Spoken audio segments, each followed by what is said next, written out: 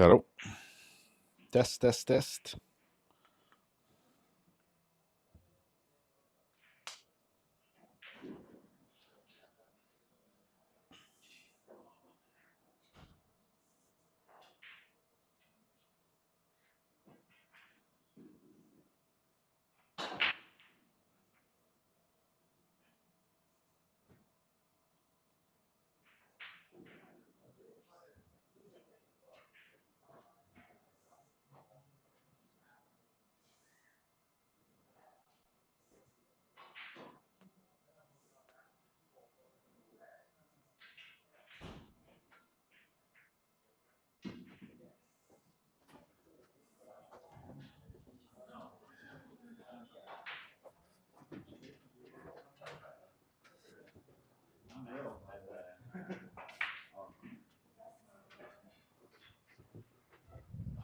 Darwin. I don't. You're streaming both. So is this? It's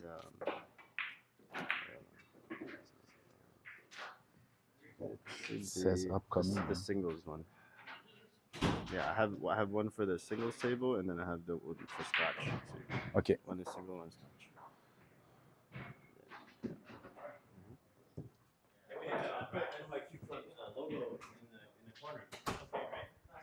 Test.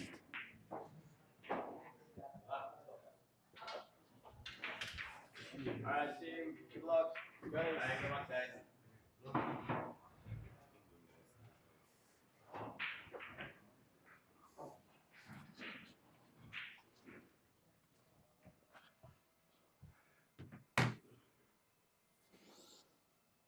Test.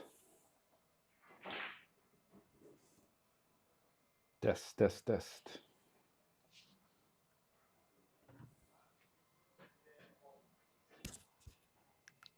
Test.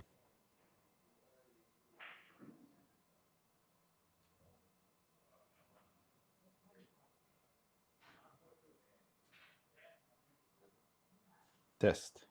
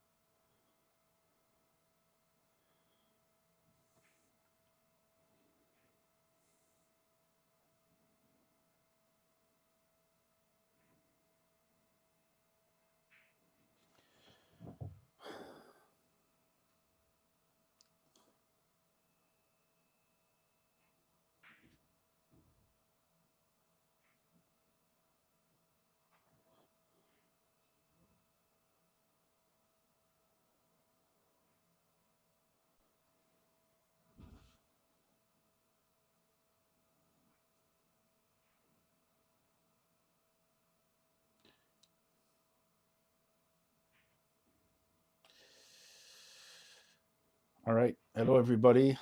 I hope you can hear me. Um, this is Pascal Dufresne. I'm one of the organizer of this event together with Met. On this channel, it's going to be the singles table. The first match is Jackson Rogers and Darwin Vergara. And I don't think they've started yet the way Darwin is shooting.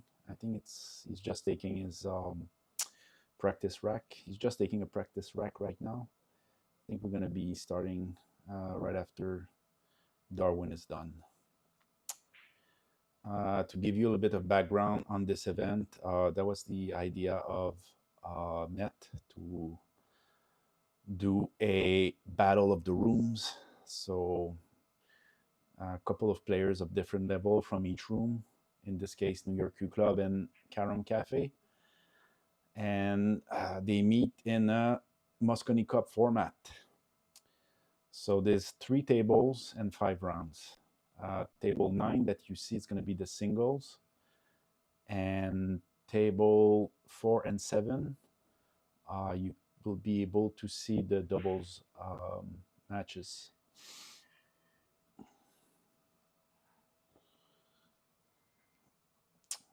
So it's a race to 8 here.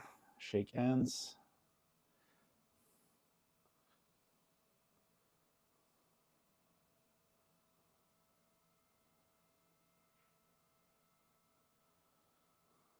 I think that Jackson and Darwin met recently on the stream of the Met Vergara Tour. He has some challenge matches on that channel. And if I remember correctly, Jackson beat Darwin in both 9 ball and 10 ball. And I think it was for a few $1,000s. So I guess Jackson has the psychological advantage here.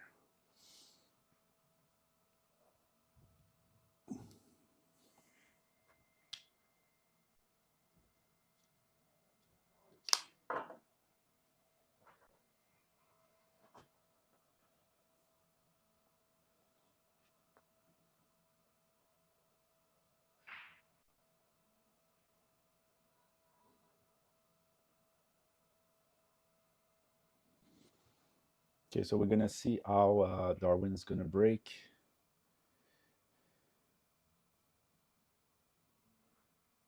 All right, he's trying to draw the cue ball, as expected, up the table where the one's gonna be. He did the ball on the break, has a shot on the one, good start.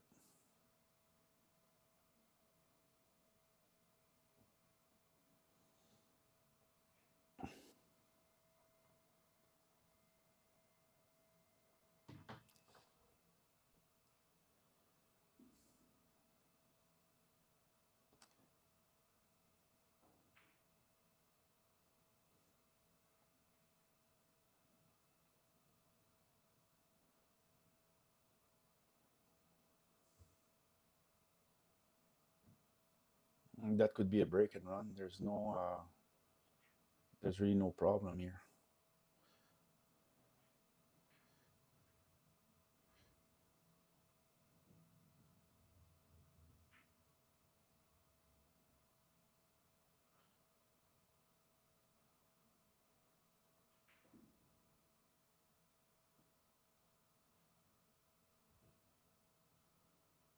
Okay, so he overdid that a little. First mistake. I'm gonna have to play safe here. Looks like he's going behind the 6.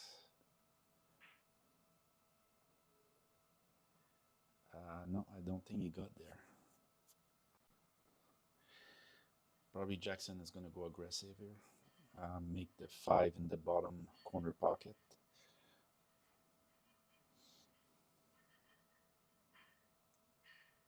If you want to see the doubles match, one of them is also on this channel, the Met Vergara Tour channel, and another one is on the NYCC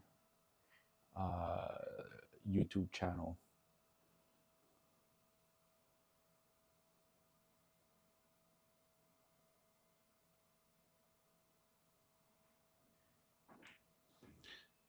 Like I said, we have 3 tables.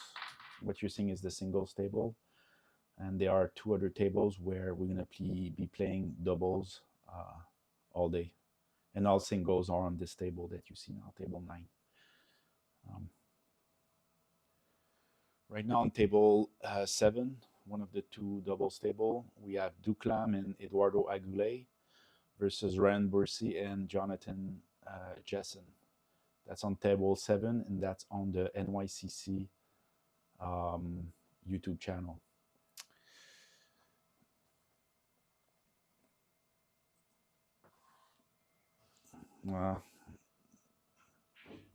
Jackson missed here, but I'm not sure if he's playing a double shot and be safe if he misses, but the result is there. Yeah, so on table 4, we have Met Vergara and Kai Long versus Christophe Niemeyer and Will Dobbs. So it's somewhat of an interesting match because it's the best player versus the not so best player. So an open player and a C player versus the same thing on the other side. Um, that's on table 4.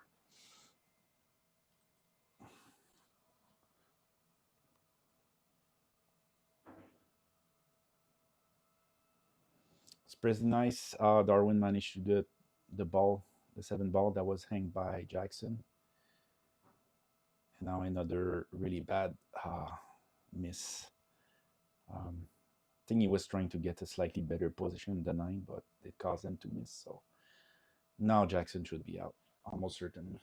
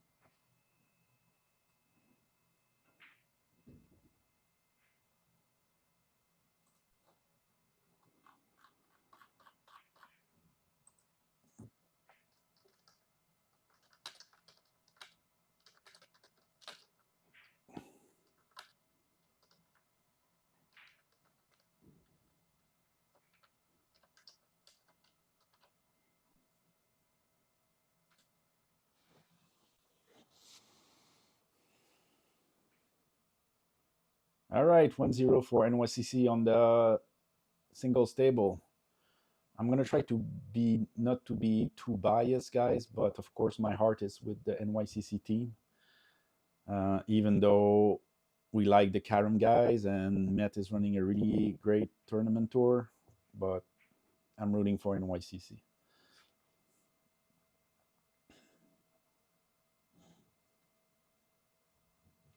We are playing winners break.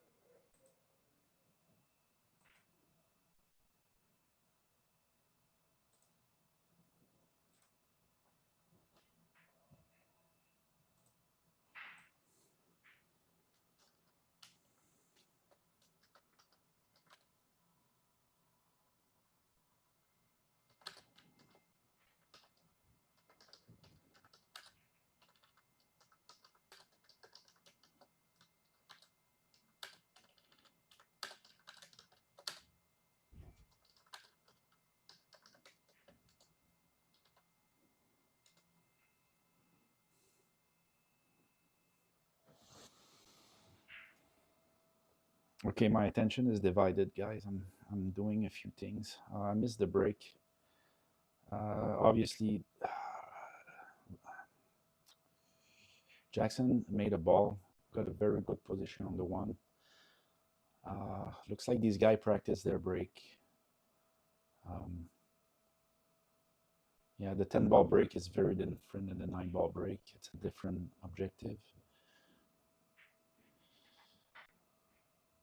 Okay, Jackson was a little careless here. He almost threw the cue ball straight into the side pocket. Um, and he's going to be paying the price. He doesn't really have any shot here. He's going to play safe. Looks good to me.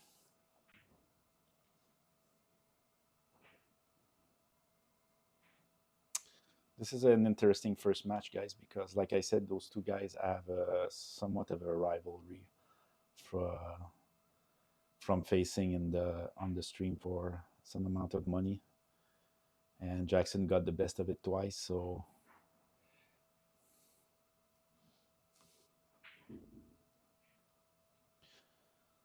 so 10-ball we're playing call shot. So even though I'm sure Darwin doesn't have much hope of doing the cross here, but he still calls something uh, because there's nothing, you don't have anything to lose calling something. We're not playing call safe.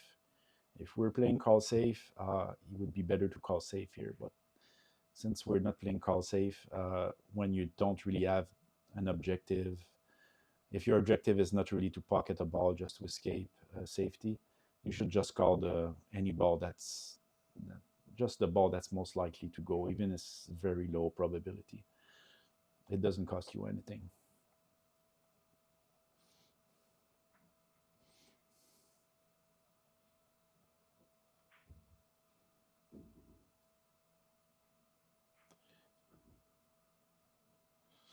And for those who are not playing 10 ball, um, so you have to call your shot, and you stay at the table only if that ball goes in that pocket, the one that you call.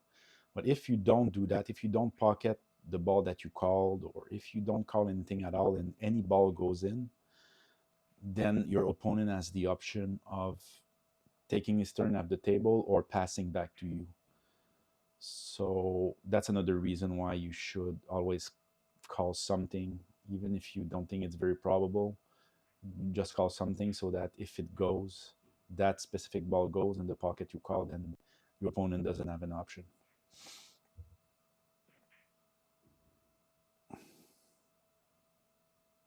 All right, so there's a serious safety battle here.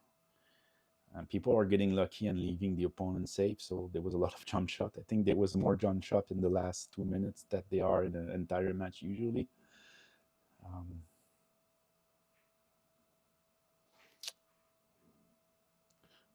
the table is fairly open, but I'm not sure the 4 on the right side is going past the 6. It looks like it's going, but might be too tight for um,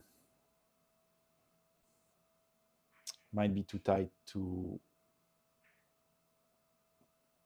for this to be the right shot. I mean, hard to say from here. Let's see. Probably goes, but it's very tight. It's very tight. Yeah. All right. So Jackson decided to take the risk. Um,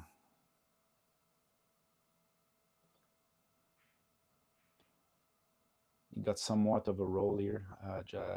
Darwin is going to be shooting over a ball, which increases the likelihood he's going to miss.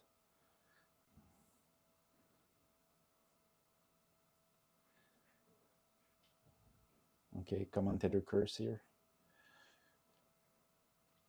So you see on the right, on the left side here, there's the 7 doesn't go. It's blocked by the 10. So whoever gets there first might decide to take the 7-10 combo. But the rules we're playing today, it's no early 10s, meaning even if you pocket the 10, if you pocket the 10 before the 10 is the last ball on the table, it doesn't give you the win. It keeps you at the table, but it doesn't give you the win. The 10 gets respotted and you continue. So, and also we're gonna see even more strategic play here because both the 4 and the 7 are blocked by the 10.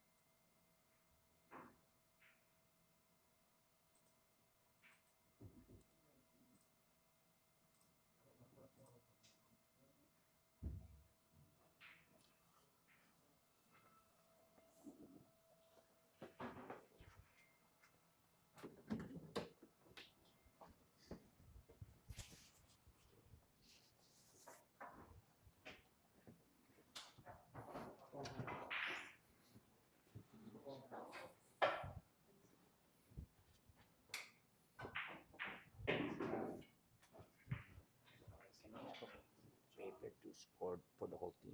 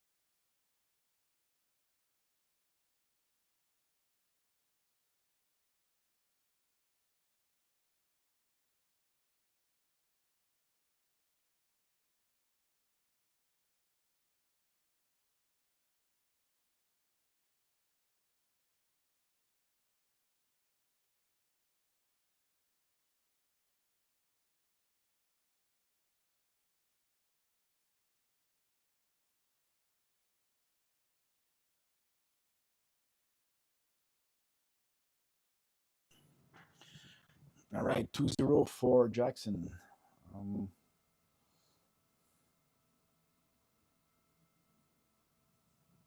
yeah, things on the way, guys. I just walked across and the floor, everybody is dead focus. So just to give you a little more details about this event, it's Moscone Cup style event. Um, so there's going to be 5 rounds on 3 tables for a total of potential total of 15 matches, and it's the first team to 8. Um,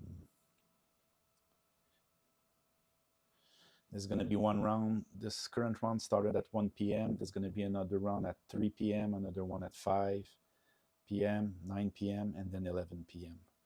Of course, if one team gets far ahead, then yeah, we might not have to play round 5 or even round 4 if like one team is sweeping. But I don't expect that. That thing is gonna the two teams are fairly balanced. I expect this to go to round 5, definitely.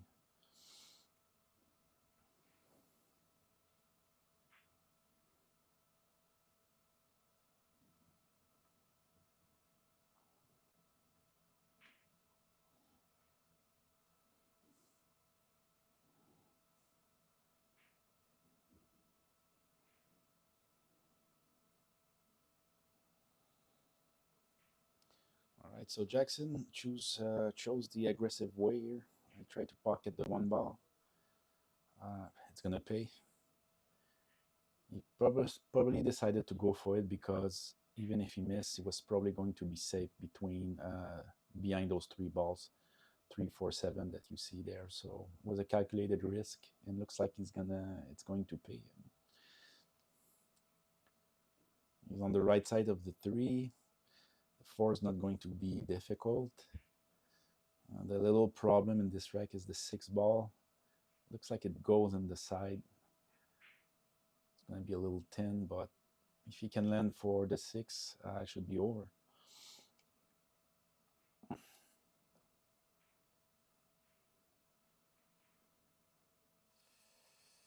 So depending on the exact angle, he can do some kind of power follow and hope to land below the 6 ball, so he can do it in the side. But looks like he's going. He was almost straight. He went 2 rails, and yeah, it's gonna pay. I think Jackson is out here, 3-0. Wow, what a start for Jackson.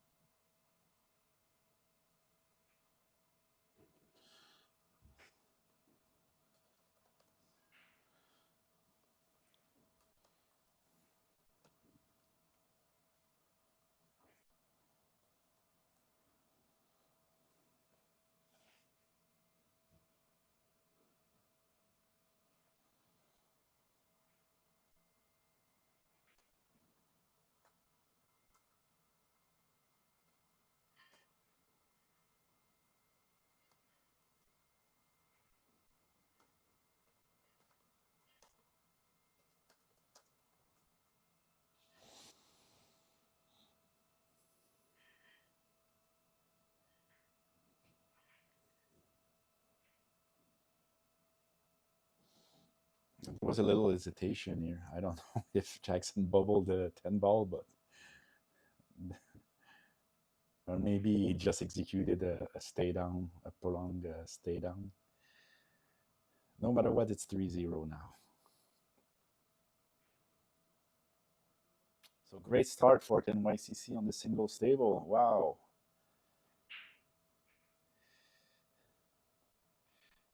I'm going to go check quickly how things are going on the other table and report to you guys.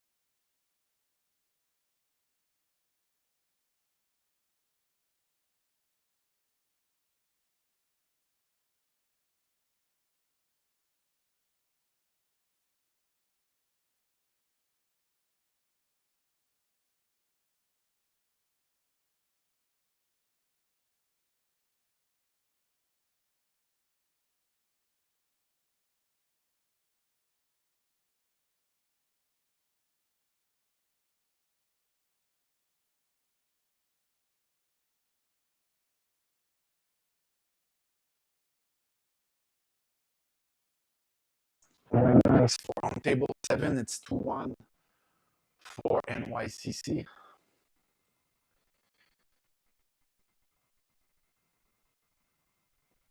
Table 7, that's Dukeline, Edward Aguilé versus Ryan Dorsey and Jonathan Jessen. And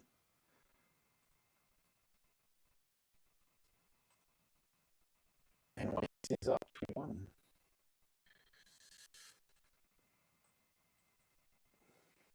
And on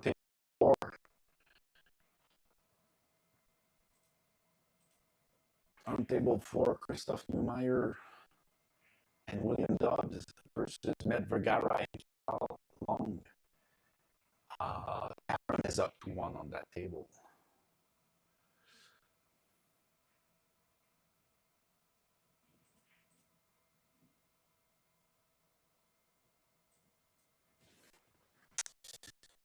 Keeps my attention back on the singles table.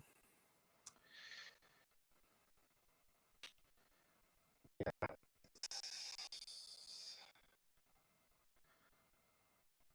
It's going to take a little time before these guys angle this. There's a lot of obstructions. Especially Jackson missed the 1 ball. He was going to push 2 ball, play safe.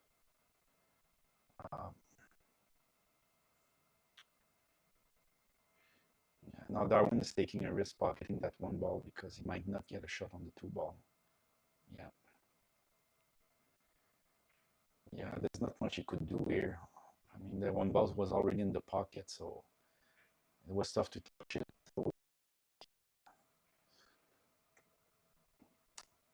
was possibly a bit better if to see the 2.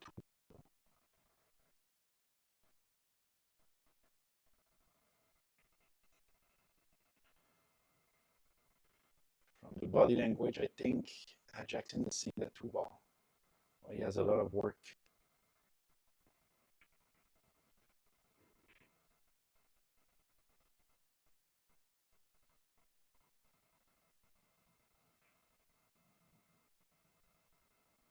Nice safety himself.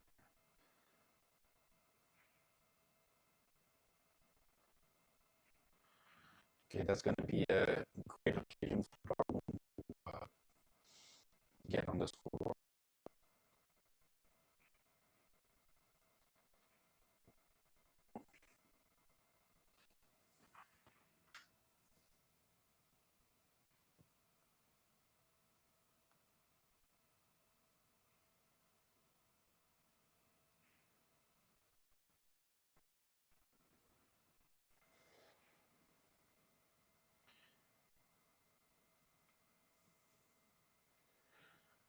So I'm not sure Jackson was actually trying to do something with the cue ball here, but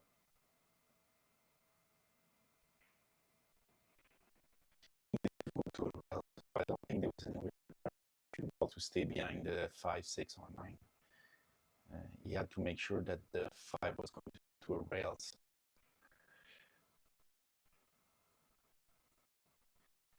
But like since the beginning, he got on the safety escape. It's like 90%, and it's gonna happen again. This match is crazy so far. I mean, people are escaping safeties and getting lucky safe almost every shot. So in case you wonder where that place is, it is a club. It's not open to the public. It's a private club. You have to apply and be accepted.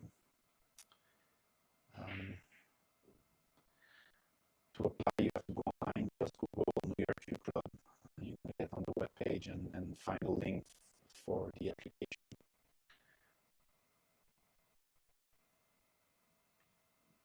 And you pay monthly to play at this club. It's cheaper than you play as much as you want.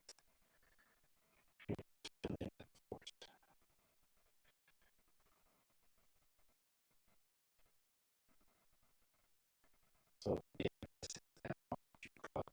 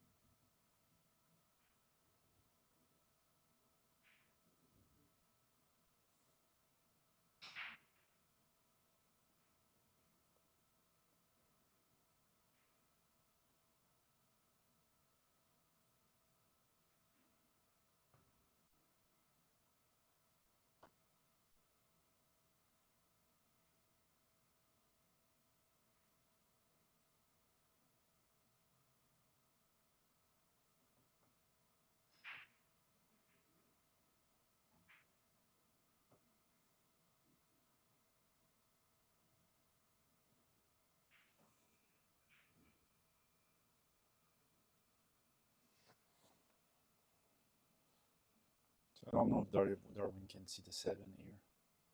Doesn't look like it.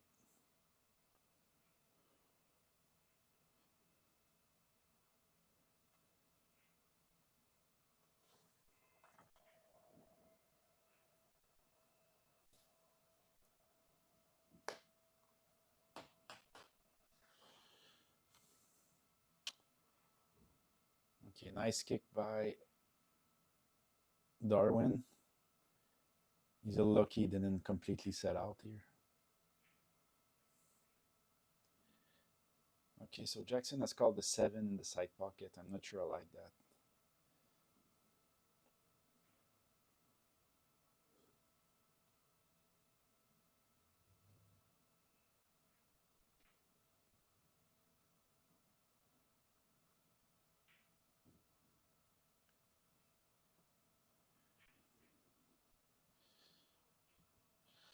Okay, so once more, Jackson got a roll.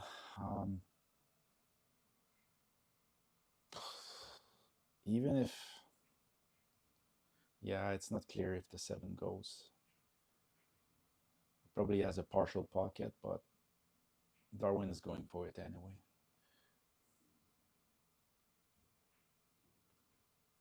Center pocket. All right, I think the 9 goes in the side, so that's it. 3-1. Mr. Darwin is on the board. So 4-0 race to 8 would have been hard to handle for Darwin. So he must be relieved a little that he's on the scoreboard.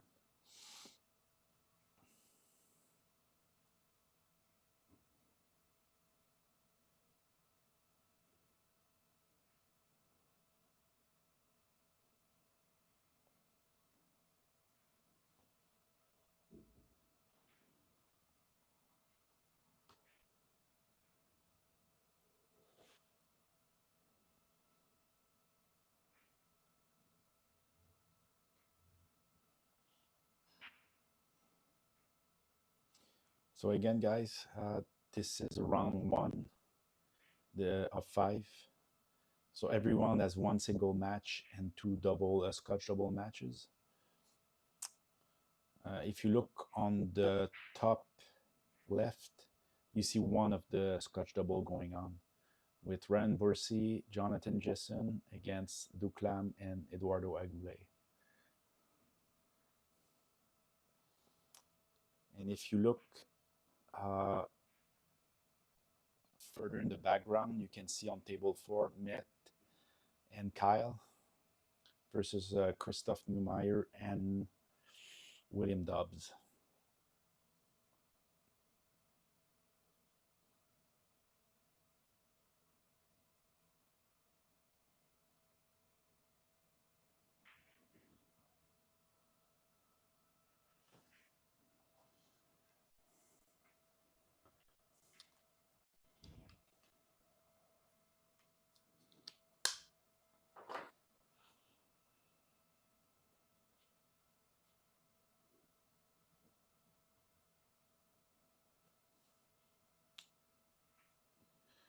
Jackson has a somewhat difficult escape here. He has to go 2 rails, probably on the right side. The NYCC players have the home field advantage, so it's probably a little more easier for Jackson to judge the rail bounce than it is for Darwin. So I expect Jackson to hit that 1 ball here.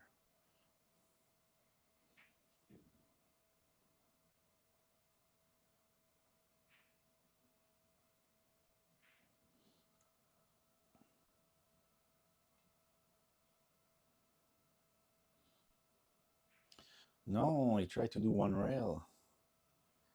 Even though the side pocket was kind of obstructing him. I think I would have preferred him to go 2 rails here, but what do I know?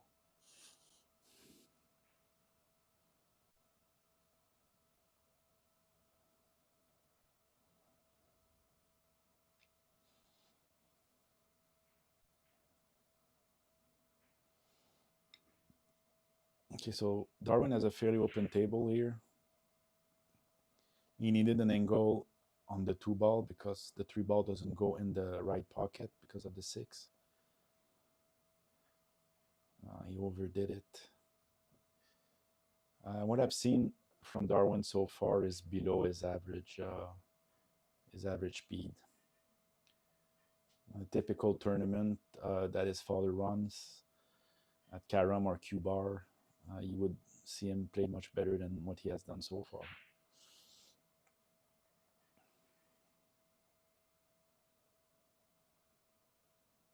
And of course, like seeing, oh my God, I'm a little surprised, guys, by all those misses. It's not.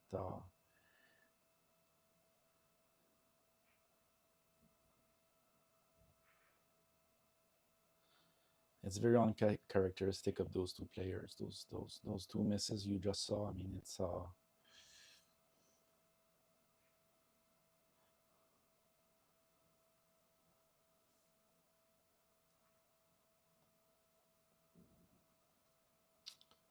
again. I feel Darwin was a little careless here. I mean, he could have. I think he should have played this shot slow and guarantee himself a shot on the 4. Now he can maybe catch it very thin, but he's going to lose the cue ball and he can even miss that ball.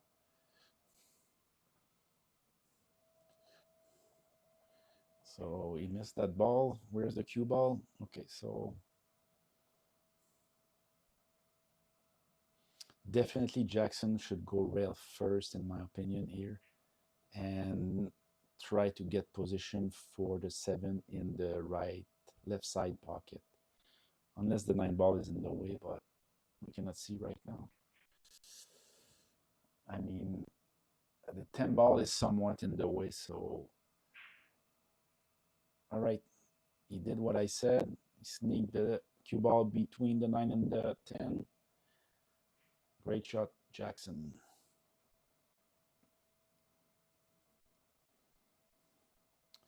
The rest should be a formality. Just don't lose your focus, Jackson.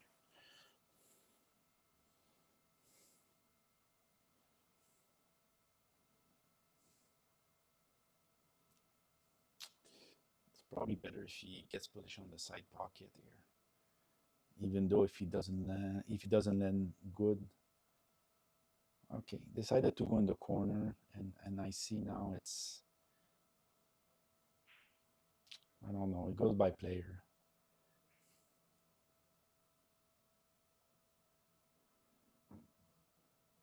All right, he's gonna land fairly good for the 10 on the side. It's 4-1 for Jackson on the singles table.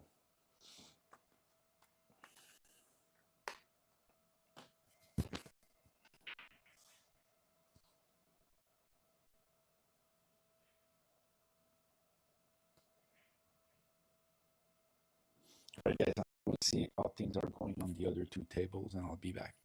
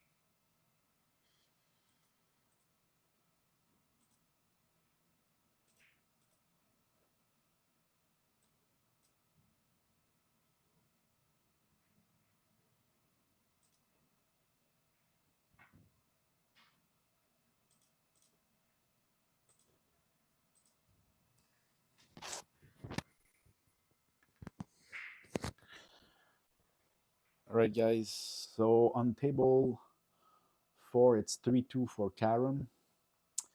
That's Christoph and William Dobbs versus Matt and Kai Long, and it's 3-2 for Carom. But on table 7, it's 3-2 for NYCC. Ryan Borzi, Jonathan Jessen versus Duclam and Eduardo Aguilé.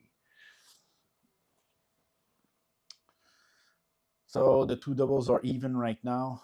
On the singles table, Jackson is far up, 4-1. So things are going pretty good for NYCC so far. I would like NYCC to win 2 of the first 3 in round 1.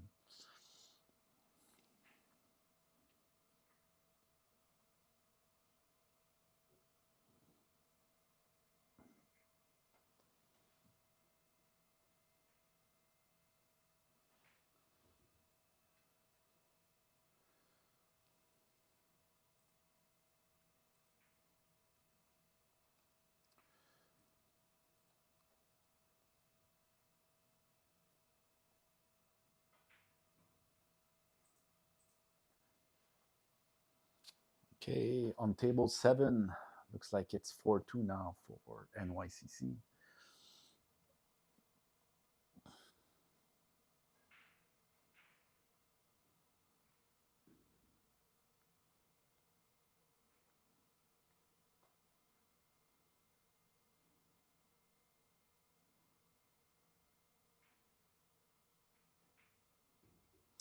Okay, on our singles table, looks like it was a dry break. I see 10 balls on the table. Darwin is going to go for the 1 here and try to spread those 3 balls at the bottom. Doesn't look like it was possible, so he just rolled it to play a safety, I guess. I don't think any of these balls can go. Maybe he can Carom the 2 on the Carom on the 2 and pocket the 5 in the corner, but there's not much reward here, so I wouldn't try that. Playing safe and close, but no cigars.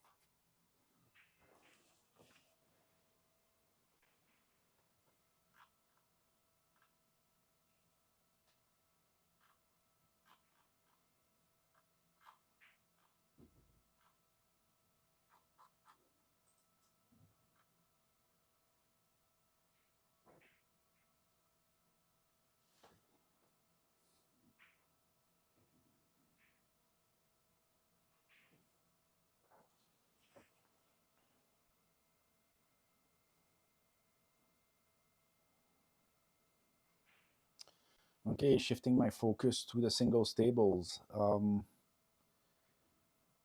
the initial safety battle was still going on, but Jackson's going to get ball in hand here with on an open table. Not completely open. You see the 4-9 at the bottom. That's the only problem I see. So with the where 3 is, I think he's gonna try to get position for the 4 on the opposite corner. Um,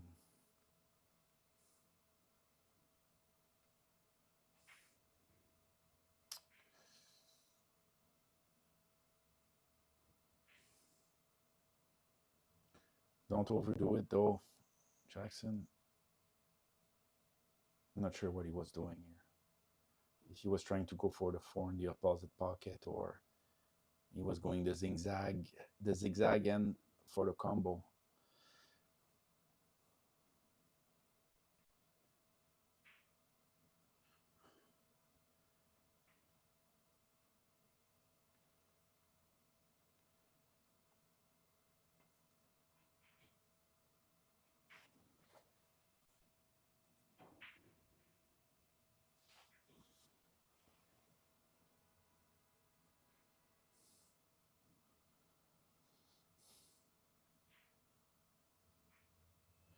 So Jackson almost saved himself on the 5, but disaster was avoided. Now the last 4 balls are,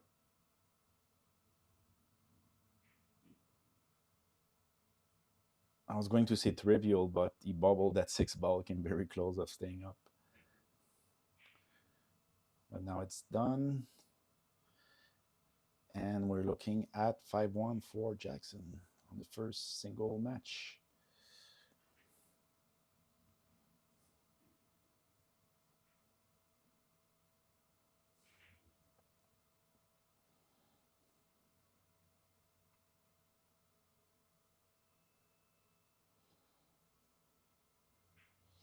All right, guys, if you just joined, this is the Battle of the Rooms, Carom Cafe versus New York Q Club. We have 3 matches going on simultaneously. The match that you're looking at right now is the singles, and there are 2 double matches going on other tables. Actually, you can see them on the stream, on your screen. On the left side, you have Scotch Double, Jonathan Jessen and Ryan Bursey versus Duclam and Eduardo Aguley. And if you look in the background, you can see one guy in red on the center left side. That's Christoph Neumeyer. His teammate is William Dobbs of NYCC, and they're playing Matt Vergara and Kyle Long.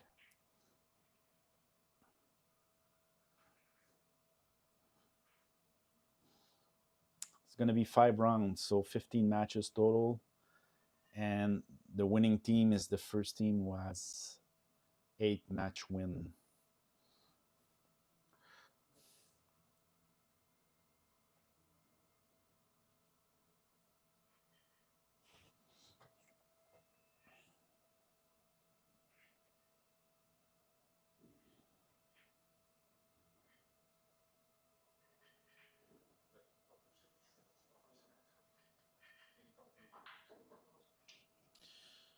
Okay, on table 4, it's now 3-3.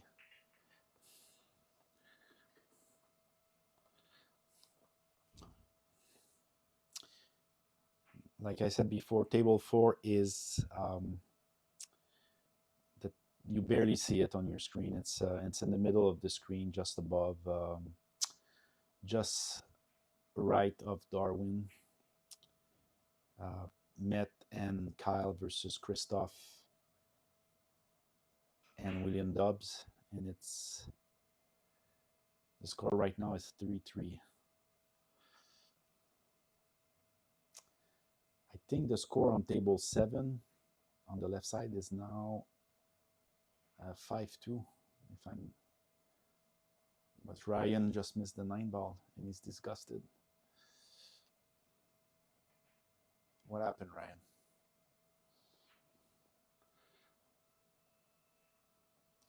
If you want to see table 4 with Matt and Matt Vergara and Christoph Neumeyer, I know on this channel, the same channel you are right now, there's another live video where you can watch this. If you want to see table 7, Duke and Eduardo versus Ryan and Jonathan, you have to go to the NYCC channel. So it's New York Q Club dash channel 14.1. I think there are two New York Q Club channels. So you have to go to the one that's NYCC, New York Q Club, channel 14.1. And you're going to see a live video with table 7.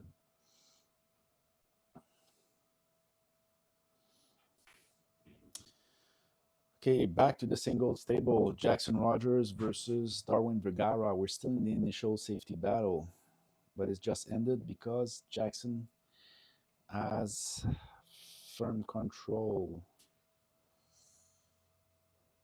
I know he has a very difficult, kind of a difficult position here. I think he has to go 3 rails. I mean, might run into the 5, but it's a risk he has to assume. He was able to miss the 5. Is he going to land for the 4 ball? Trying to read his body language, tell you if he's on the 4. He's not sure.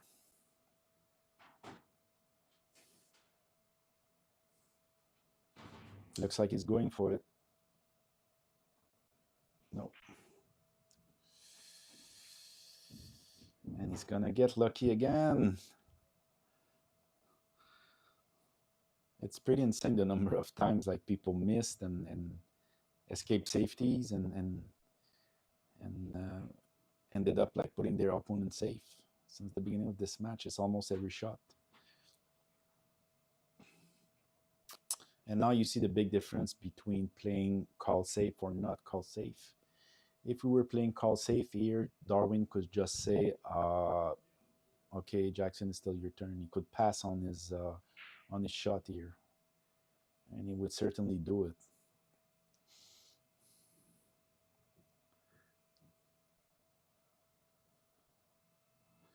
But we're not playing call safe. We're playing call shot, but not call safe. So Darwin has to deal with this bad luck that just happened to him.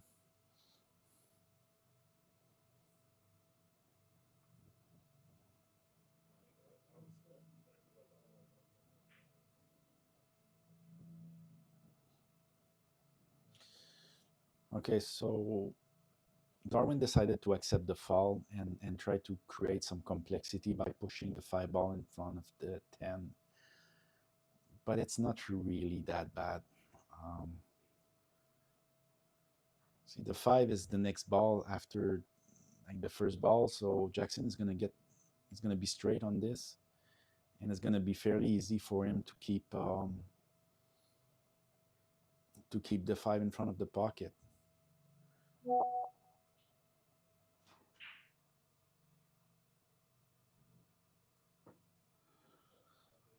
He decided to play slow and control. This is what I would have done, and he's getting rewarded. I mentioned it before, but I'm going to explain it again. For those who just joined, we're playing no early 10s. So maybe you were expecting Jackson to win there, but he's not winning because we're playing no early 10. So like pocketing the 10 when you have to call it, of course. And if you pocket it, it keeps you at the table, but you do not win. The 10 gets respotted, and you keep shooting.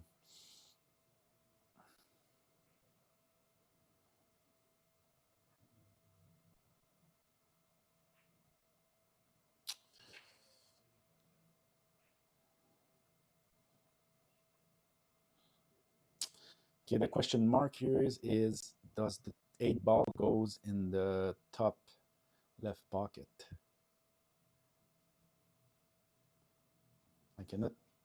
I cannot tell you from here, but we're gonna know soon.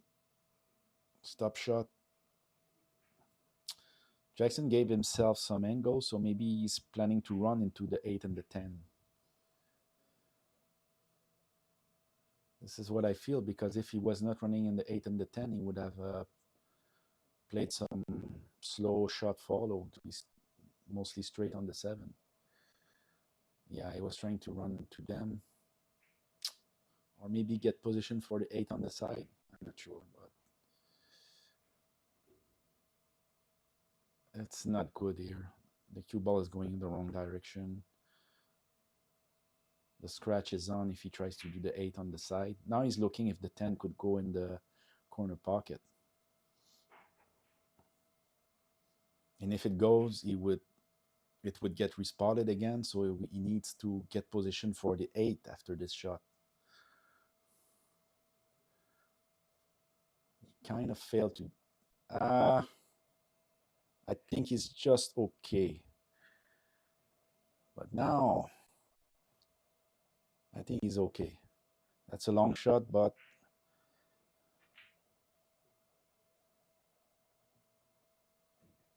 I don't understand what happened here. He didn't call the... He didn't call the 10 in the corner pocket. I'm confused.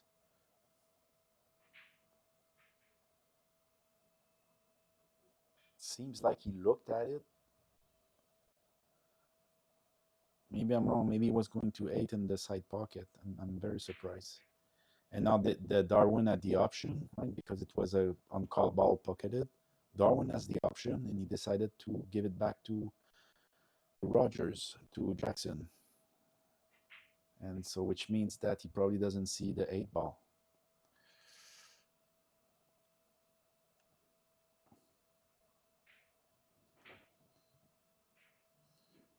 Okay, it looks like this oversight will cost the rack to Jackson. I'm going to ask him after, like, what happened on that combo? Why you didn't call the 10 ball? Definitely look at the combo, but maybe he just forgot to call it.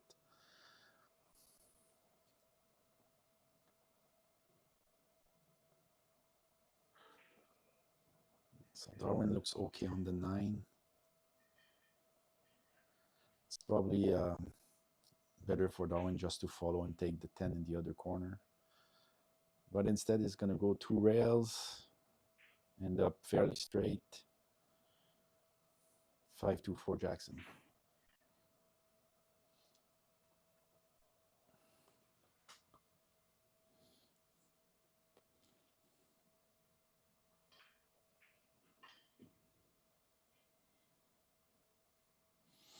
On table 4, NYCC is up 4-3. That's Met and Christoph table. Jackson is up, NYCC is up 4-3. I'm not sure what's going on the table 7, the one with Duke, Lam, Eduardo, Goulet versus Ryan Dorsey and Jonathan Jessen. I'm fairly certain that NYCC is up on this one as well. So it would mean NYCC is up on all 3 tables. I'll walk over and confirm.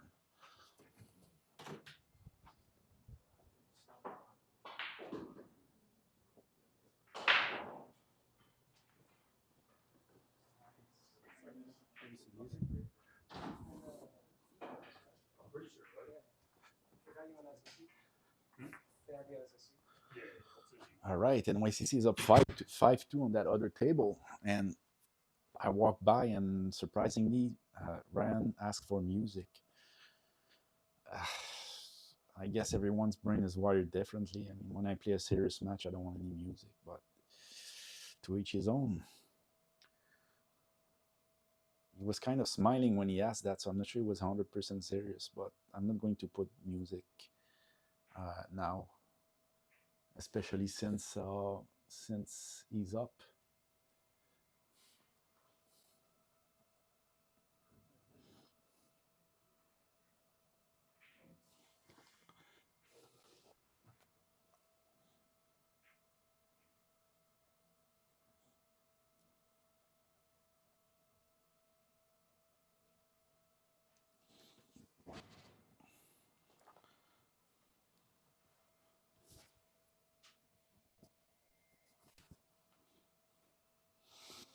Okay, back to the main table, the singles table. Nice bank by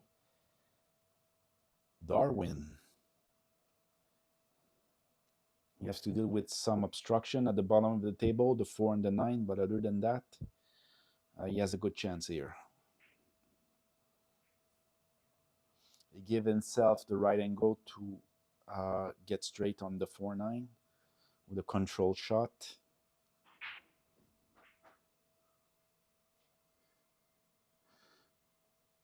unfortunately, he's gonna run into the five, and if you see like you do the 4-9 combo, he needs to overcut the four because the nine is further away from the rail than the four ball. So that's why it was very important for him to get on the rail.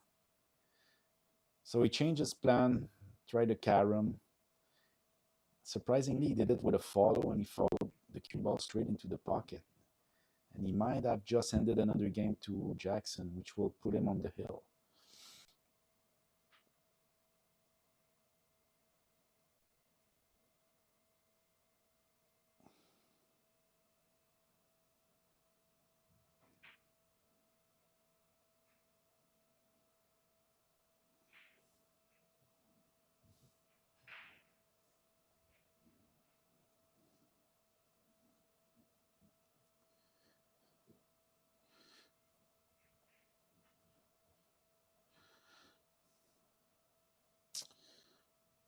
Okay, Jackson decided to go forward. Nice control shot.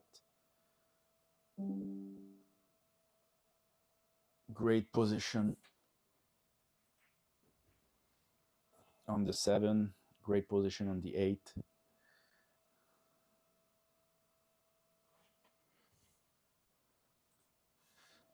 Looks like it's 7-1 for Jackson. Wow. What a start.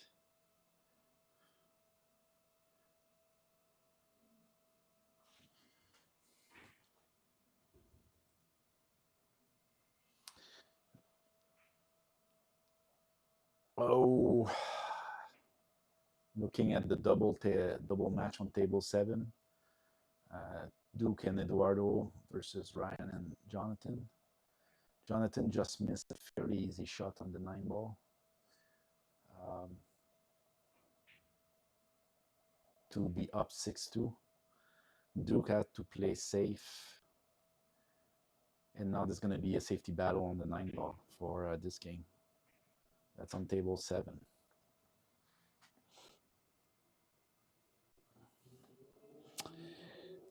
On table 4, the score is now, let me check.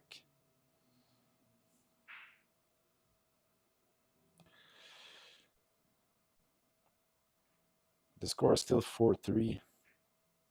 Maybe they forgot to put a beat on because it's been for a while now.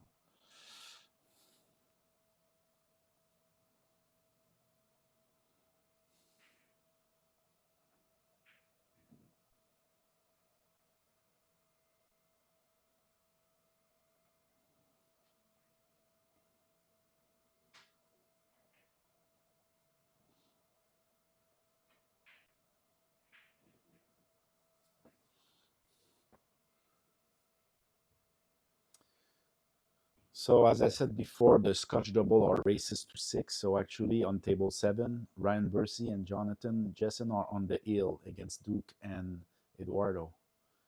So if they win this safety battle on the 9 ball,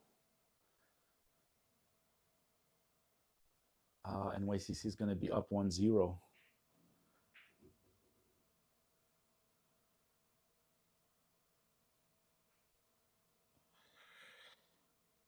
And looks like Jackson is going to pull.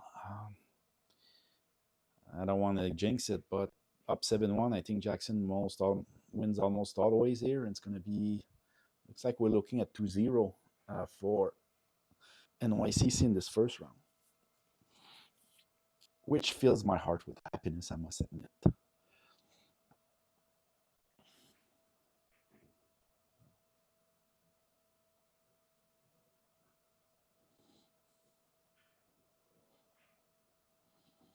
So great effort on the jump shot by Darwin. The initial safety battle continues. Jackson's going to want to go. I don't think he can do this 1 ball, so he's going to want to send the cue ball down the table. Try to, easily looking at the kick combo. Don't do that, Jackson.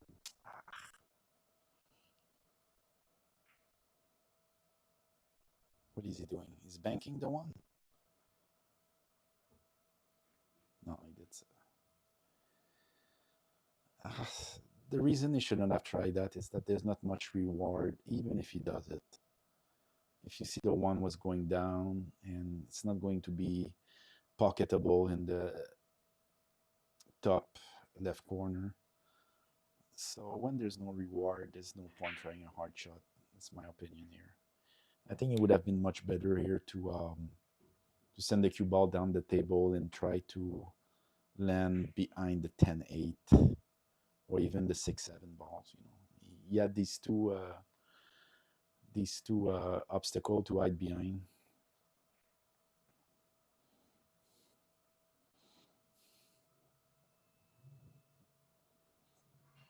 And now maybe Jackson is going to be safe when he comes back to the table.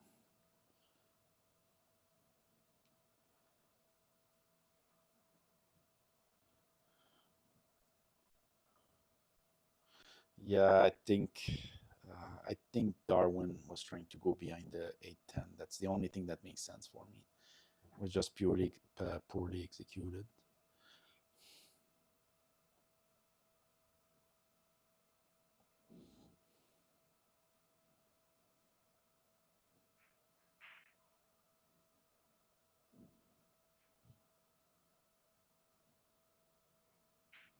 I guess Jackson was trying the combo where he just missed the cut.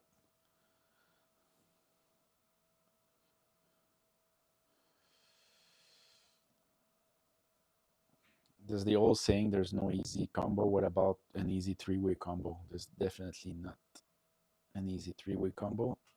But Darwin managed this one, and he has an open table.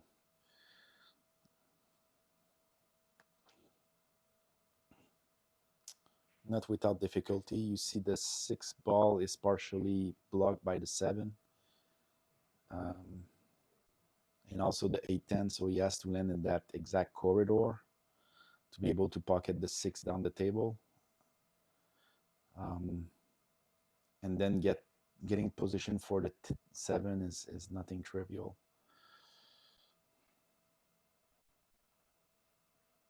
You can try inside spin to 3 rails, get back on the 7. That's probably his best option. Let's see how he plans this.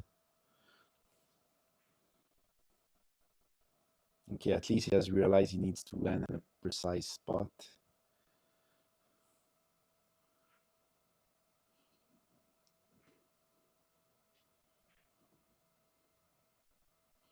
And he's going to draw straight into the side pocket.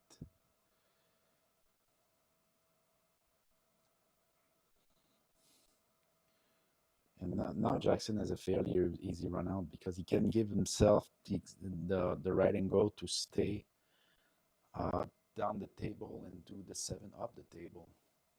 Right? He can put himself close, play slow, and do the 7 up the table. Yeah, that's what he's done. Straight on the 7, 8, 10. Looks like that's a wrap, guys. 8-1 for Jackson. Wow, what a start. What a start for NYCC.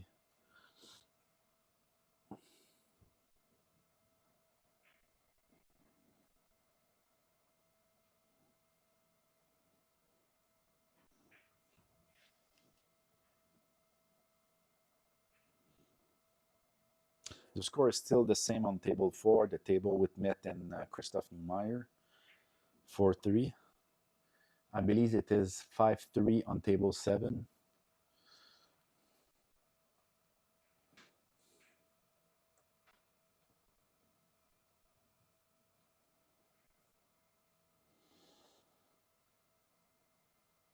Okay, looks like Jackson owned it this match.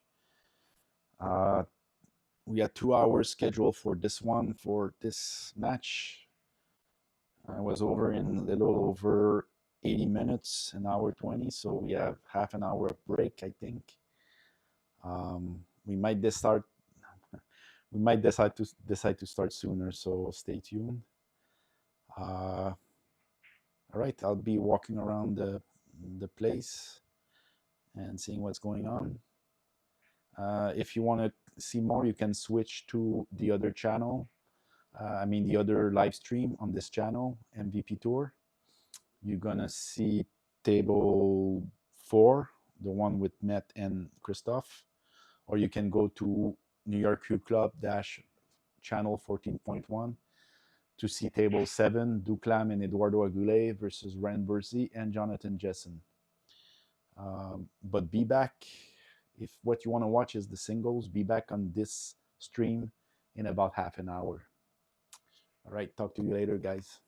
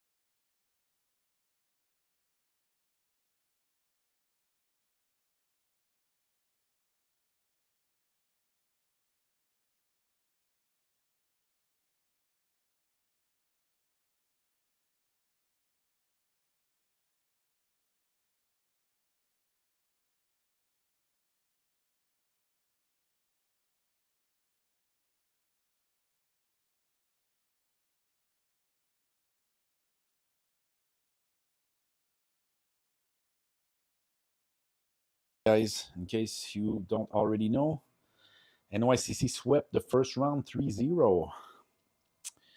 So Jackson defeated Darwin's 8-1. On table 4, Christoph and William Christoph Neumeyer and William Dobbs defeated Matt Vergara and Kyle Long 6-4. And on table 7, Duclam and Eduardo Aguilé lost on the hill against Ryan Bursey and Jonathan Jessen. Okay, so the next single match is going to be Kyle Long versus William Dobbs. It should be started in any seconds now. I can see William walking in. So this is the lower of the 5 slots that we have. So these guys, Fargo, are between 500 and 550. This was the last slot in the each team's roster.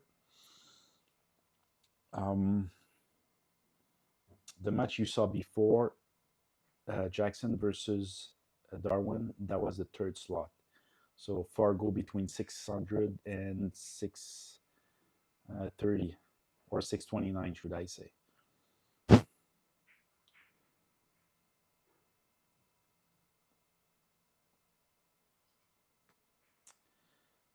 believe things have already started on table 7. Let me check.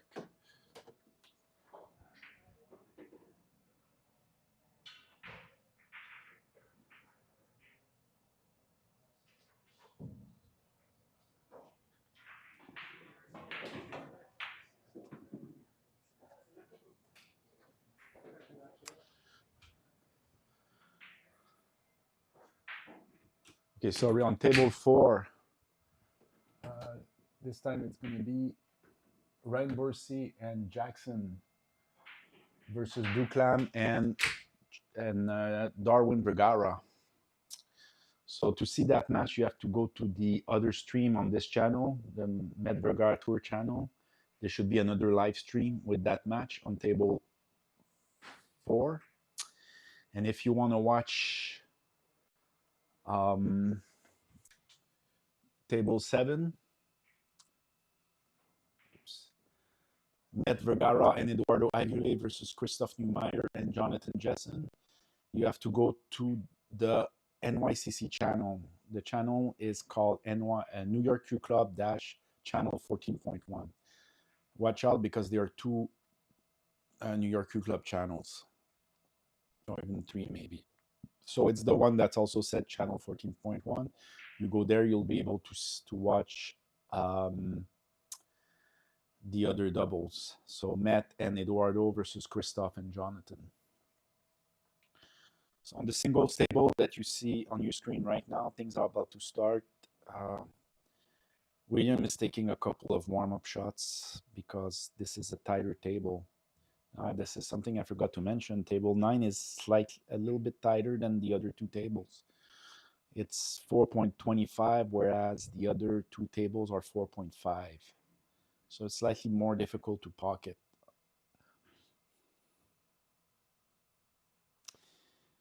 So I don't know much about Kyle. I never played him in a tournament. I know he's been doing good on the Med Vergara Tour. Other than that, I don't know. I don't know who would be the favorite here.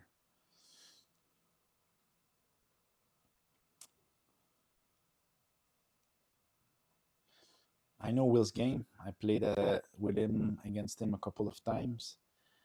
And also when he was challenging to be on the roster for this event.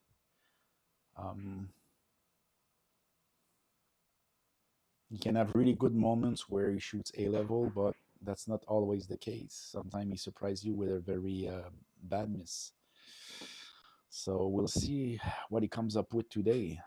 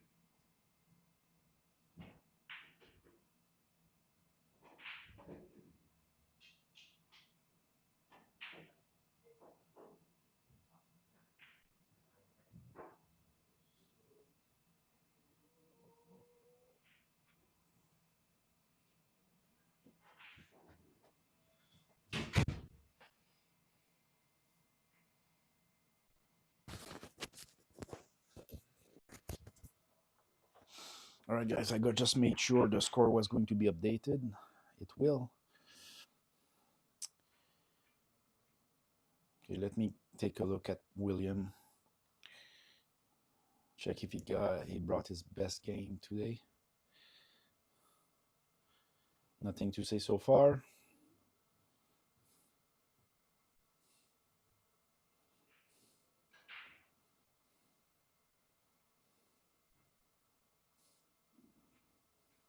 Seem to have the speed right.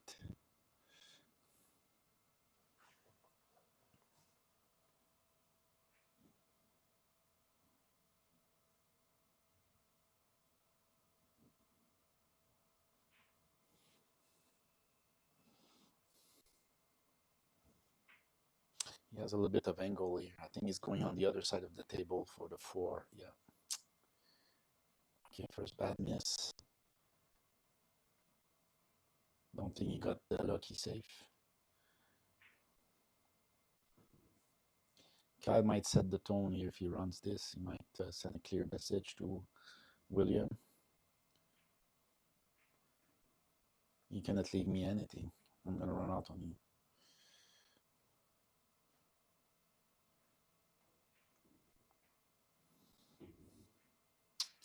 Okay, so he somewhat carelessly ran into the 4.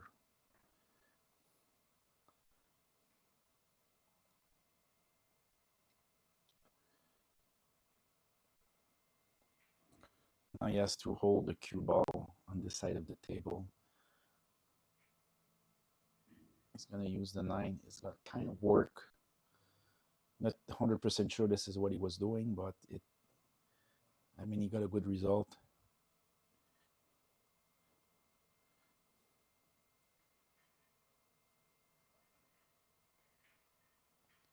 Now he's going to run into the 9 again, and this time it's going to cost him. I mean,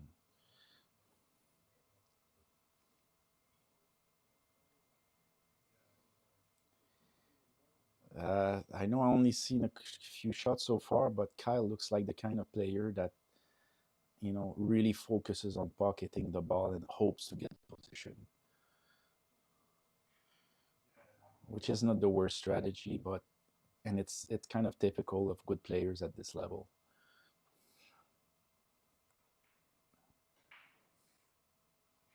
I am kind of like that also. I prefer to, you know, to be unsure about the position, but make sure I pocket the ball.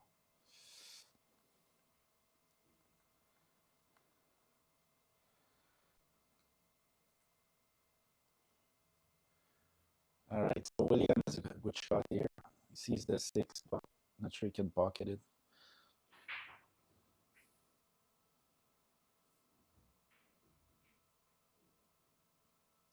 If he's playing safe, he should really take the time to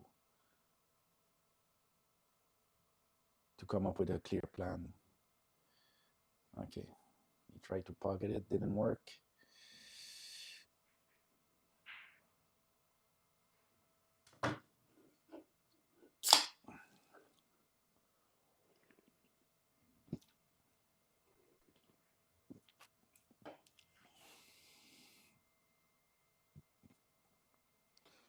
So Kai is not too far from the object ball, but needs to put a little bit of side spin, I think, to get good.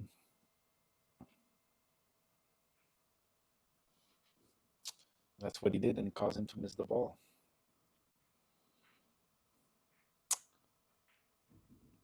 So if you wonder about the level of these players, I think they're both close to 550 in Fargo. So you're gonna see, obviously, you're gonna see more misses than probably more misses than the previous single match. We have 5 slots in this event of different player scales. 500 to 549, 550 to 599, 600 to 629, 630 to 659, and 660 to 750. And the match you're seeing right now is the first range I mentioned. So these are the less skilled player in both roster.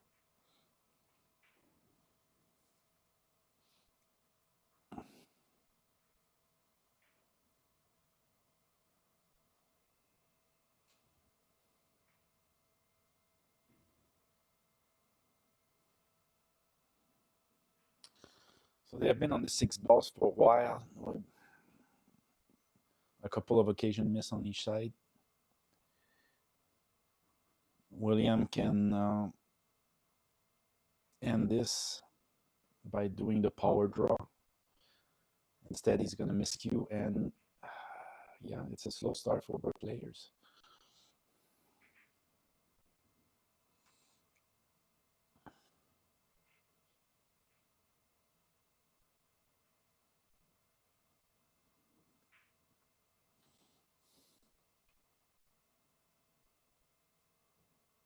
One thing that Kai could do here is to play the six in the upper pocket with a follow.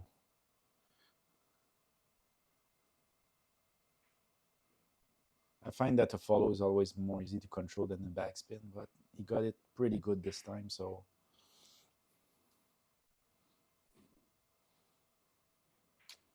although it's going to be a little difficult to control the cue ball. I think he should go one rail, one short rail at the bottom, and come back for the nine. Instead, he's going to miss the seven, pocket it in the wrong pocket. Option for William, he's of course going to shoot. And it's going to be 1-0 for William.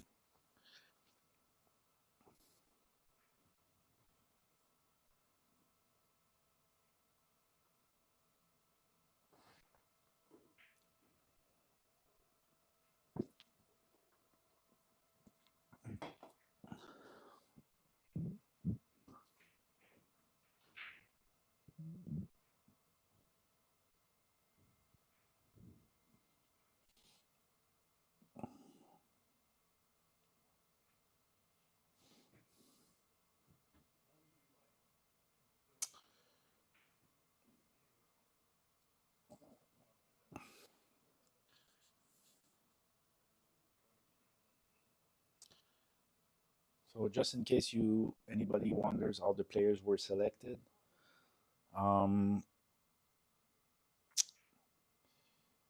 I know Med did at least two tryout where four players battled for the top one position. So here at NYCC, we mostly just chose a player. Um,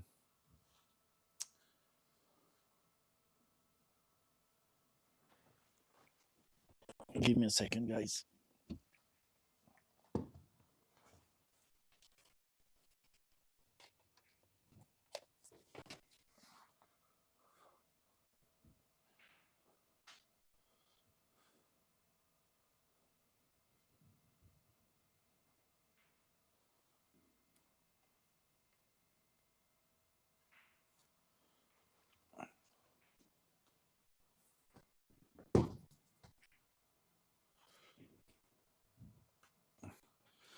Okay, I had a little emergency with the power. As I was saying, at NYCC, we mostly just choose the player. And we send a call to all the members. If any of them feel that they are better than the player that was pre-selected. And there was one very credible challenge that got issued by the man you see on the screen, William. And he defeated in a best of three the player that we asked pre-selected for his slot, and he took the spot. On the side of Carom, I think that Met went unchallenged. So did Darwin. I think Duke was unchallenged. There was no tryout. I only know about Kyle and Eduardo. I think they were at a four-person tryout for the spot in those two cases.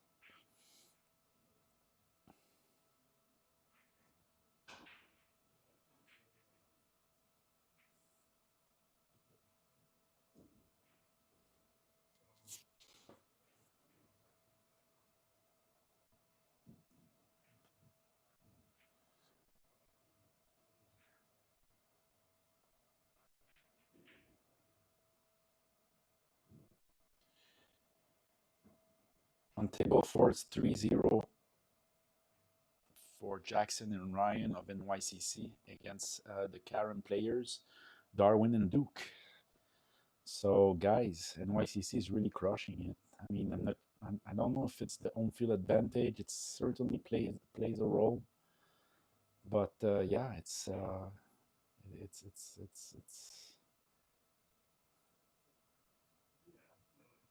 there's a clear trend at this point is that NYCC is dominating.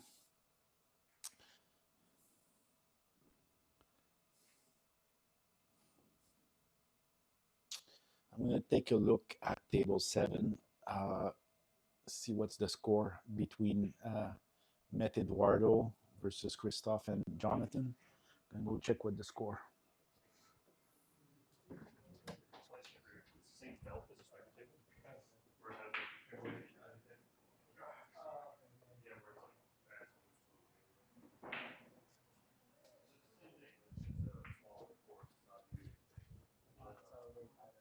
Yeah, it's essentially the same pockets as the style.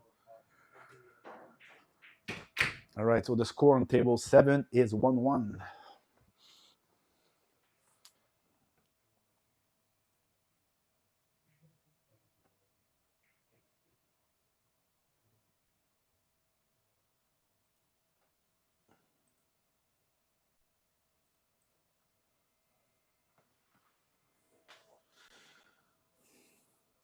All right, back to the main table, the singles table.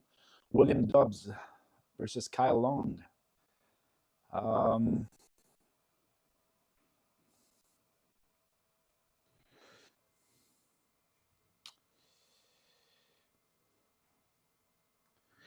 See, this is one case where I would try to get position on the 7. If you get really good position on the 7, you're straight.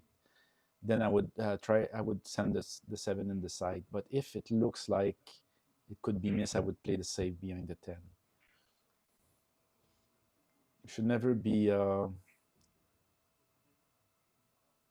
Okay, so from my point of view, I thought the 9 ball was blocking the 7, but the way William just played now makes me think the 7 can go.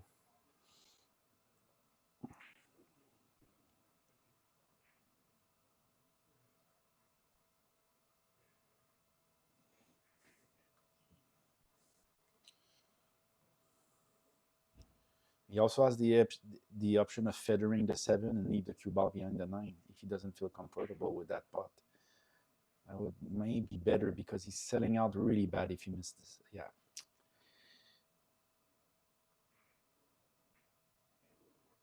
Yes, so this is really a good occasion for Kyle.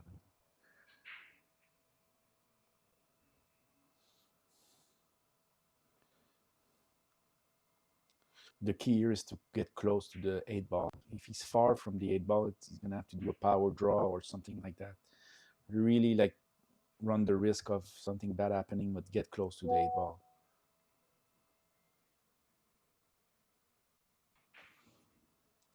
So, okay, so it looks like you overdid it a little.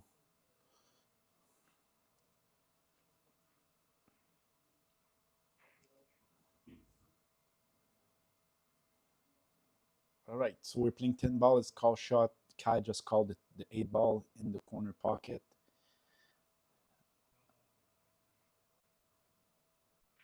I think he's less than 50% to sell out if he misses.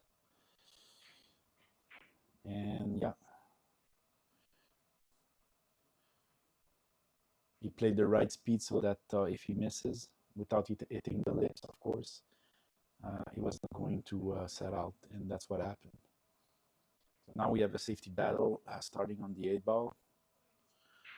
First guy who blinks will probably lose the rack because the 10 is right in front of the side and the 9 is not terribly difficult.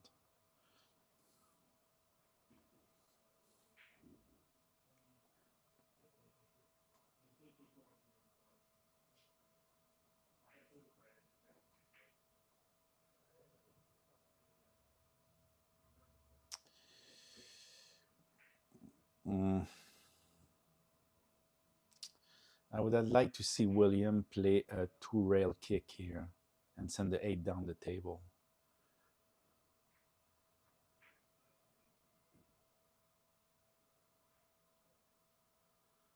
Of course, what he did was the worst possible result he can get.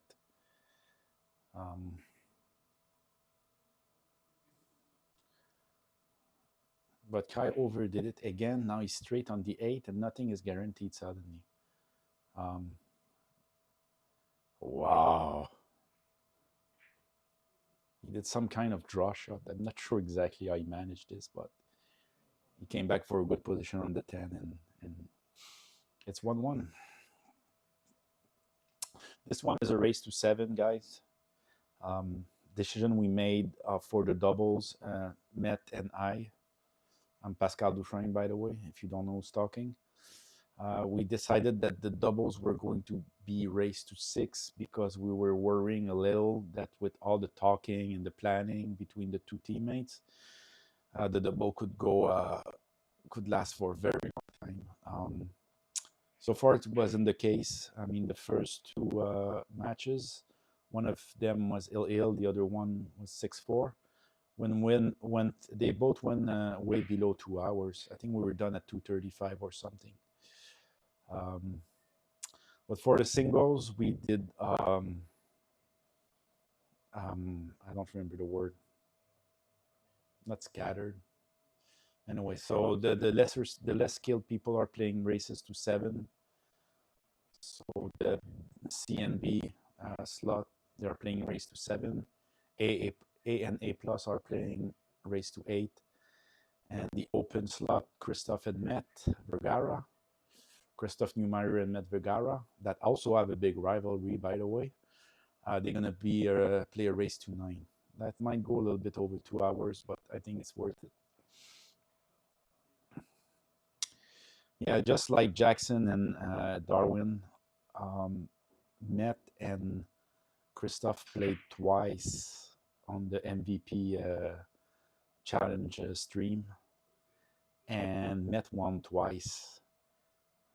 Surprisingly, both times I was expecting Christophe to get the best, and he came up short both times.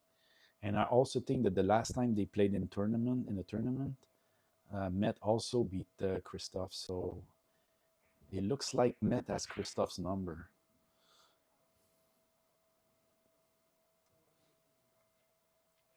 Their match is the round 4 match, and it's scheduled for 7 p.m.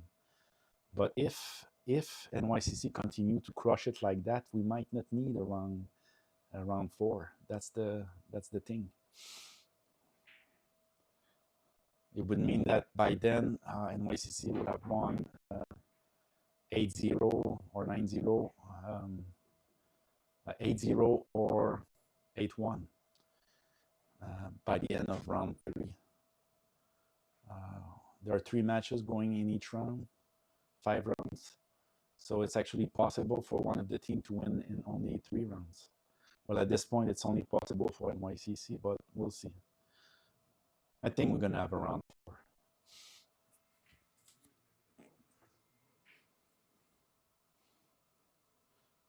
Okay, back on this table, Kyle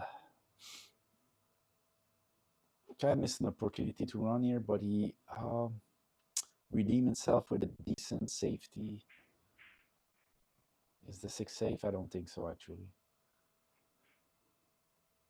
But it's a tough enough shot that I don't think William wants to try that.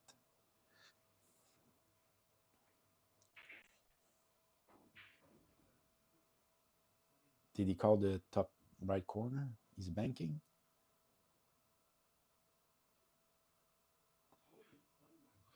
Okay, like I explained before, like you see, he was not really trying to do the 6 at the corner, but since we're not playing call safe, if you're not trying to pocket any ball specifically, you just call the ball that's most likely to go. It's completely free, and it prevents your opponent to have the option in case that ball goes in. It's better for you to have to stay at the table than giving your opponent the option between leaving you at the table or taking the table. And once in a while it pays. I'm not saying that like just as some sign of useless convention. It does happen sometimes that you were not trying to really pocket the ball, you were playing safe, but the ball ends up going in, and it's better for you to stay at the table than your opponent having the option. So that's why William called the 6, even though he was not even really trying to do the 6. Meanwhile, the safety battle continues.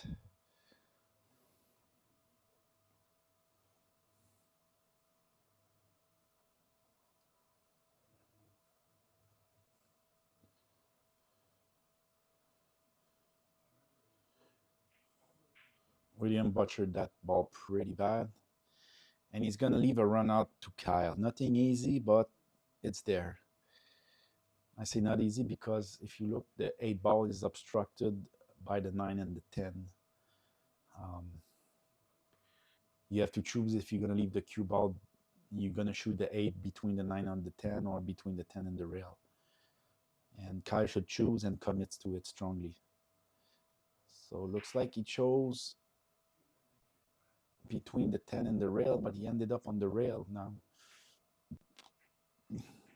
luckily for him, it's fairly easy to go get position for the 9 into the right pocket.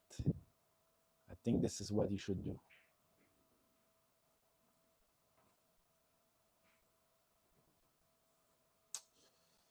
Yeah.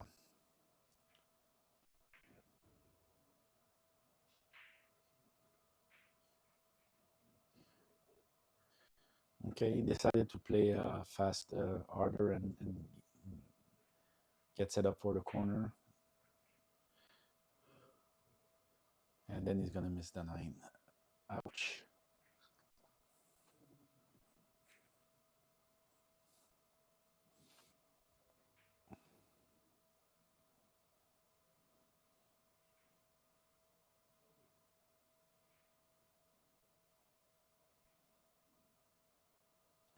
That was the right speed, straight on the 10, 2-1 William.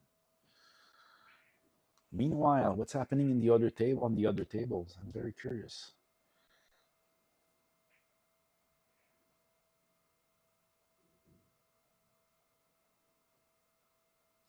It is 4-1. NYCC is up 4-1 on table 4. Darwin and Duke versus Jackson and Ryan. It's 4-1. And NYCC at the table, so it could be 5-1 pretty soon.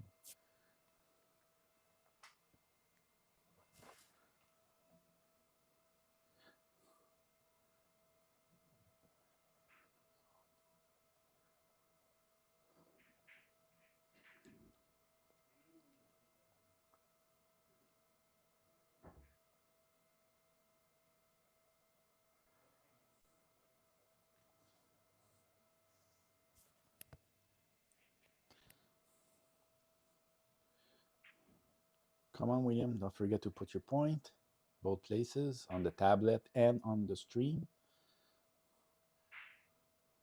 Come on, William.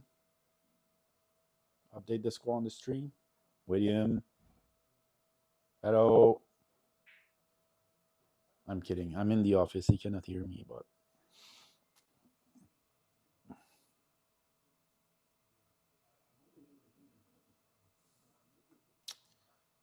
it's probably a bad break. He's shaking his head. 1, 2, 3, 4, 5. Dry break, William.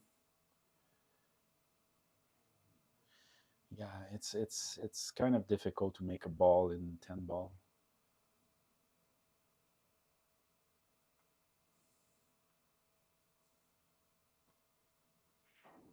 I never work on my 10 ball break ever, so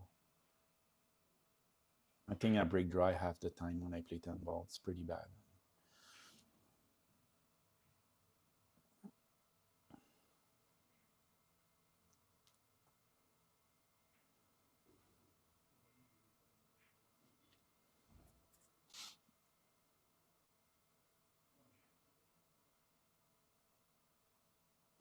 Okay, good shot by Kyle.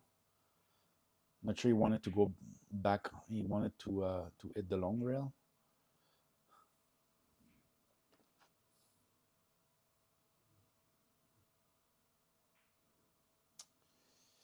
He needs a roll, and he's gonna get it. I don't think he's straight. He has a little ankle he can work with to get back up the table. He has to calculate three things: the deflection, no, two things really: the deflection and the spin-induced throw. I thought he was going follow. He went with a backspin for the 5 in the side. I think this is what he was doing. I think it was a great shot just there, right there. But he's going to shoot fast and a little careless, and he's going to miss the 5. Take your time, Kyle. You're not missing because you cannot aim. You're missing because your pre-shot routine is rushed, and you're not like checking everything. Just verify everything at least one time next time you shoot. Is my cut right? Am I hitting the center of the cue ball or wherever I want to hit the cue ball? Is my speed okay? I have the right idea about the speed?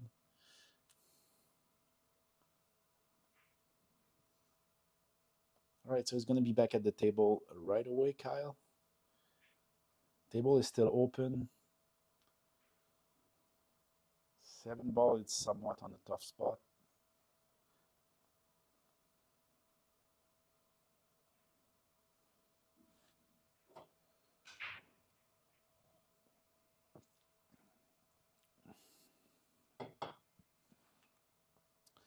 I think he's still on the 6, meaning he has to go 2 rail and back up the table for the 7 on the bottom left pocket, I think.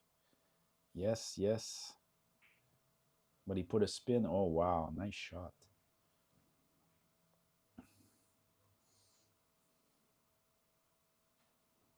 See, he shot very fast again. You have to take your time, Kyle. That's why you're missing.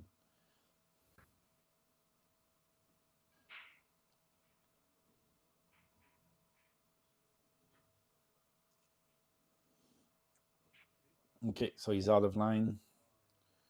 He has yeah. He has the choice between 2 tough shots here.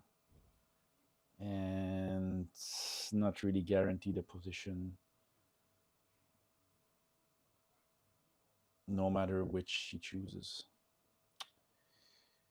Okay, looks like he's going in the corner.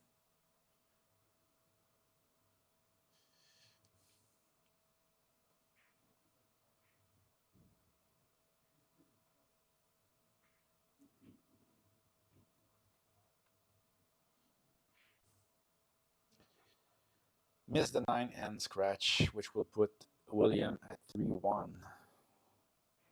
Unforced error. Kyle, you had an easy run out.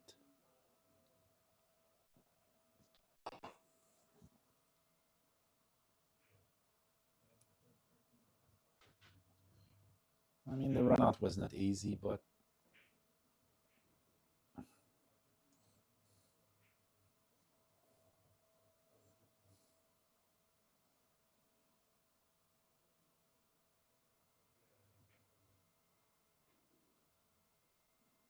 wow, I see Christophe and Jonathan walk away from the table. Is it already over, or are they taking a break?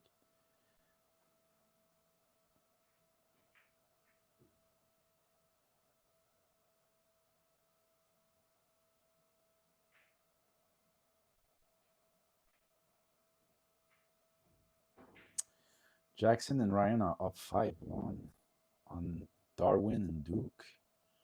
Whoa.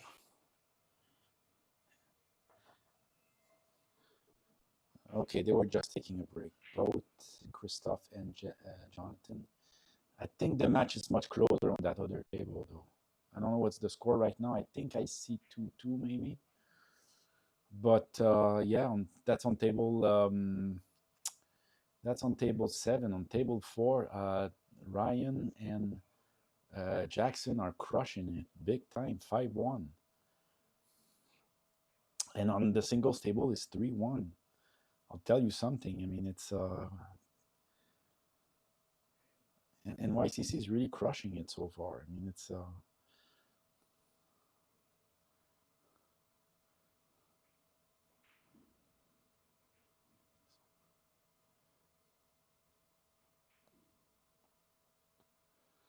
So people who just joined, you're watching this.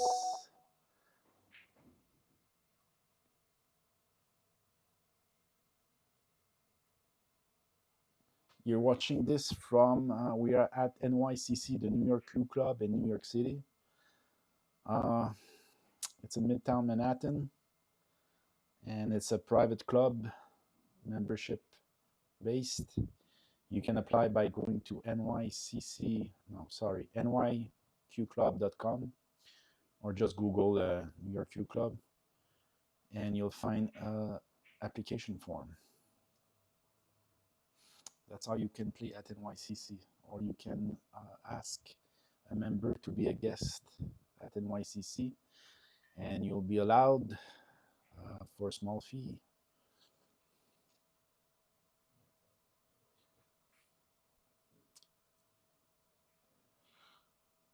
We have 11 Gabriel's pocket table here. That's including the one that you see on your screen right now.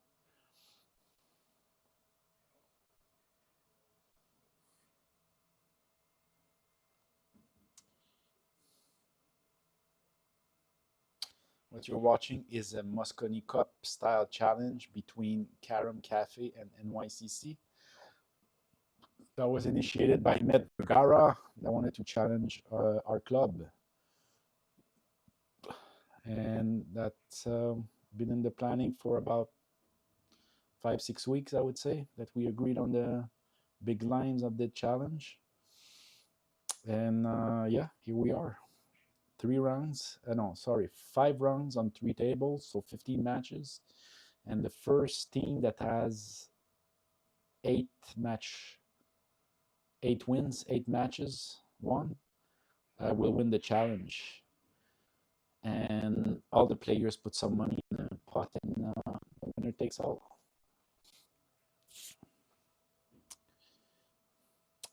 I'm very curious how Christoph and Jonathan are doing on table 7. So I'm going to go see what's the score, and I'm going to update it on the NYCC stream, because the score is a little old right now. It says 1-1, but it's much more than that now. I think I just need to pick up boards at the I don't know, maybe like 12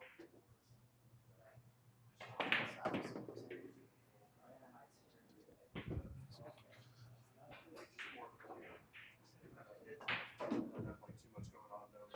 Crazy spin all the time, especially for 9. All right, the score on table 7 is 3-2 for NYCC. Let me update that now. Okay, 3-2 for NYCC, which means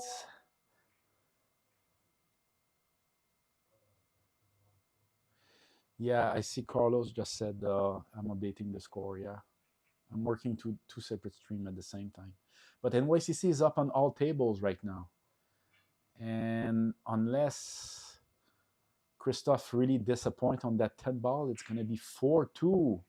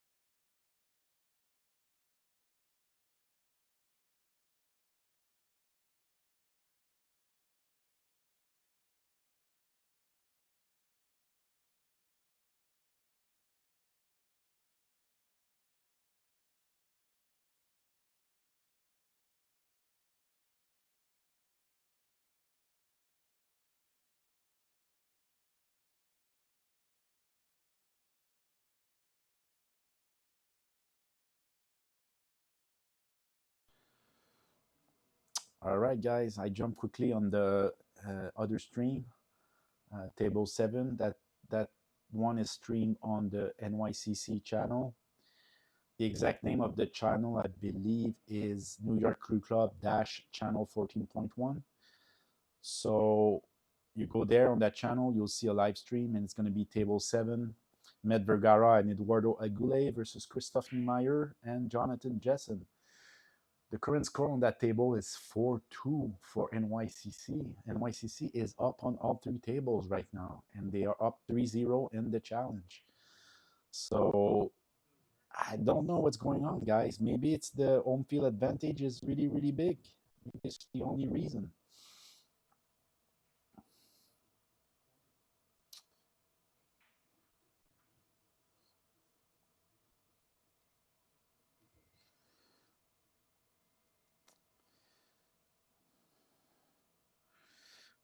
All right, on table 1, William missed his mark by a lot, to a point where he's not even sure it's worth trying to pocket that 9 ball.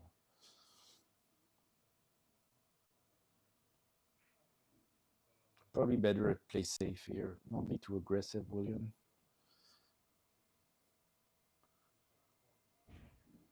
Yeah. He missed the ball, almost scratched. I would have liked to see William play safe here.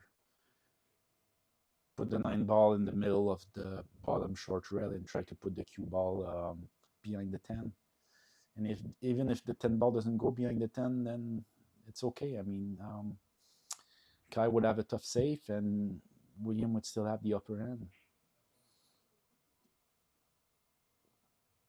Now, William somewhat got away with it. I mean, he left the cue ball on the rail, a reverse cut on the 9. I think the scratch in the bottom left pocket is on, so it's not. Kai must not be too happy about what's offered to him. He's gonna try to do the 9 in the other pocket. I think that works. It's the scratch in the bottom right pocket. It's somewhat on though. Wow. Okay, no, he was playing safe. Like I explained before, it's important not to be confused when players they call a ball in the pocket. They're not always trying to do it. Yes. Did you watch the table 7? I was not watching. What happened? Is it a replay or no? We don't know if he made a foul or not. Okay, give me a second. I'll pull up the surveillance. Okay, I'm being asked for video review, so I'll jump there and come back to you guys later.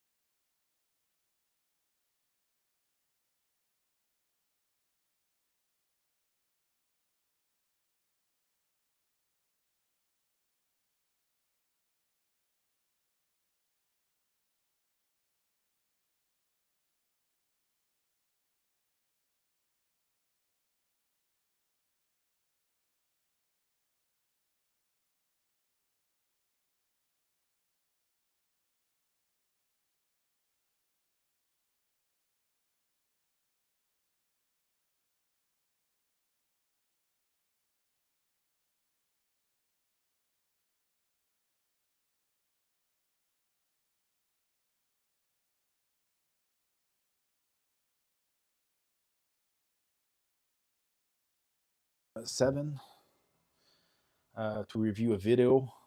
So I was able to go on YouTube. I enabled the DVR, so we were able to go back and do for the replay. And looks like the shot was good, actually. I'm going to jump to the other stream to explain to people what happened. Talk to you later.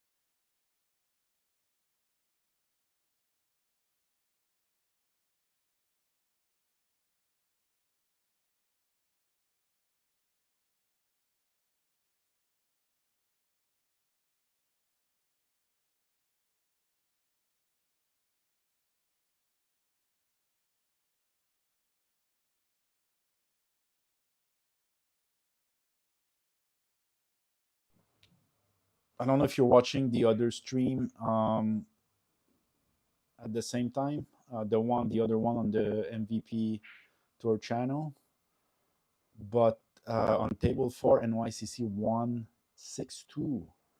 So in the challenge, NYCC is up 4-0, 4 match wins to 0. That's good, guys. And on the other two table, NYCC is up 3-2 here on the singles table. William up on Kyle. And on table 7, Christophe and Jonathan are up 4-2 on Met Vergara and Eduardo Aguley.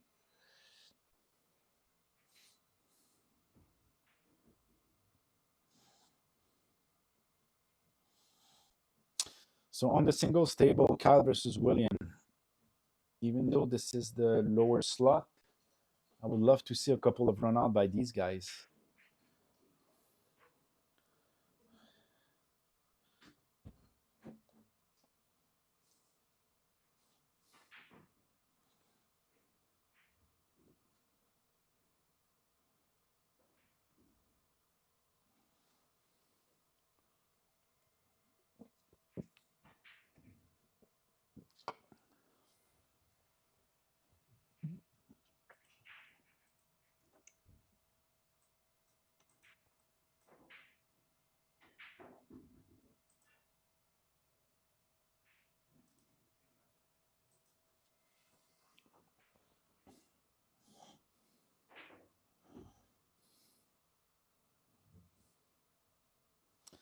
I don't know if he called it.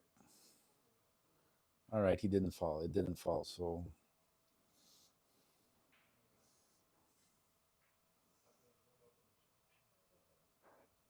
Come on, try to get something going, guys. See, Kai should go rail first here. No.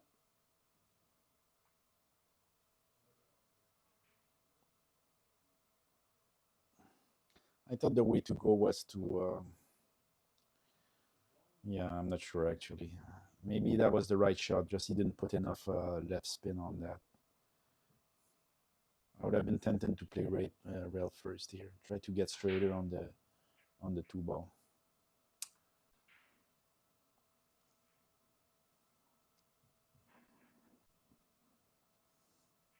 Obviously was playing safe. It's not going to pay, but no easy shot for William.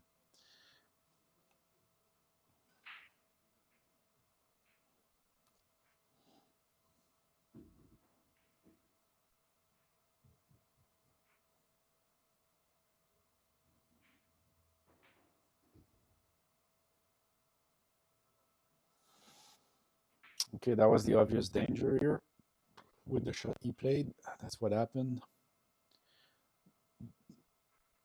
Now,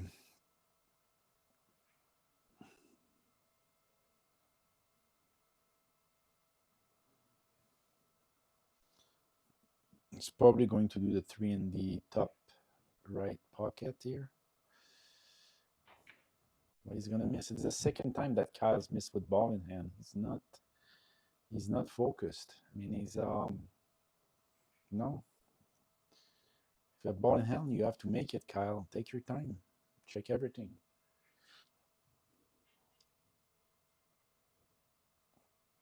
Plus, this is a major confidence booster for William to see Kyle like miss with ball in hand. I mean, he feels like he can try things that are slightly more difficult, and that Kyle is not going to run out, even if he doesn't make it.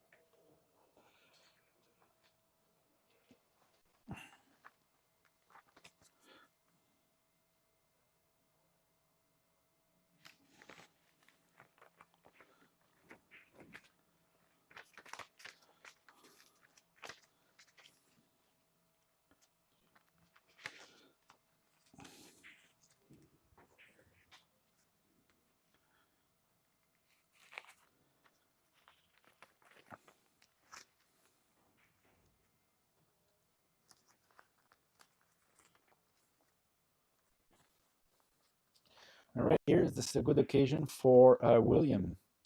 So he has the 4 in the bottom right corner, almost straight on it. No reason for him to miss. The positioning is not difficult. Just make sure you do the ball, William.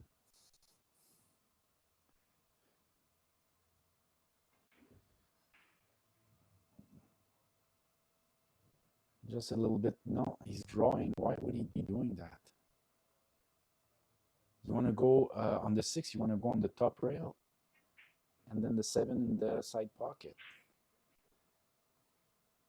I guess on this side is fine too, but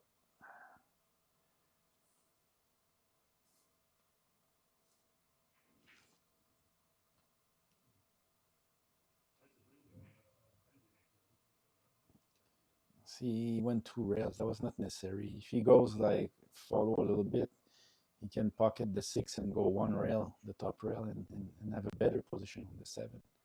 He's a little far now. I still expect him to be out, but these are little things that makes the difference with the percentage of times you're out and percentage of times you're not out.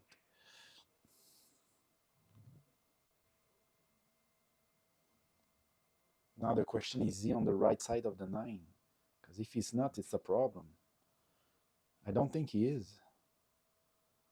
So now he has the choice to put an inside spin or get position on the top corner, top right corner instead of the side.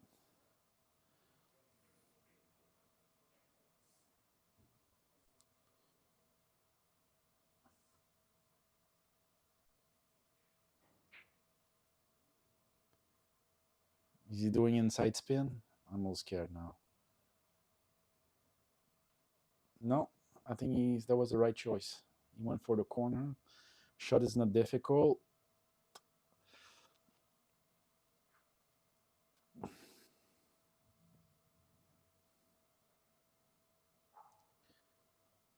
Take your time, roll the ball. Don't punch it with a stop shot. There's no reason. But he's doing that instead. The pocket is bigger if you roll the ball. He's fine. Okay, all right.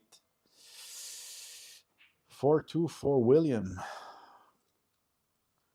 I believe it is still 4-3 on table 7. On table 4, it's already over. NYCC won 6-2. And NYCC is up 4-2 in the overall challenge. I mean 4-0.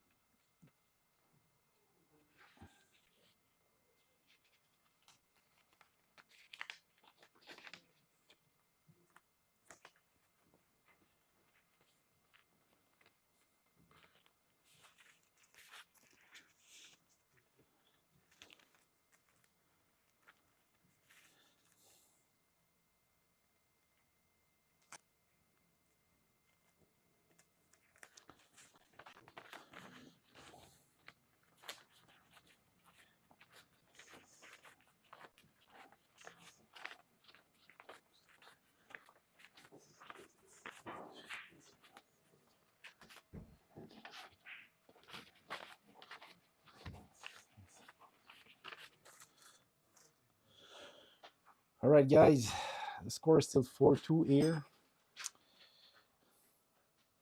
But William just fouled. Kyle is going to get a chance at the run out. It's a long run out. I'm also watching table 7 from the corner of my eyes, and it looks like the next game is going to go to Carom, which will make the score 4-4, if I'm not mistaken. But I'm going to take a walk quickly to the table to make sure that's the score.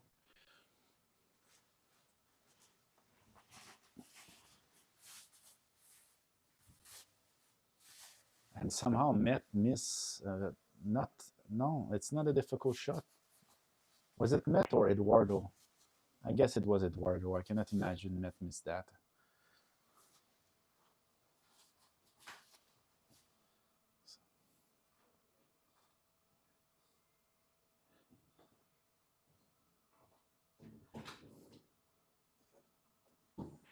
Okay, so now it's then it's NYCC was there are 3 ball left on the table on table 7, and Christophe is there on the 8 ball. He's probably going to get very good position on the 9. I think it's gonna go that game. I think our guys are out. The NYCC guys are out here. Meanwhile, on the singles table, the run, Kyle failed to be out, missed the 5 balls. William, where do you have William? The 8 goes at least in the top right pocket.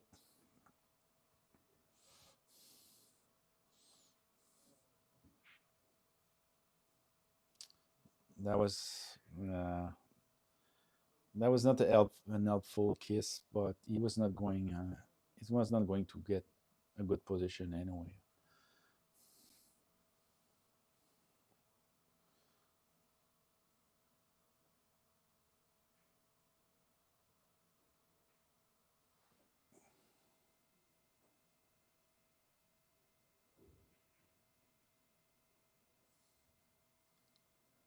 All right, NYCC is on the hill on table 7. I'm not sure if it's 5-3 or 5-4. I'm going to take a quick walk to go see.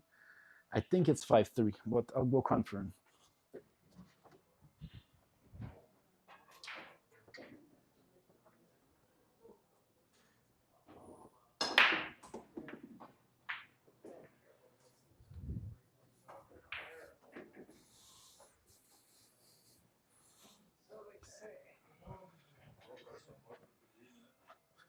It is 5-3, folks. So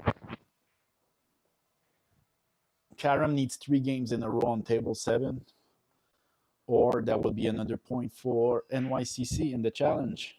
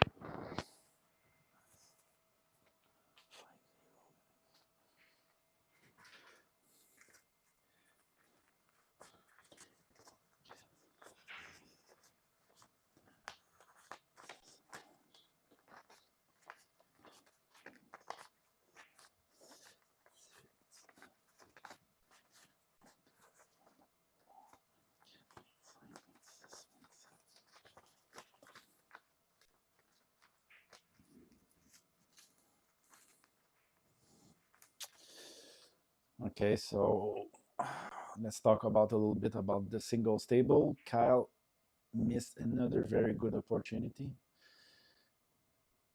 Got a little bit of a roll, but I think Williams should get the safety. I mean, yes.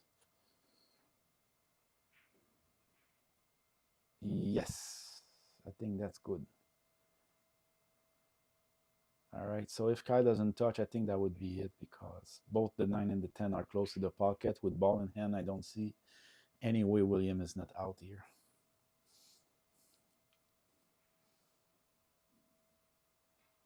So I'm sorry to put some pressure on you, William, but if you get ball in hand here, you should absolutely be out 100% of the time. Okay, so from the corner of my eyes, I'm watching table 7. Midway through the rack, 5 ball left on the table. The Carom people are shooting. The runout is there. Eduardo shooting on the 3 ball. He missed. Oh my God. It's not going well for Carom, guys. I'm watching on the misses, and it's just, well, how is this happening?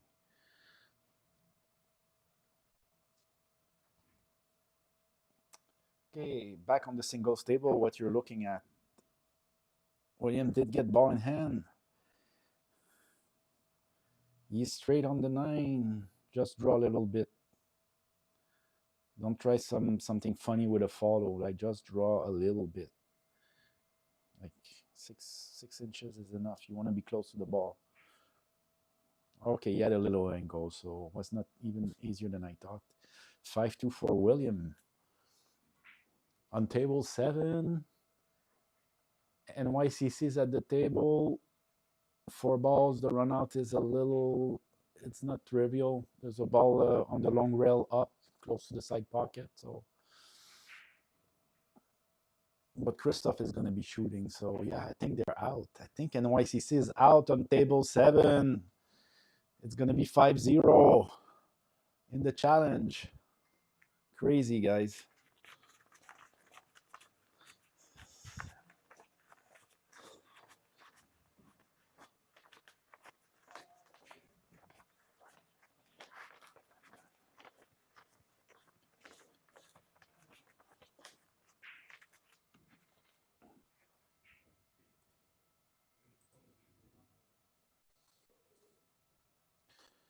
Okay, on this table, on the singles table, the next match is going to be Eduardo Agule versus Jonathan Jessen.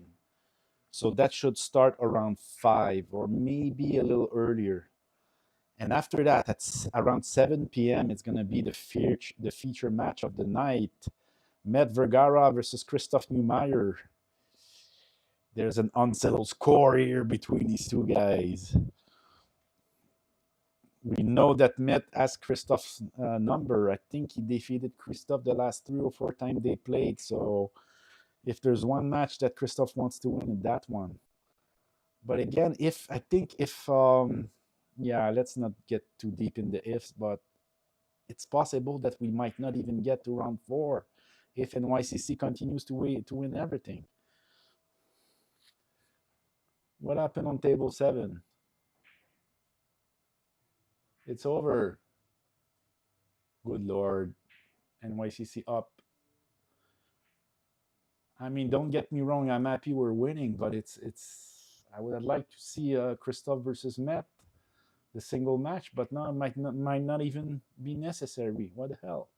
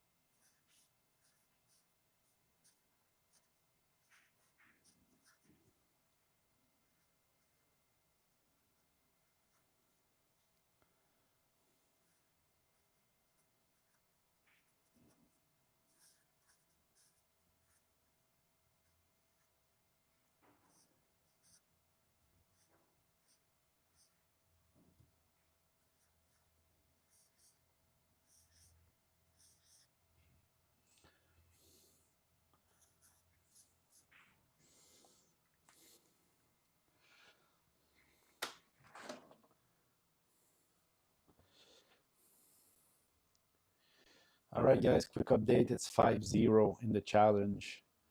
NYCC has won all the matches so far. And William is up on the last one, 5-2.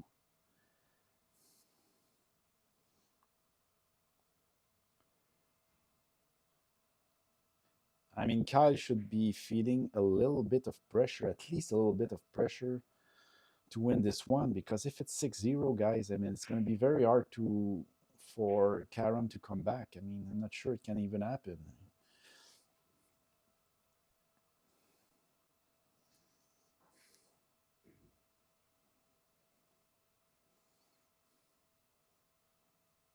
Come on, Kai, give us a little bit of suspense.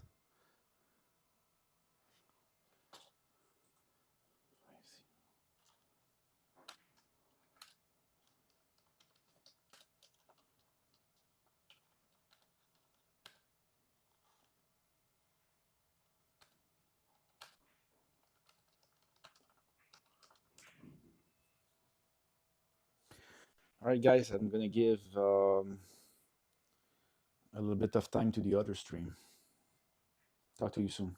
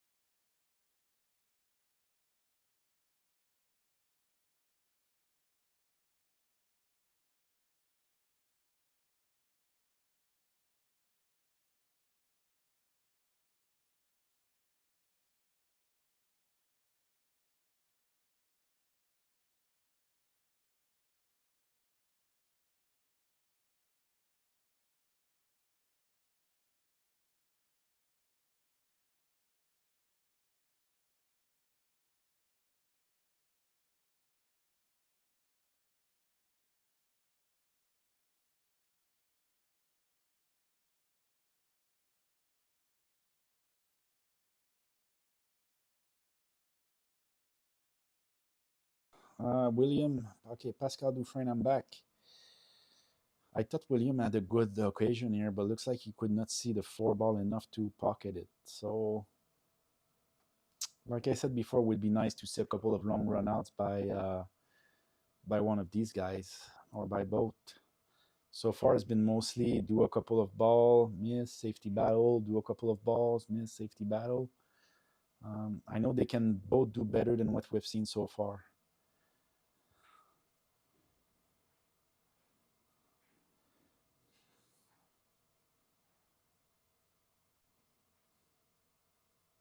I'd like to see William do two rails here. It's okay, he's calling the 9 down in the corner, that's fine, but he's really playing safe.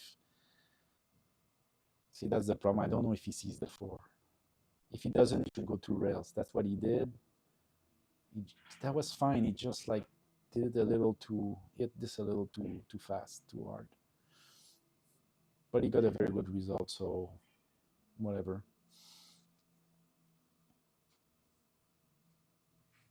Would have been nice to see him calculate the speed a little better and leave the 4 ball down the table.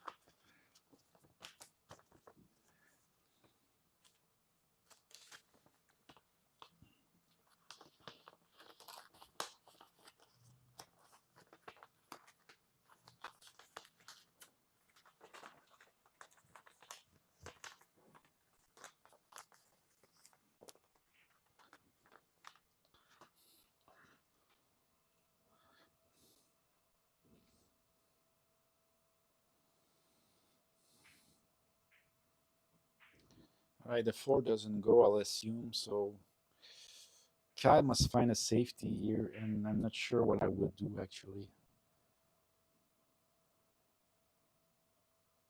Ah, nice try though. Now William has an easy save though. He can push the 4 on the 7 and leave the cue ball behind the 9. The problem with this is it's going to entangle the balls a lot. I don't think he's going to have a run out, even if he gets ball in hand after. I went the other way. All right. Yes, not a bad way to do things, but Kyle has a fairly easy hit here. He's going to spin this. Yeah.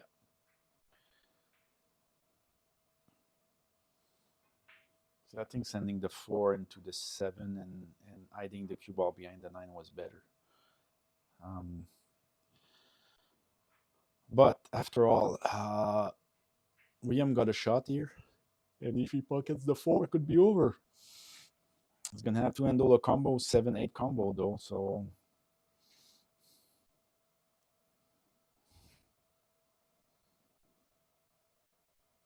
Nope.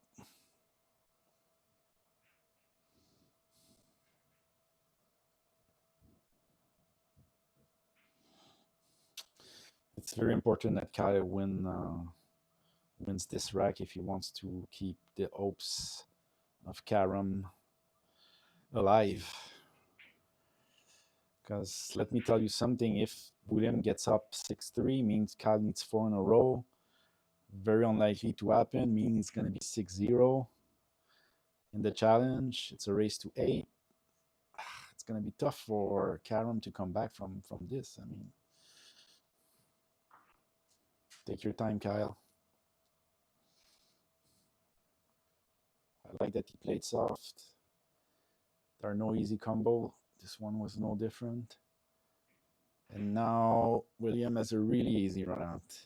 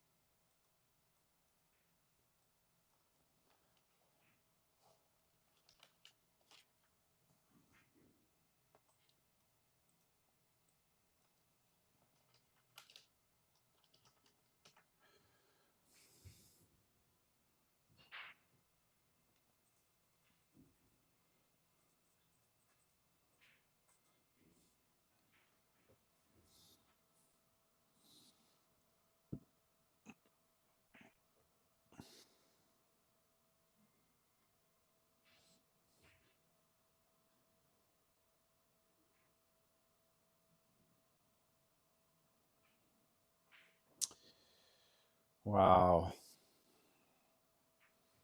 William missed a very good occasion to put Kyle in a deep hole. I'm sorry. Uh, yeah, Kyle will definitely go for it. Question: can he get a good position on the 10? Make sure he never miss.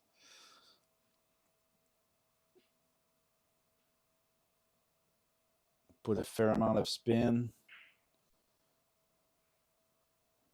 He's not as far to the left that he would like to be, but this looks like an easy shot. Just roll the ball. He shoots so fast. All right, 5-4. The hopes of Carom Cafe are still there. There's a big difference between 5-1 and 6-0, so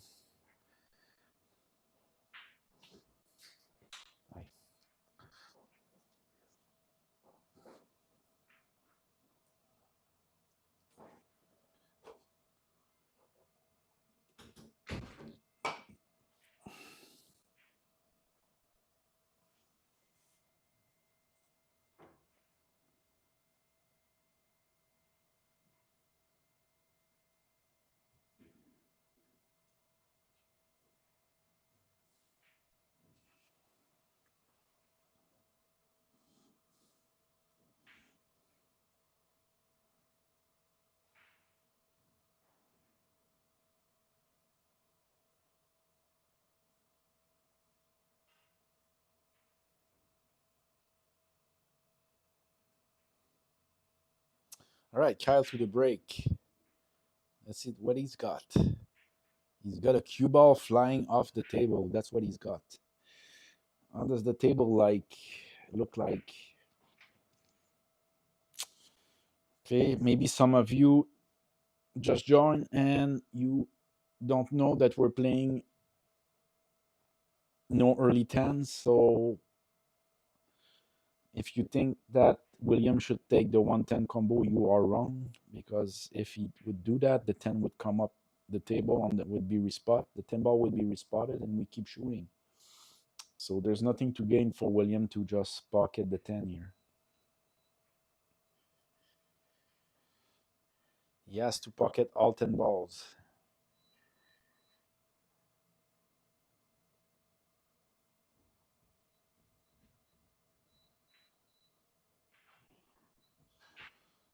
And it is fairly open. The only difficulty is going from the 4 to the 5. Other than that, yeah, I guess the 5 is a problem also because it's the pocket is at the bottom is blocked.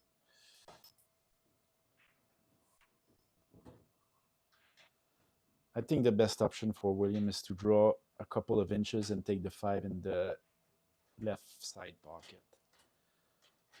Won't be able to see what he does here because the camera has, yeah, it's fairly flat compared to the table.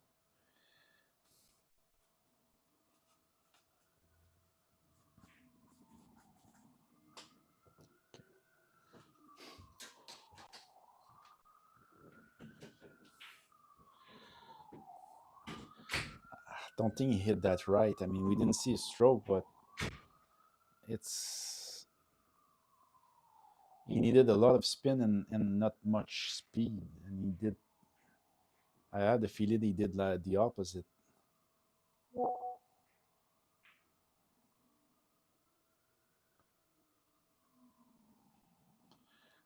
So he's gonna go with the 5 in the corner instead.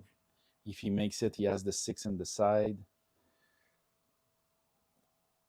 Okay, sorry, I was wrong with the angle. He was running on this in the 6 all the whole time. I believe he knew it and he was trying to push the 6 close to a pocket, probably.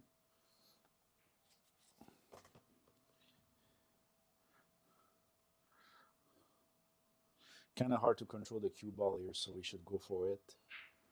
Probably back and forth. Focus mostly on the pot. Because anyway, it's not very not very easy to control the cue ball. So just make sure you do the 6. I don't know if the 10 obstructs the pocket in the top left. So I'm not sure exactly what is his plan. Focus on the ball first. You overcut it. All right, Kyle, you can save your team right here, right now by going 5-5 and putting the pressure on Williams.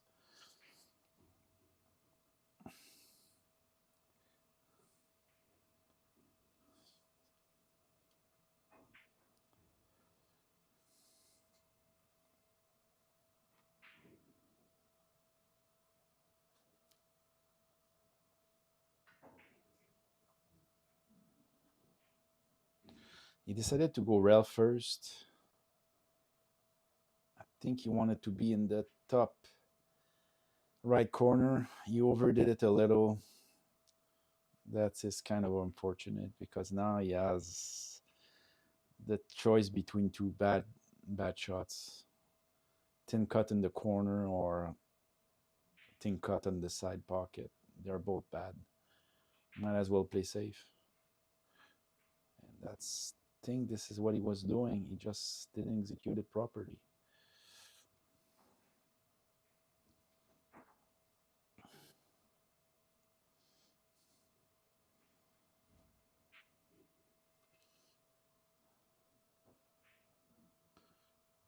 William really just have one ball to pot here. The other two cannot be missed. So this is the game right here, right now.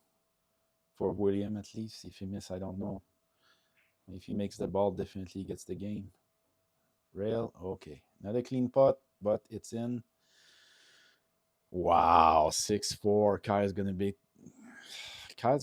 need 3 games in a row with 6-0 on YCC. I mean,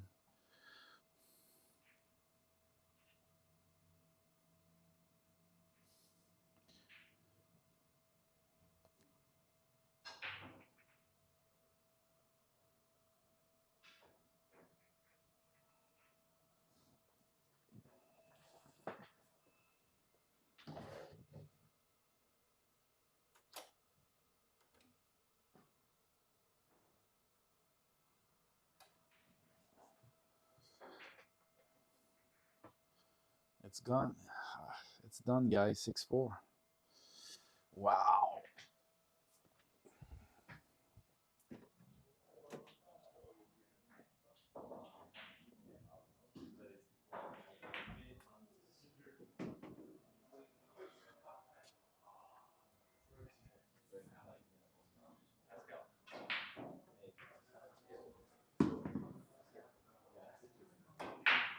How many members are right now? 150. 150? Yeah. And is that you guys? Is that capping your it right cap? now? Or? Yeah, we're not going much more than that right now. We don't want to be at 155 or 160. But Just 'cause how over- like what's the kind of like the booking tables? It's like there's no.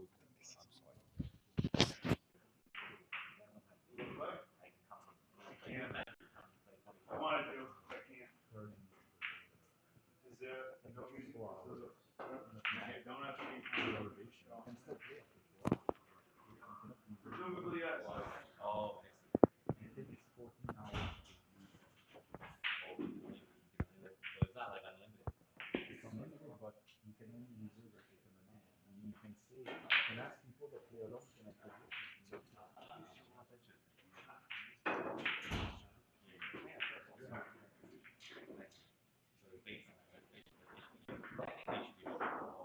But locking table and we're full on between 2 and 7. At night it's 10.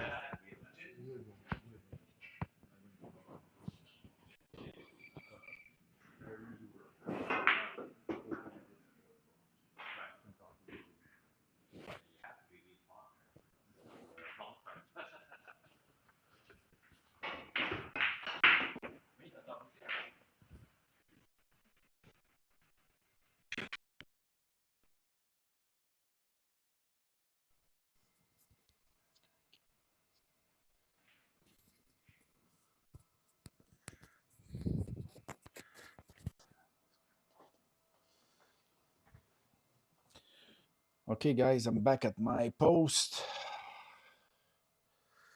We are on schedule. The next round's supposed to start at 5. It's 4:30. William needs 1. Kyle needs 3. So most likely we're going to be on time. There's a maximum of 3 more games to be played here, 10 minutes per game. I think we'll be fine. We're going to be done at 5.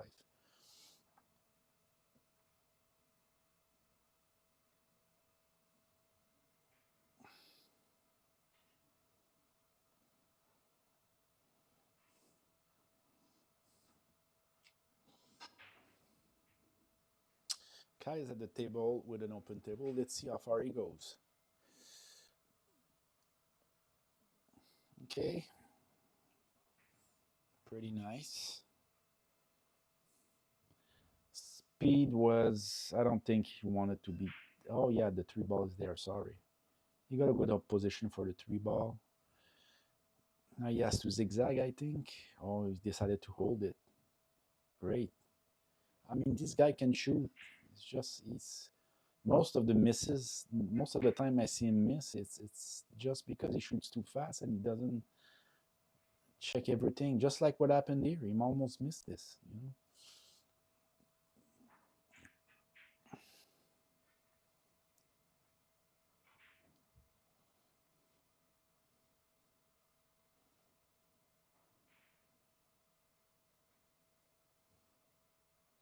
So he cut the corner of the, he cut the lip of the corner pocket. That's why he stayed up the table. Unless he nailed that putt. Oh my God. See, that's what I was saying. That was a difficult putt, but he shot like in 3 seconds. Like it was a hanger.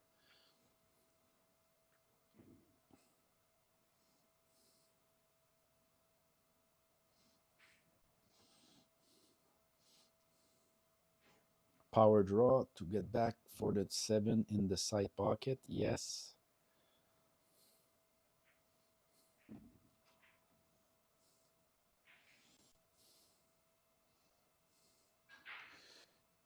Okay, so he's gonna drift across the table. I'm not sure why this happened. William. He needed much more speed than that to drift across the table for the 8 in the corner pocket. I don't know why he played so soft and so yeah.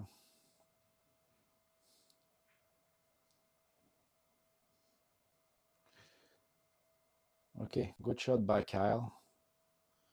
He has a natural 1 rail to get back for on the 9 ball. You have to be out, Kyle, here. You have to.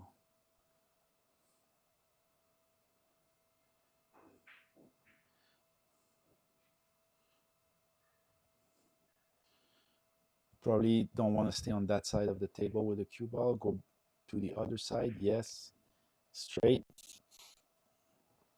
I would like to see him remove the magic rack. You never know, but he's going to shoot it and be good. All right, 6-5. Nice one, Kyle.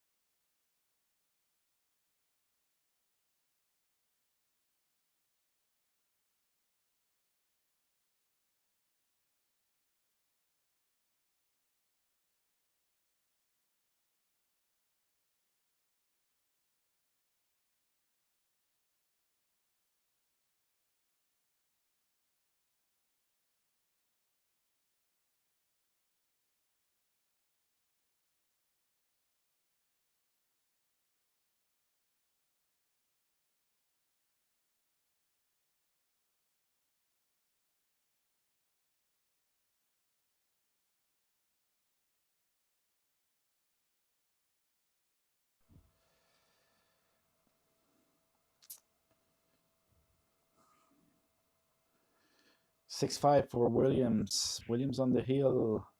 Kyle needs 2. And it's so important that he gets them because I'm going to be honest, I have a hard time seeing Carom come back from being down 6-0. It would be quite a reversal, and I don't think it's going to happen because the 6-0 is it's not just randomness. It tells that maybe the home field advantage is much greater than we thought.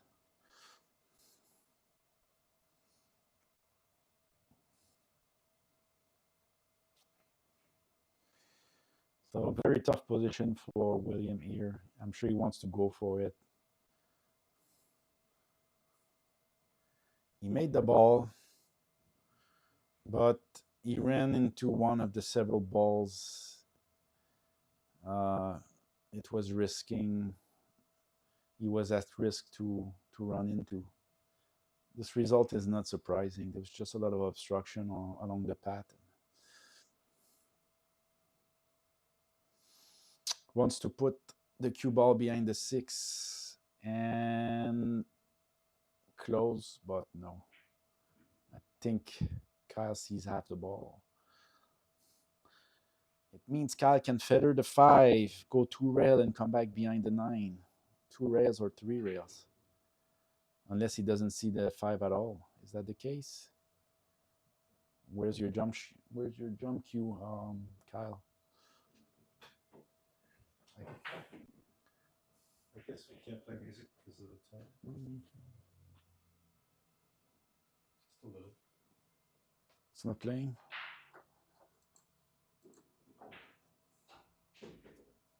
What's the password? I have no idea.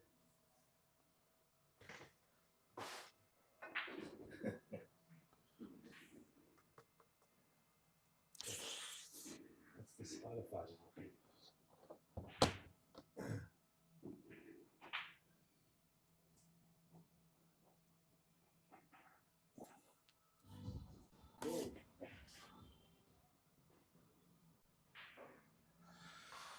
Thanks. All right. So there was a request to turn on the music, and I. What's the word? Acquiesced? Huh? Nothing. Yes. So there was a will to have some music. I turned it on. It's not my preference when I shoot a serious match to have music, but a couple of players asked for it, so. I'm sorry? Non-shitty music. Like what? Oasis. Oasis Radio. Which one? Which one, Jackson? So Smashing Pumpkins.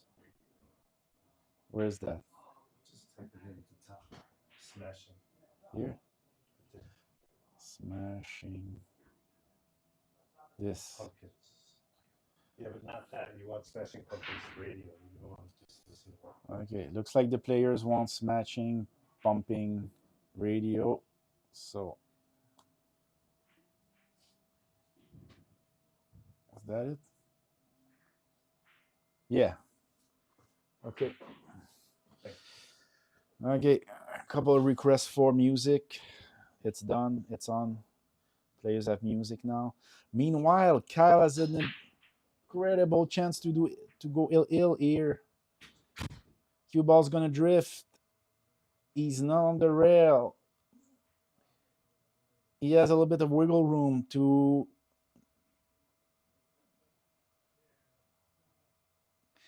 And this is it, guys. Hill, Kyle. You could be the savior of your team. Again, it would be nice to see him remove the template rack. All right, Hill.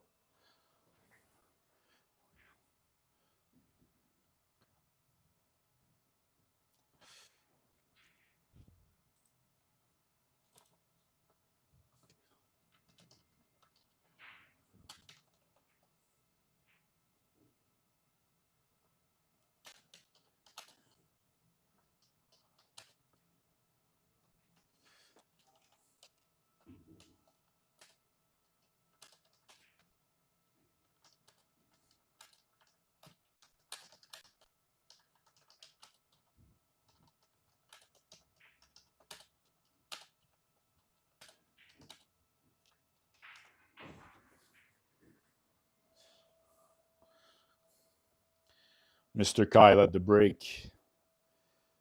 Doesn't seem nervous at all.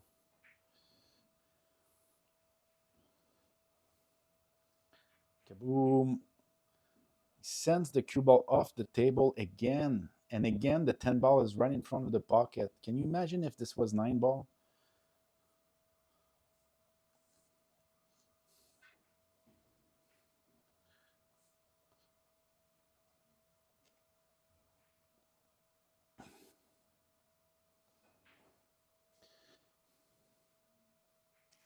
It would be nice to see William run this out because I don't think there was a long run out in this match. It was a lot of, there was a lot of misses and multiple safety battles per rack. You know. So we have 9 balls, all open. I think it's complaining because all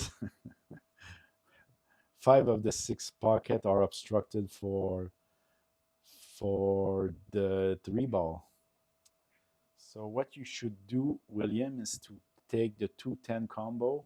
No, take the 2-10 combo. And it's gonna get respotted. Then do the 2 ball and get in position for the 3 in the same pocket. That's what you should do.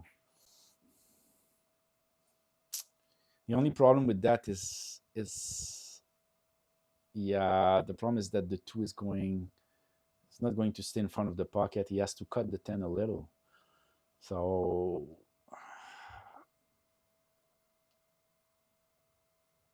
or maybe is he going to try to sneak the 2 in between the rail and the 10? That's not a good idea. No, he has to pocket the... All right, so he called the 10. It went in. And I don't know, maybe he wanted to have the 2 in the other pocket, but the 9 ball is there. I'm not sure. He went to the left rail. That's what's confusing to me. So he definitely was planning to do the 2 in the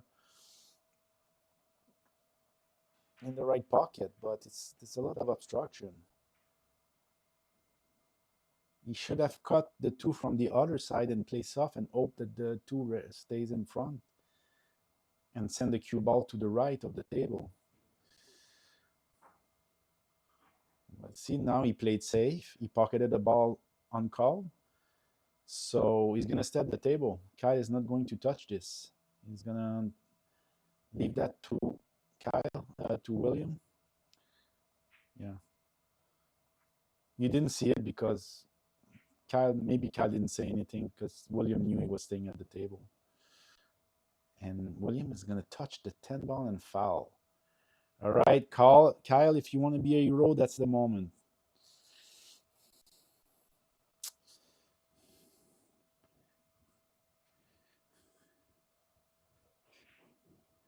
Kyle, can you deliver at a moment of extreme pressure? Let's see.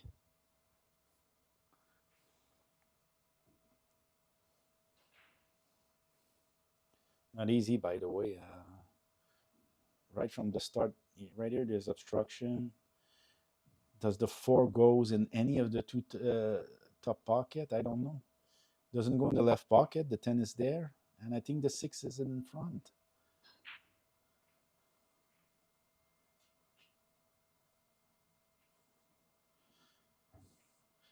And since the 4 didn't have a pocket, I have the feeling that Cal didn't care too much about pocketing the 3 ball, which is a mistake. Could have made the 3 and play safe on the 4 and get ball in hand again. The 3 foul rules in effect. Maybe he goes for the 3 foul. It was worth for Kyle to focus and do an extra effort to pocket that 3. I think William has a partial pocket here, which means he'll probably not take the shot. The combo is a little more manageable, but again, it's the kind of shot you miss. Yeah.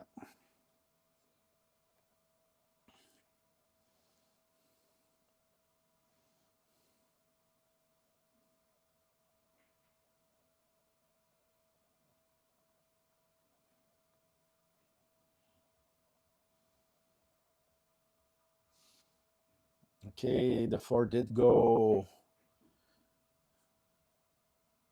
one difficult shot, go back from the 8 to the 9. But if he prepares that carefully, see, like, take your time. You have to be straight on that 8 ball, Kyle.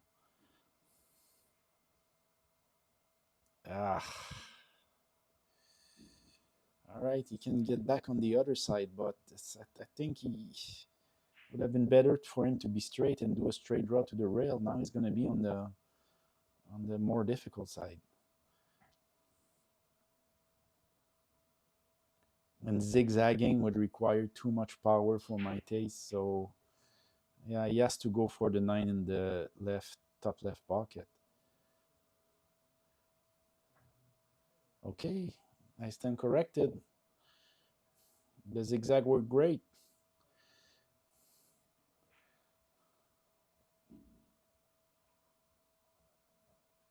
I feel zero pressure from Kyle. He's taking a little more time.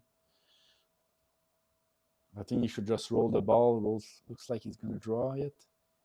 Oh my God, how bad was that? Oh my God. No, seriously, guys, if you can just roll the ball, just roll the ball. I don't think, I don't have the exact view. Maybe there's more in goal than what I think, than what I picture. But I think he could get away with just roll the ball and have a fairly easy shot on the 10 here.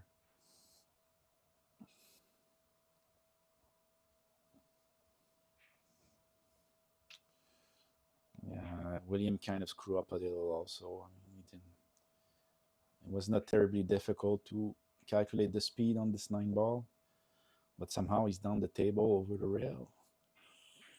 It's not 100%, guys.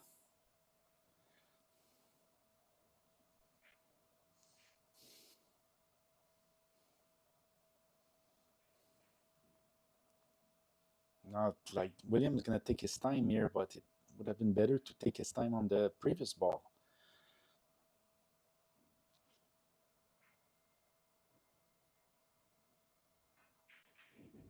Oh my God, don't tell me. Oh my good Lord. Oh my God. William pocketed the cue ball. William scratch on the 10 ball. He did not need to play that hard. So it's 5-1. For a long time, it looked like it was going to be 5-0, but it's 5-1. So Carom hopes are still alive, guys. They win two of the three. If they win two of the three, it's gonna be 7-3. Uh, 7-6-3. Yeah, so I would say any chance to win, they have to win two of the matches of the 7 minutes. The players will take a little break, just a few minutes. I think they're gonna start very soon. I'll talk to you later, guys.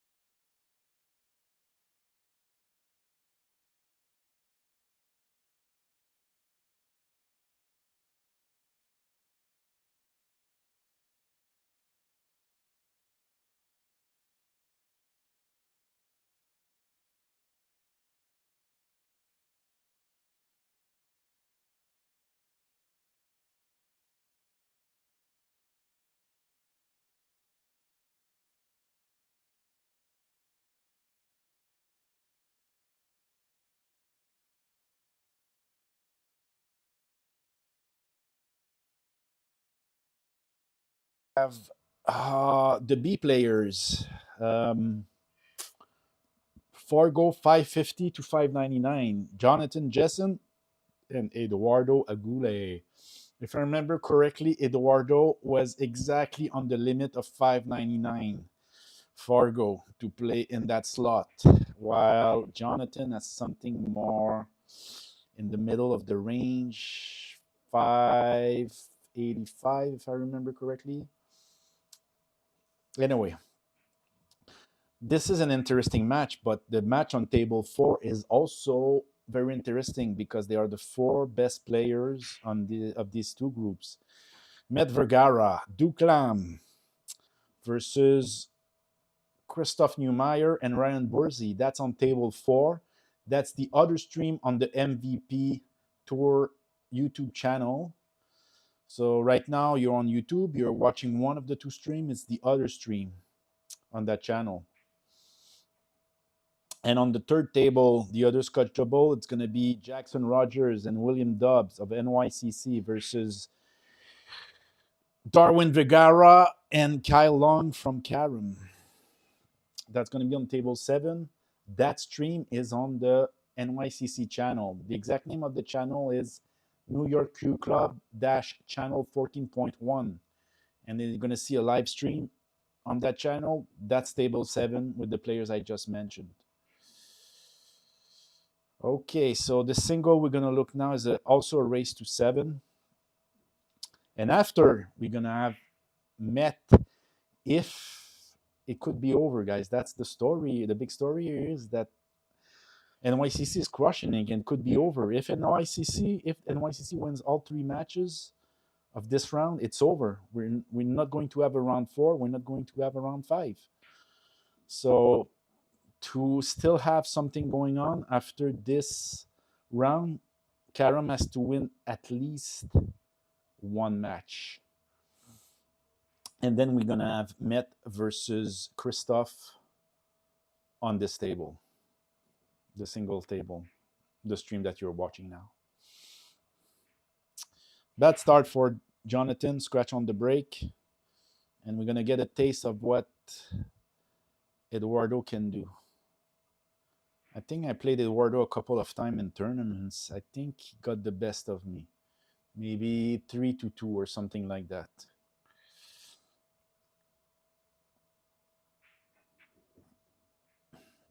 I played him one time in Tri-State Tour. He was ranked as an A. Yeah, he was ranked as an A. So, yeah. We went by Fargo, and he was at 599, so he was right on the limit. So that's why he was allowed to play on that slot.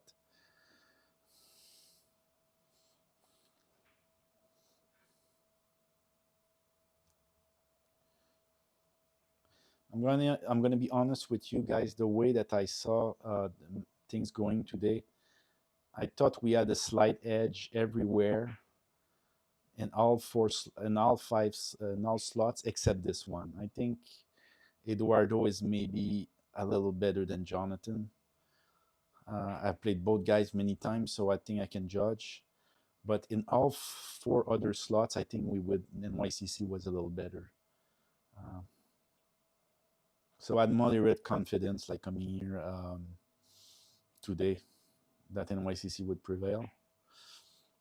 I didn't think it would be far ahead. We would be that far ahead, though.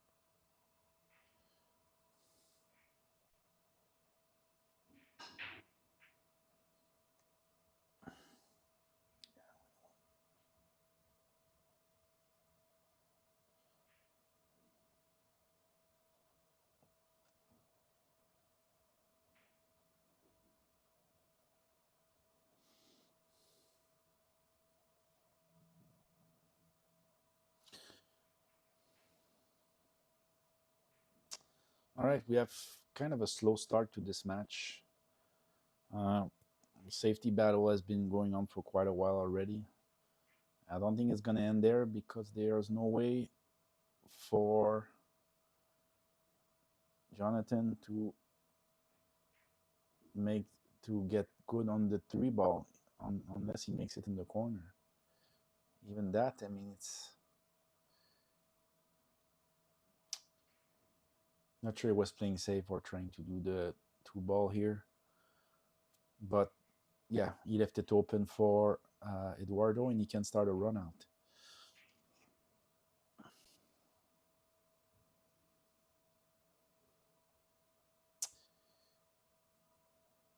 But of course, he's gonna pass on it, and not sure why. I think he had a full pocket here.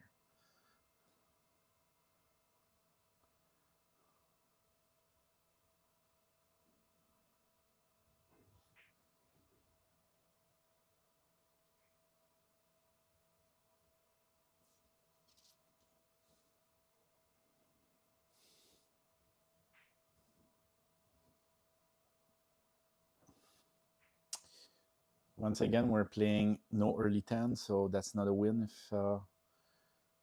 if Eduardo pockets the 10, but it does keep him at the table. So the 10 is going to be respotting, and he's still on the two ball.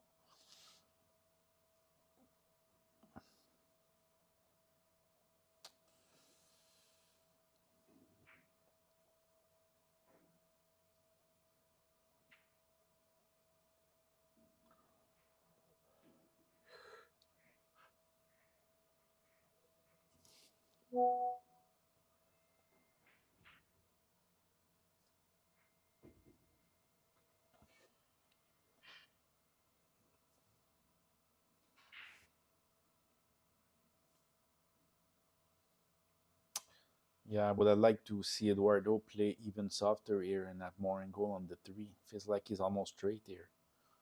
He still gets a shot on the four, but he's going to be far, much further than he would have been if he leaves himself a little more angle. And again, it's no big deal because the five is in front of the pocket, but it's see, that's when you want to be close to your balls. I mean, you have to fight for every little advantage in rotation. That don't just stay in line. Stay in line good as much as you can.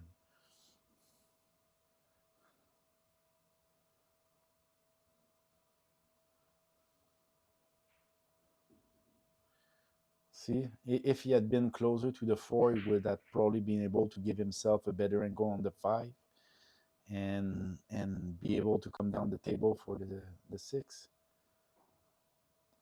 Sometimes when you lose shape in rotation, it goes back 3 or 4 shots in the past. It's not always due to just the last shot. So we're going to another safety battle. Jonathan has many options to get the snooker here. The one I like the most is sending the cue ball to the right, trying to put it behind the 9. And Jonathan is going to go another way. And not bad. At least he didn't give a shot, but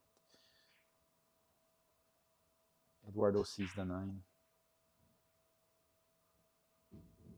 Sees the 6, sorry. Oh, I was looking at the wrong ball. No. Jonathan left the 6 right in front of the pocket. He sold out.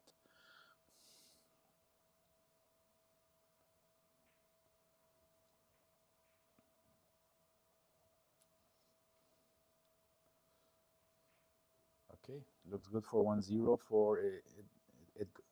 I was saying Eduardo, but looks like his name is Edgardo. I'm sorry, Ed.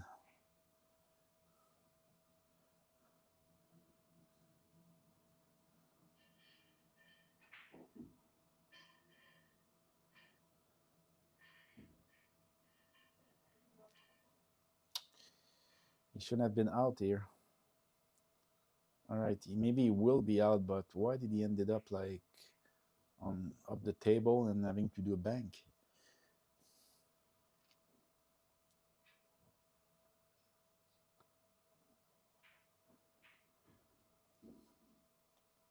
Oh my god.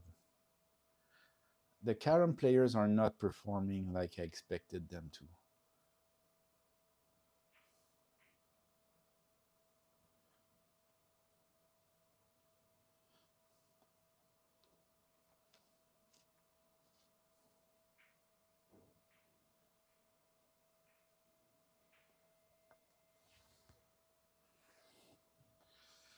All right, 104 NYCC. Yes. Brother, can you have a tea? The what? Hot tea? They have hot tea there? Man, I'm getting cold. Okay, excuse me, but Matt is demanding a tea, so I'm gonna go in preparing a tea. Hot tea. See you later, guys.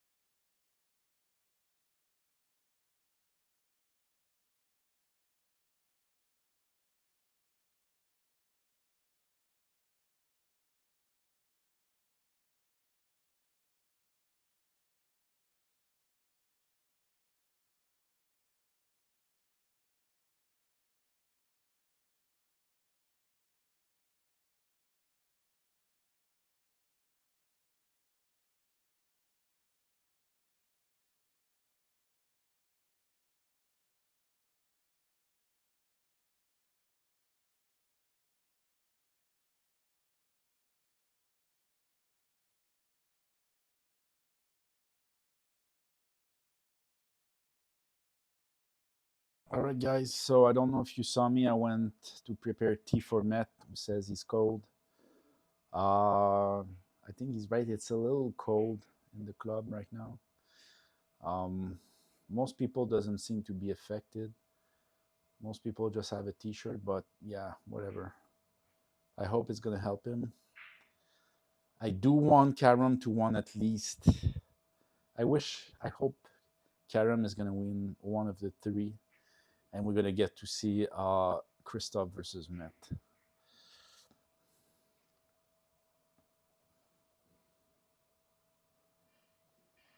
Looks like Eduardo won the second game. However, these guys don't know they have to update the stream, so I'm gonna go tell them right now.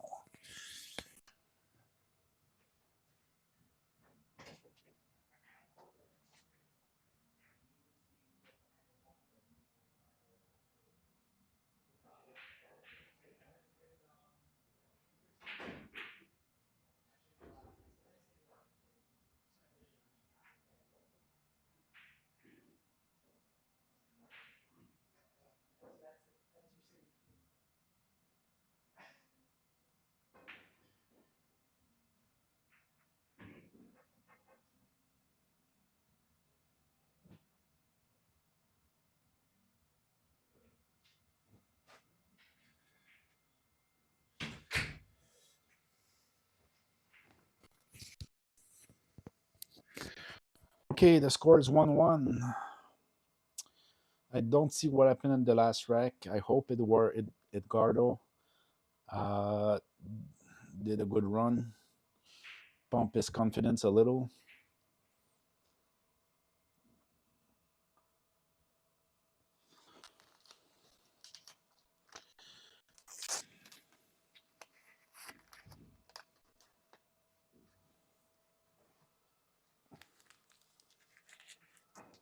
I was talking to Duke just now, a couple of minutes ago, just before this round started. He said they would have liked to see inter slot matches like the open player versus the A plus, and we also do vice versa with the team, the A plus versus the open, so it's fair, and maybe more singles.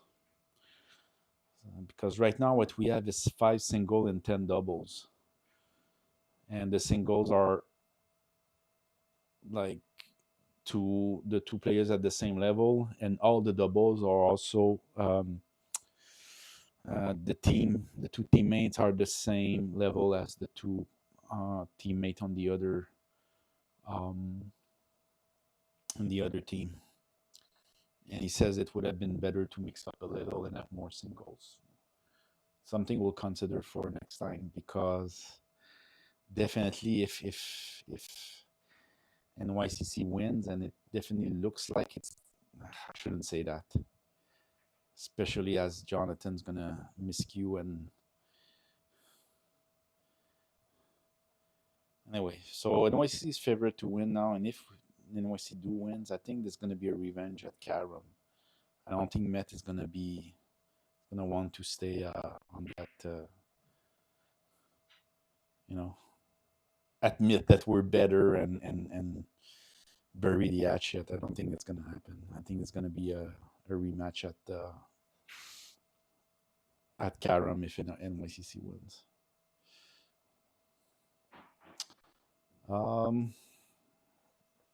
Let's look at what's happening elsewhere.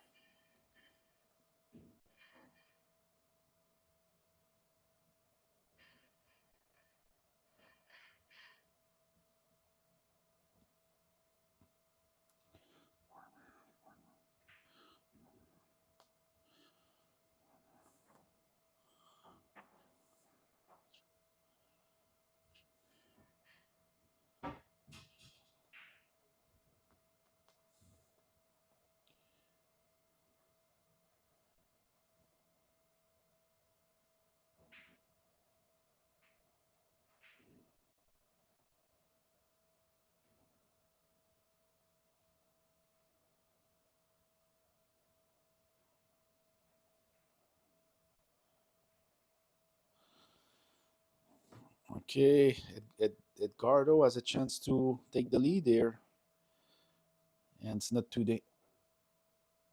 What, he went in the corner. I'm so surprised. I mean, it took me by surprise. I'm not saying it's a bad choice, but I thought he was going for the side pocket. Anyway, nice spot by Edgardo. He takes the lead. Let's see what's happening on the doubles match. That's what I'm doing right now. MVP Tour.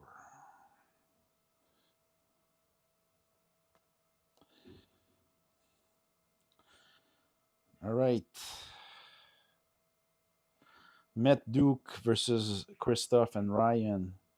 It's currently 1-1 with NYCC at the table. I'm going to walk over table 7, see how Darwin and Kyle are doing.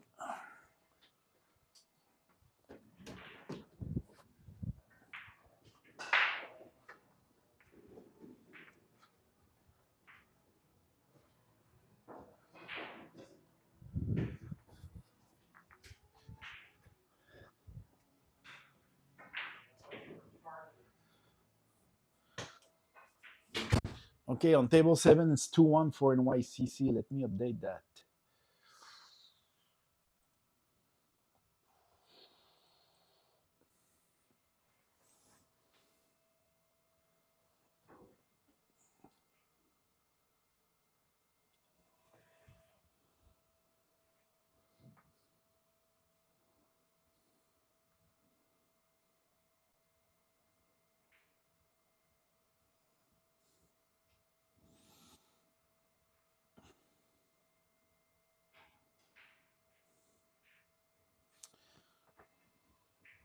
All right.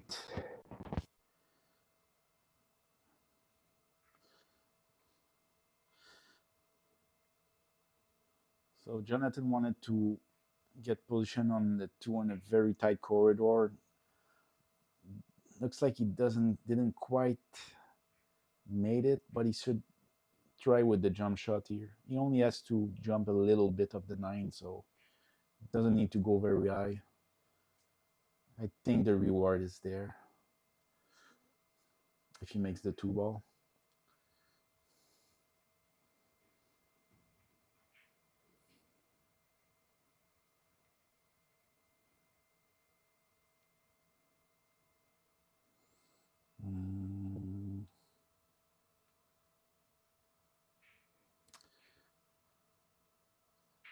Totally butchered it.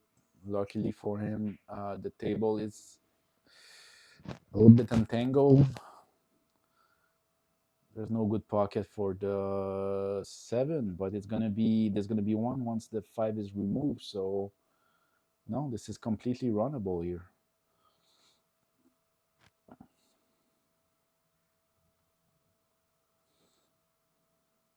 Going from the 6 and getting good position on the 7 is the key, of course. But he butchered his position on the 5.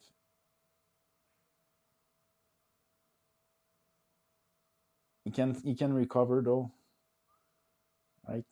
Can make the 5, put right spin, come back down the table.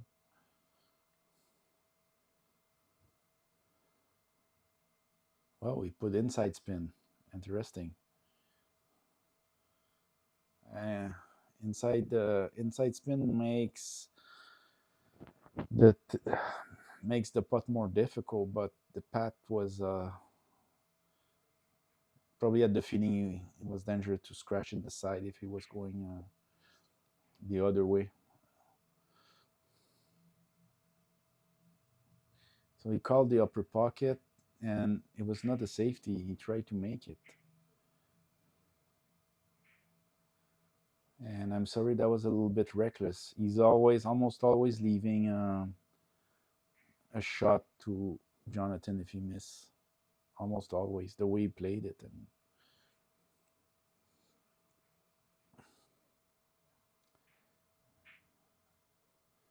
All right.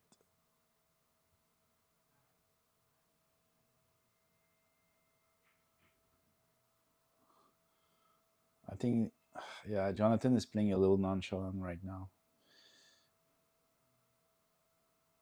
Maybe he's feel like NYCC has already won, which is not the case, Jonathan. We haven't won already.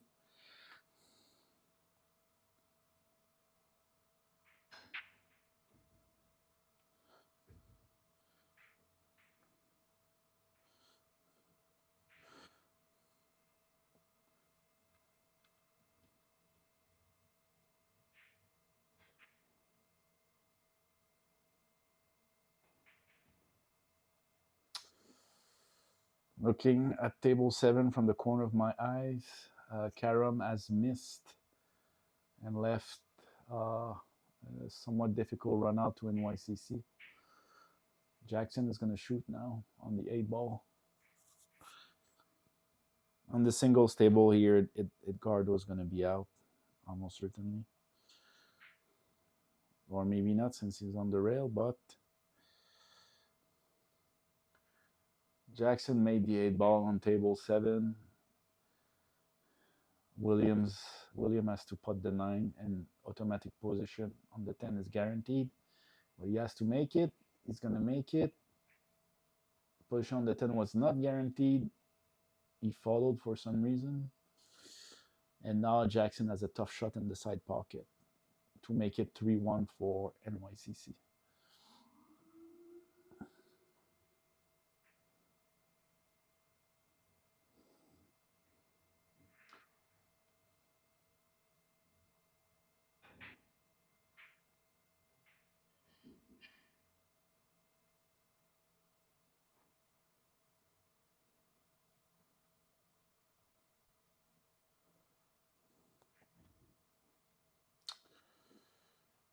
Okay, so looks like Carom is going to get the game on table 7. It's going to be 2-2 in that doubles match. Darwin Vergara, Kai Long versus Jackson and William. Yeah, 2-2.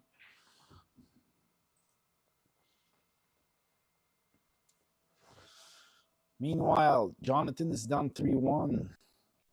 Are we witnessing a comeback of Carom? I don't think so, but let's see.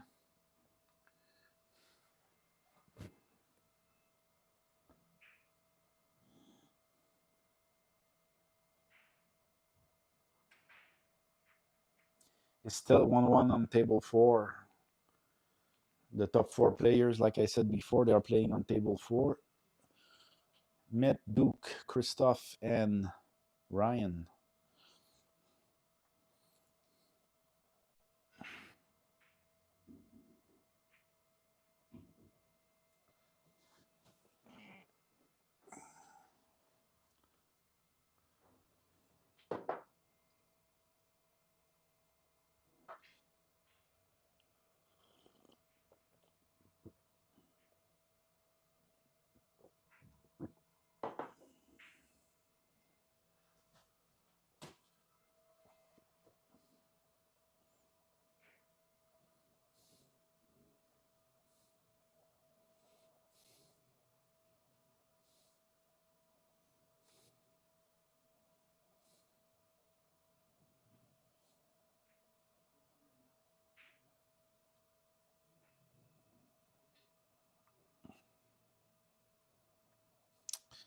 A little unlucky for Jonathan to hit that the lip of the side pocket, but I don't think he was getting to the 1 ball. The 6 is clearly in the way.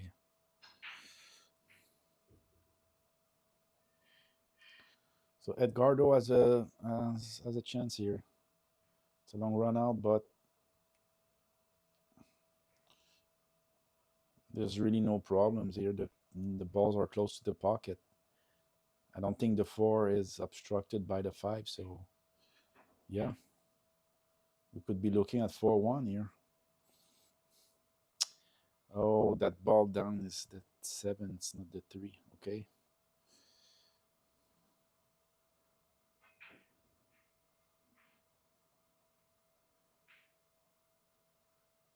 That's another wreck for Carom here. I don't see what could be missed here.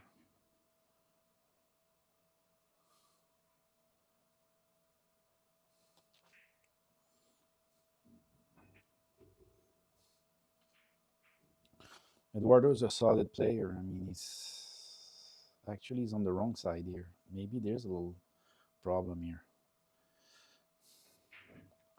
No choice. He has to slam it and send the cue ball on the right long rail with a spin. Yep. Off the rail. Looks like 4-1 to me.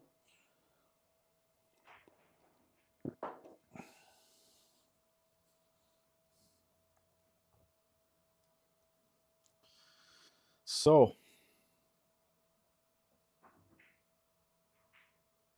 if Carom wins 2 of the 3 this round, hopes are back because it's gonna be 6-3, right? And anything can happen. Even at 6-3, it's not over. And if they win all 3, then definitely they're back because it's gonna be 5-4.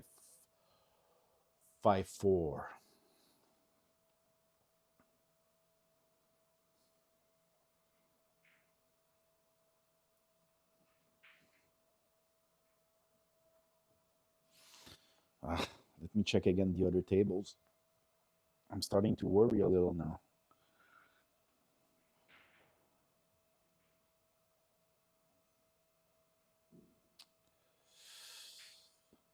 Okay, looks like Christoph and Ryan won the last game on table 4, so it's 2-1.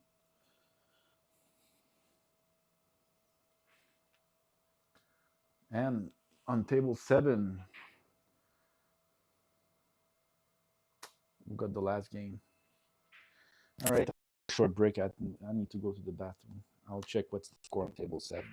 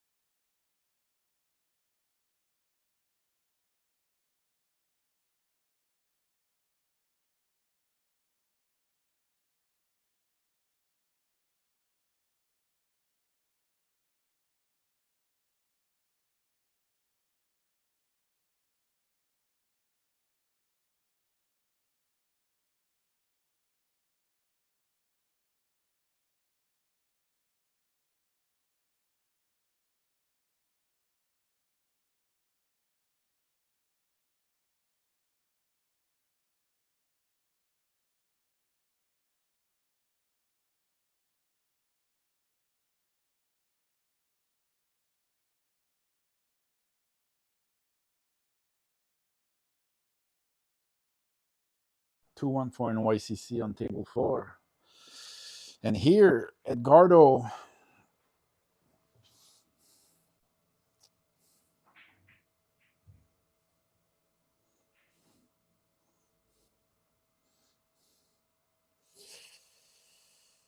Yeah, there's only 4 balls. I'm looking at the singles here. Jonathan versus Edgardo.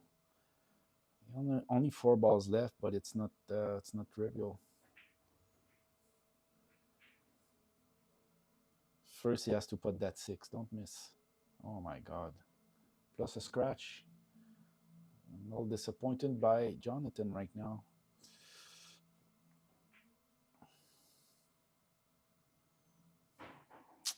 Not only that, not only miss, he scratch, but he also solved the only problem that there was on the table, which is the 10 ball blocking the 9. He moved the 9. So Edgardo has a run out, even although like he missed his position here. He definitely wanted to have the 2 in the side pocket. And now that was not possible.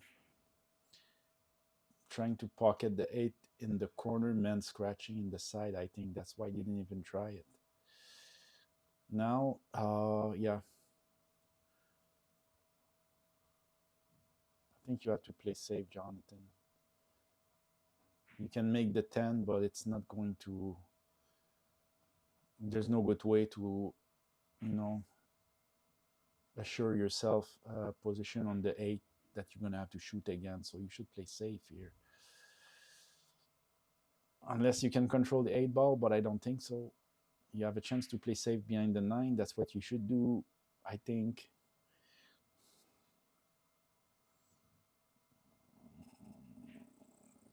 Set out. Ouch. 5-1.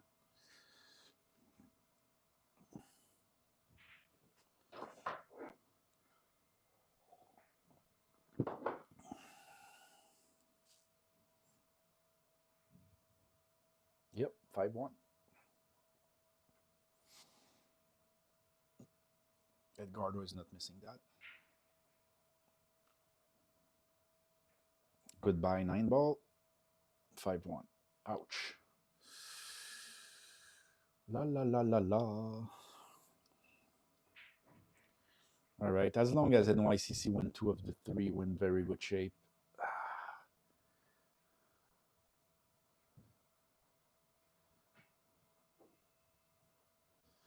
If NYCC only wins 1, it's going to be 6-3, and they can Carom can still come back.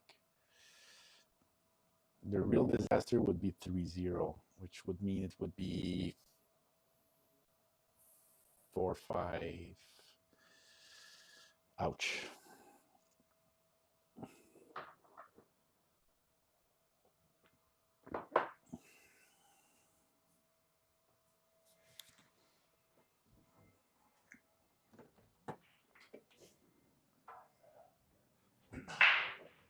It'll be shitty without him now.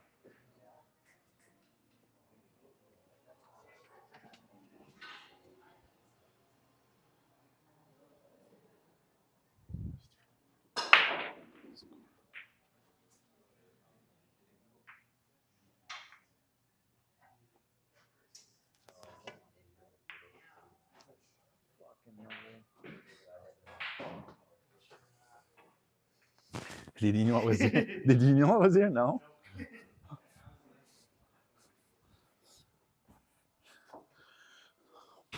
All right, the score on table 7 is 3-2 for Carom. I'm all nervous right now.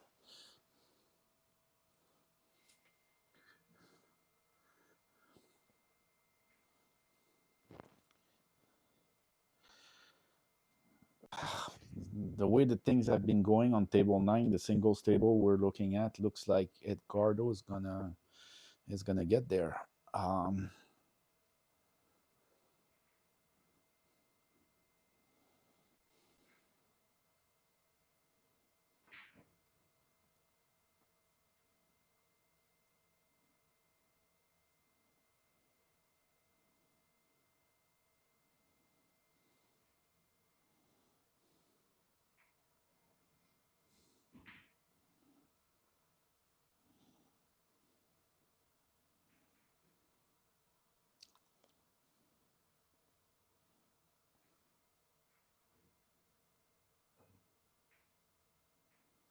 Okay, very nice shot on the 1. Perfect position on the 2.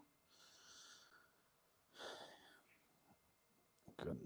Easily gonna be able to control the cue ball to be straight on the 3. Or almost straight. Can he just draw and have the 4 in the bottom right pocket? Maybe. Looks like he's going forward though. 1 rail. Okay, he had much more in goal than I figured.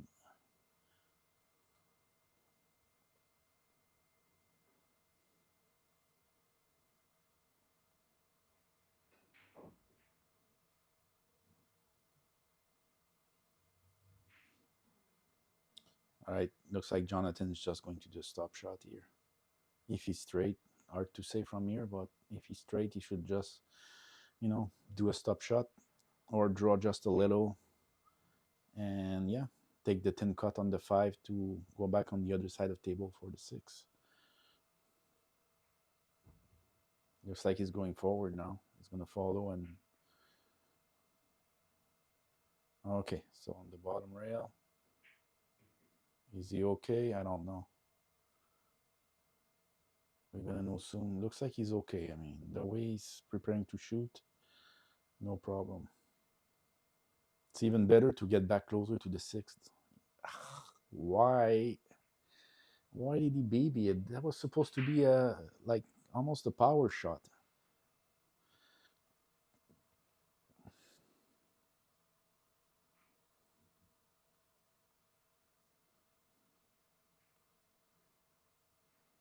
He has to go for it. I'm not sure if he can dodge the 10 ball, but I mean,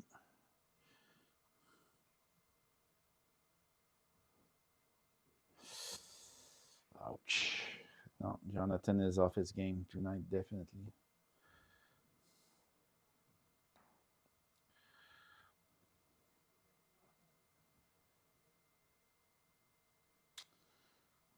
There's a couple of difficulties here for Edgardo.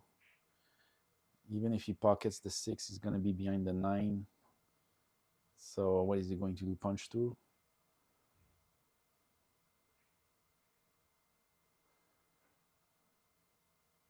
Okay.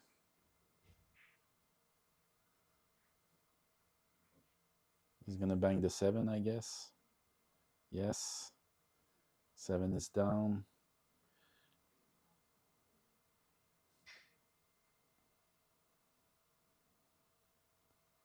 It's going to go on the other side of the table, I guess. Yes. 5, 6, 1. What a win by by Edgardo. He still needs 1, but definitely he's been playing very well. 6-1. Wow, what an easy win by...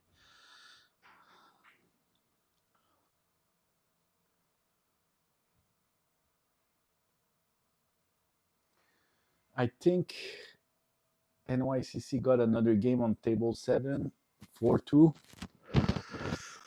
On table 4, it is...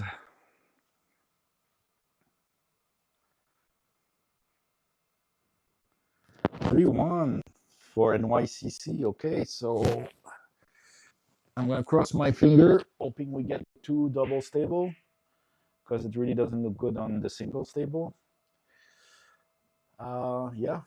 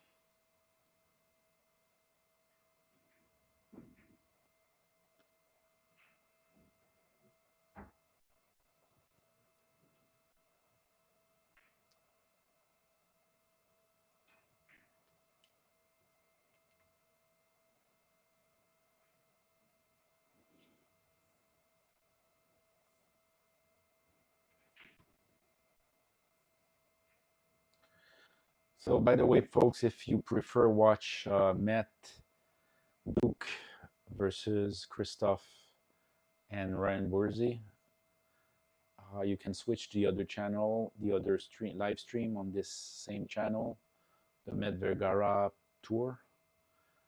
The match you're watching, I think, is gonna go. I mean, the fate of this match is pretty much sealed at this point, so maybe it's more exciting to watch this other match. There's no commentary though. I'm not saying that my commentary had much value, but you know.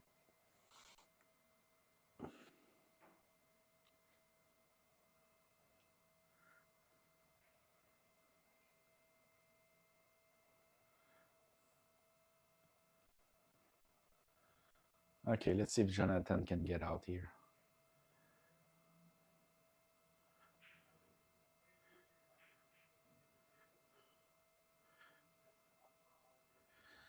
Next ball would be the 4 of the table. It looks like he has the right angle to get away with just drawing. And take the 4 in the left, top left pocket. Okay, landed in between. Now it's the real tough shot. There's a very small section of the table where he has a shot on the 5 ball, very small. He has to land there.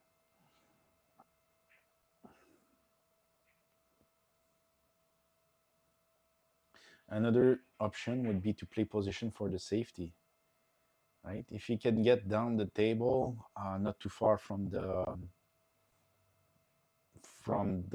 right long rail, he would have options to play a safe on the 5 ball. Instead, he decided to play safe on the 4 ball.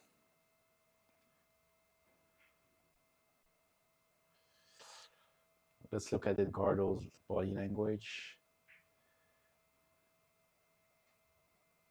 He can probably do it directly, or at least by going rail first. He called it. I'm not sure if he's going rail first or straight at it. Straight at it. Overcut, miss. Gets a little lucky with the position. But Jonathan should not complain. He can go 1 rail, pocket the 4, and, you know, reevaluate from the 5. I mean, what? I don't understand. I'm fairly certain that he can do 1 rail, the right on the right long rail, and pocket the 5.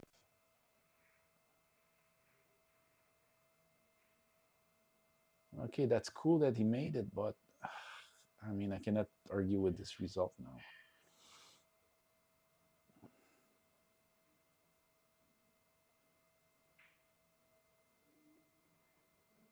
Maybe that's the reason he wanted to do the other rail. He gets the position on the 5 more often.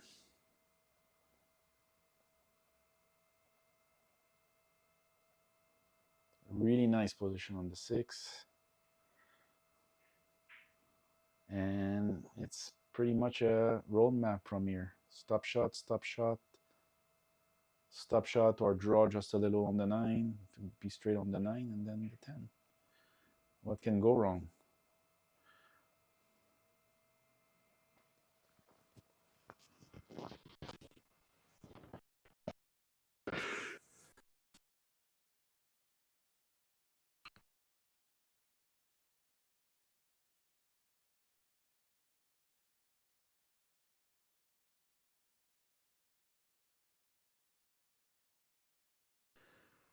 Actually, instead of taking the 9 in the corner, maybe it's better if he follows a little bit and take the 9 in the side so that he's not on the rail. No, he decided to go in the corner, but he's up the rail, so he should be fine.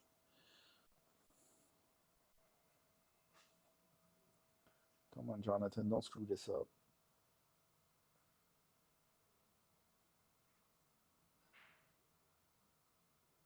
Okay. There's still hope here.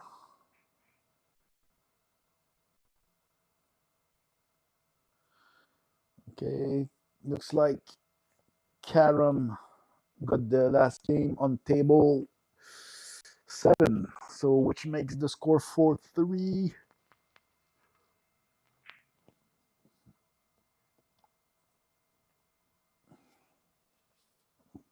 Let me check table 4.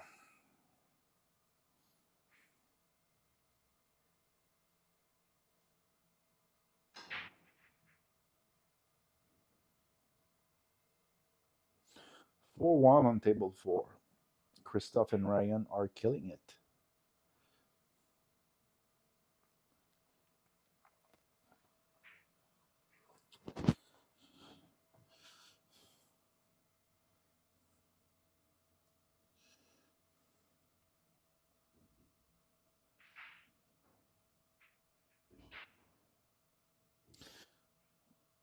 All right, guys. Right after this, we're gonna get not right after this, but it's scheduled for 7. We might start earlier, but we're gonna have the feature match of the night: Christoph Neumeyer versus Med Vergara. I said it earlier, but most of you were probably not there. I think that Met beat Christoph the last 3 times they played. 2 times on the challenge stream of MVP, and 1 time at a tournament.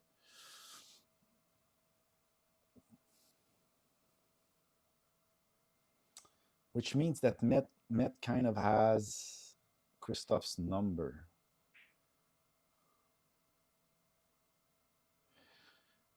On paper, Christoph is a little stronger than Met, but in the actual result, pretty certain Met beat Chris more time than the other way around. So it's going to be an interesting match. Can Christoph break the curse?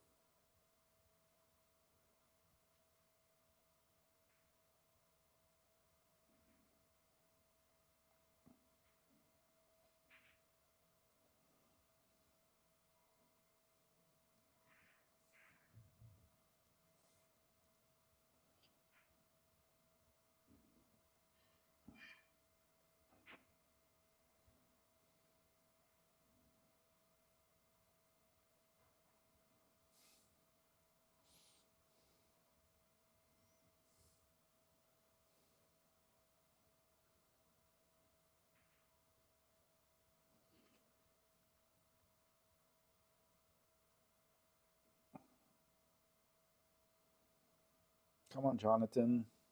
I believe in you. I didn't believe in you a little bit 15 minutes ago, but now I believe in you. Really nice. No, not nice. Edgardo is gonna take it this time. It goes back to what I said earlier. If you're playing safe, just call the ball that's most likely to go, right? Had Jonathan done that, he would have stayed on the table, and he would have put Edgardo in the situation he's now, right? So remember that, guys. When you play 10 ball, call shot, not call safe, and you're playing safe, just call something. It doesn't change anything, except it can only be when I mean it's I'm not I don't mean it doesn't change anything. It can only have a positive result to call something. Just choose what's most likely to go and call it. This was the perfect example. I'm sure, like I would have asked Jonathan, what's the most likely ball to go? He would have said, well, the one in the corner. Well, called it.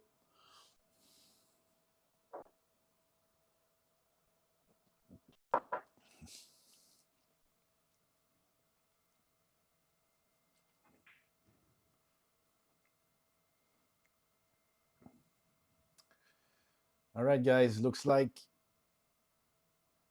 Carom won the last game on table 7. Darwin and Kyle versus Jackson and William. So, which would make the score 4-4. Let me update that. 4-4 on table 7.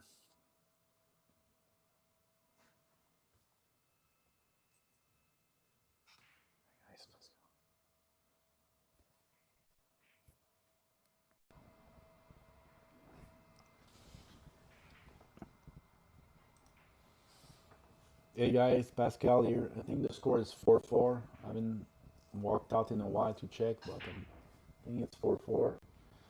On table 1, on table 9, I mean the single, Edgardo is mistreating Jonathan. He's up 6-2 on the hill and he's at the table with a doable run out. On table 4, Christoph and Ryan are dominating. Last time I checked, it was 4-1. So looks like NYCC is going to get 2 out of 3 again this round, which would put them on the hill. Yeah, that's where we are right now.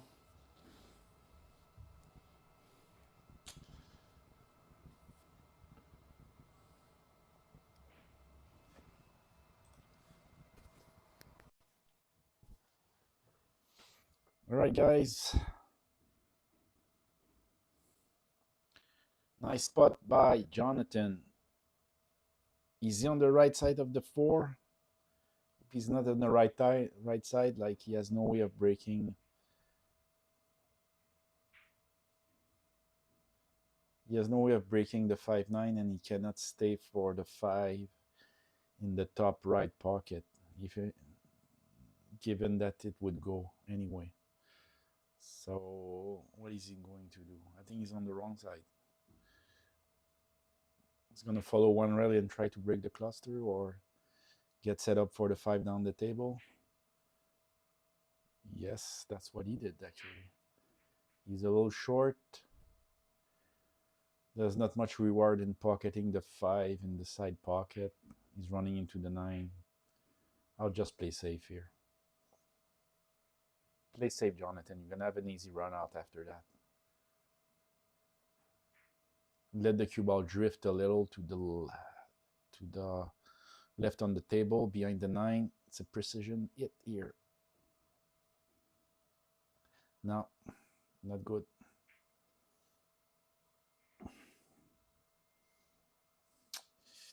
Right idea, poor execution.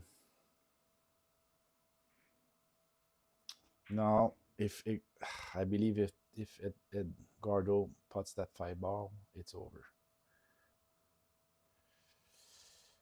Ooh, but he's lucky in his bad luck because he rolled the 6 into a bad spot. The Carom on the 6 is there though. So the key is to get a very good position for the Carom 6, the 6-10 Carom. Not the combo. Oh my God, he got positioned for the combo. I don't know about this. It's a difficult cut, even if it's a combo. I mean.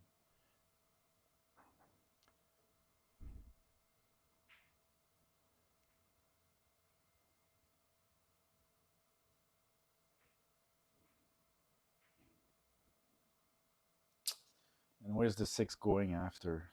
He has a shot on the 6 after this. We're playing no early 10, so he's not winning if he pockets the 10. He stays at the table, but he doesn't win the rack.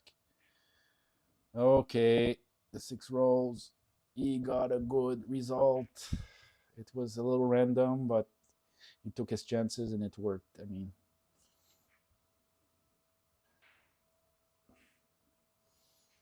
I feel the Carom was better because it was a control thing, right?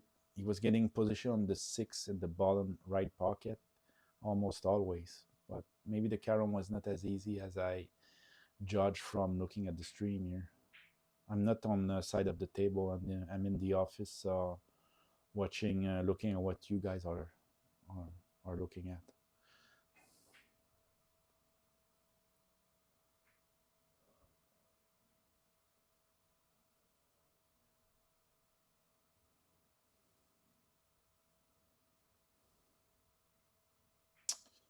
Jonathan has little to do here. Just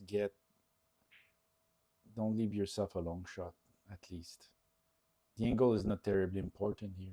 Get close to the 9, and you get the rack. Great job. Good. 6-3. When there's life, there's hope. There's certainly hope there.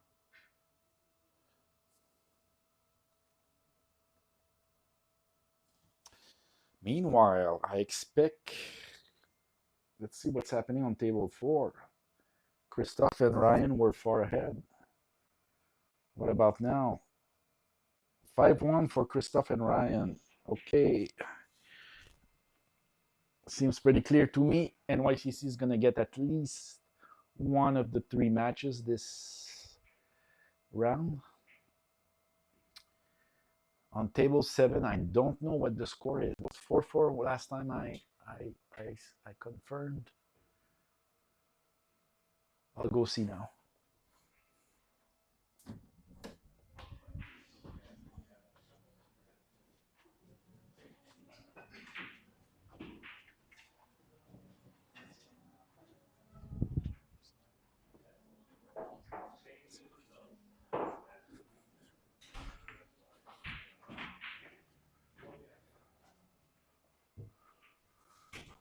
Wow, I was wrong. It's 5-3 for Carom here. Oh boy. We still have a match, folks.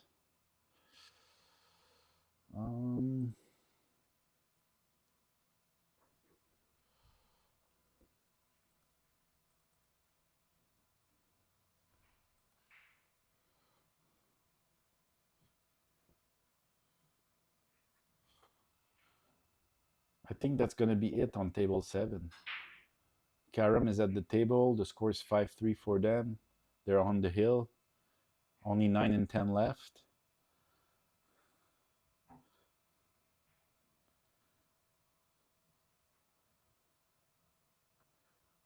Darwin did touches a 3 rail. He left. No, he's off the rail. Kyle has a straight shot to win this match. Kaboom. 6-3.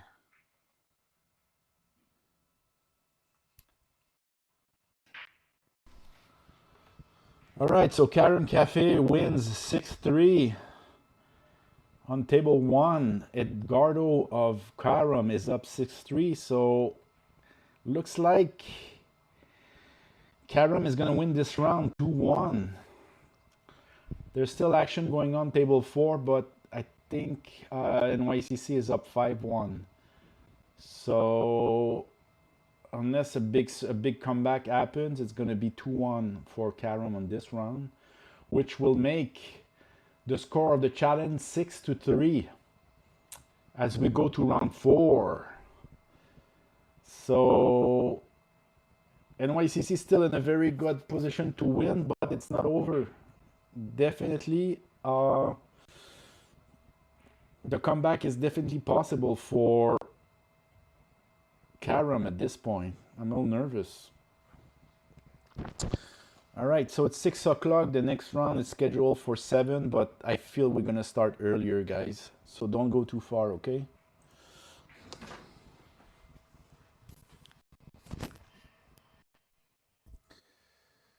Okay, it's over on table 7. Carom won 7-3. If Edgardo wins on the singles table, which is the most likely result, and NYCC wins on table 4, Christophe and Ryan, it would mean that Carom will win their first round 2-1. But let's see what happened. I mean, it's might be hopeless at this point. On table 4, they need 5 in a row. I mean, let's see. And Jonathan needs 4 in a row now.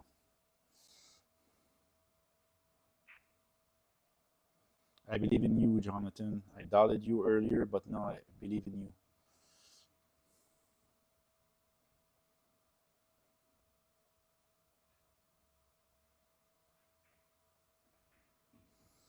The one goes in the top right corner. And yeah, definitely runnable. Don't just stay in shape though, Edgardo. Stay in good shape.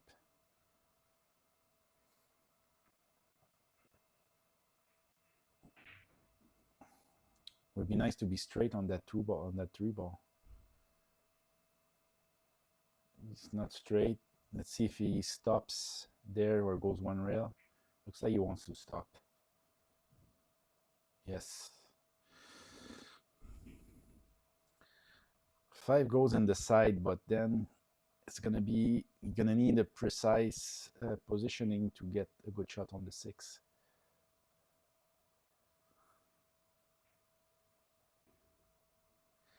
I don't think he can make it. Can he? He could stay close to the right rail and try to do the 6. That's what he's doing, yeah? He wants to go on the rail, further down on the rail. No. Yeah, that was a poor effort by Edgardo here. Could have tried to stay on the rail or come back midway and take the 6 in the corner, but he's...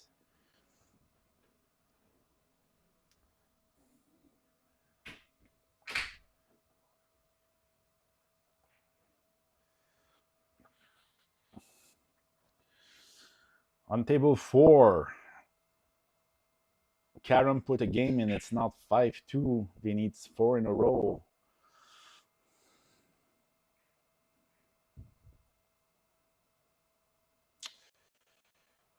Okay, Jonathan probably wanted the cue ball to stay behind the 9. He does have a decent distance safe, however. Until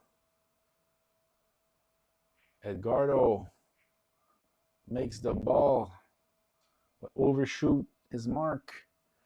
And we're back to, no, he can take the 9 in the side. I mean,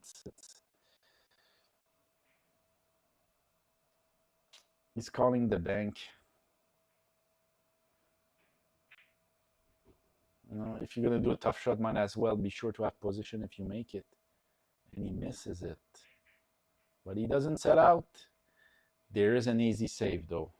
All right, Jonathan, get the save. You win the game 90% of the time, I feel.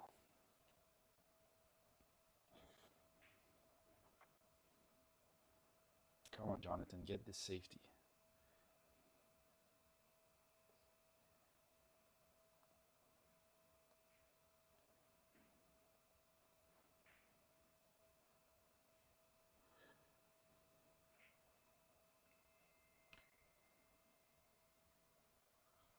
Come on, roll the cue ball forward. Send the 9 between the 10 and the rail and roll the cue ball forward back to marry the 10. Looks good so far. It's okay. I would have liked to see the cue ball marry the 10, but yeah.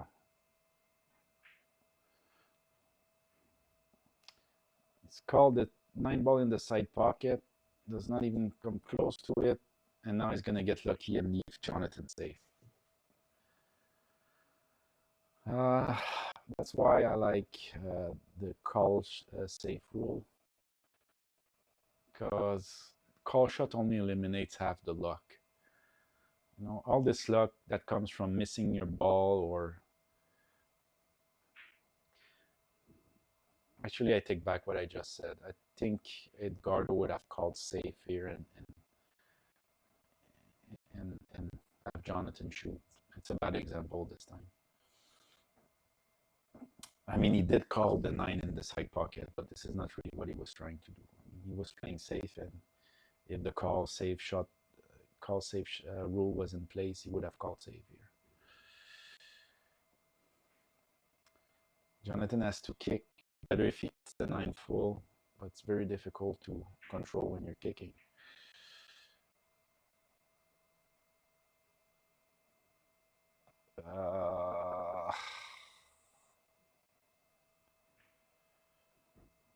So yeah, looks like that's it. 7-3.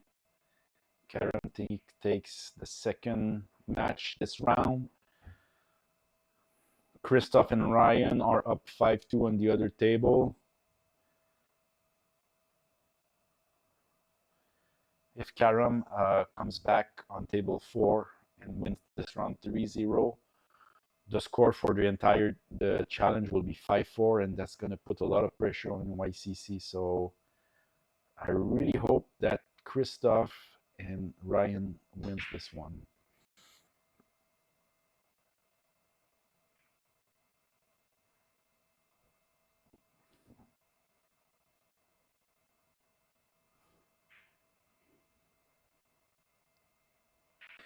All right, guys, you can switch to the other live stream on this channel now. It's the same channel, MVP Tour, whatever, but it's a different live stream. You should see it. All right, talk to you later, guys.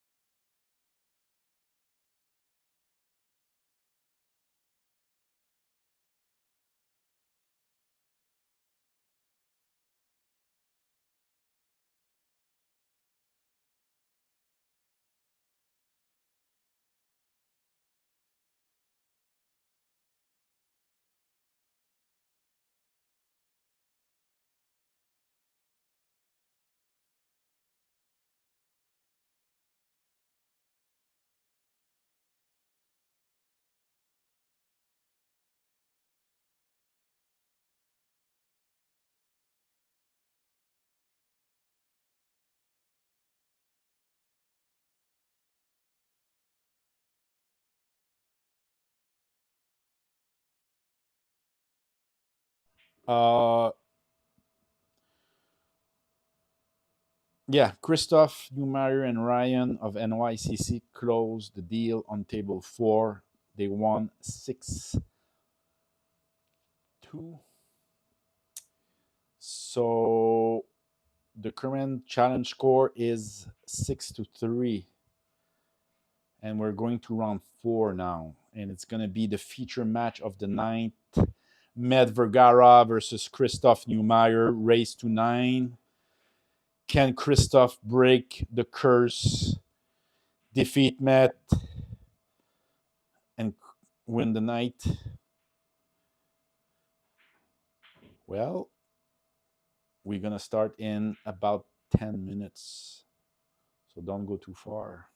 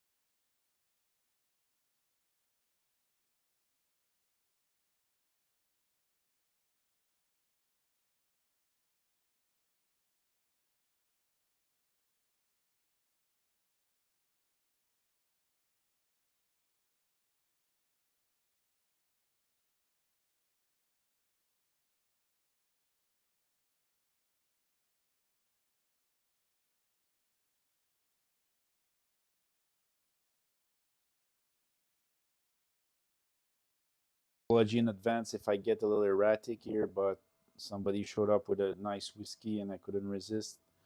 I rarely drink, but this is one of those times where yeah.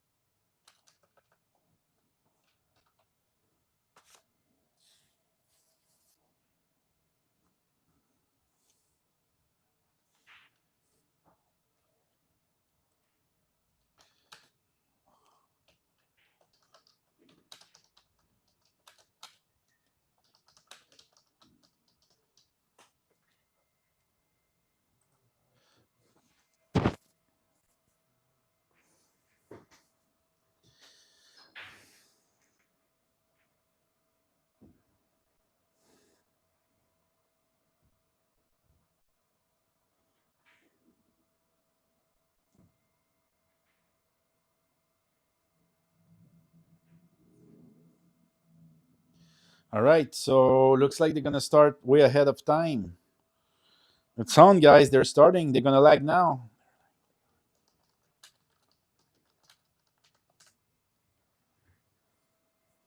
Okay, the lag is important. It's not as important as a 9 ball, but still, you want to win the lag.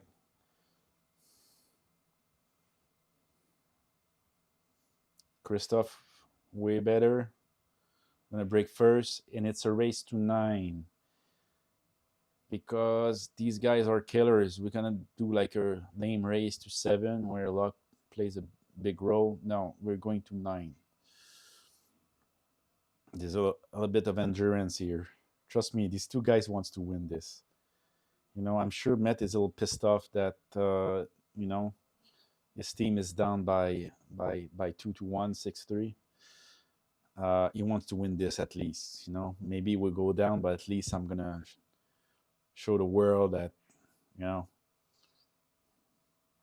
the sexy old man can still beat the Wonderkid. Wonderkid. I'm not pronouncing this right. Wunderkid. Kide. Kide. Child prodigy in German. Christoph has a very good 10-ball break. I played him in the final of the 10-ball elite league here, and yeah, almost every rack he got a ball in and a shot on the one. So his 10-ball break is very yeah,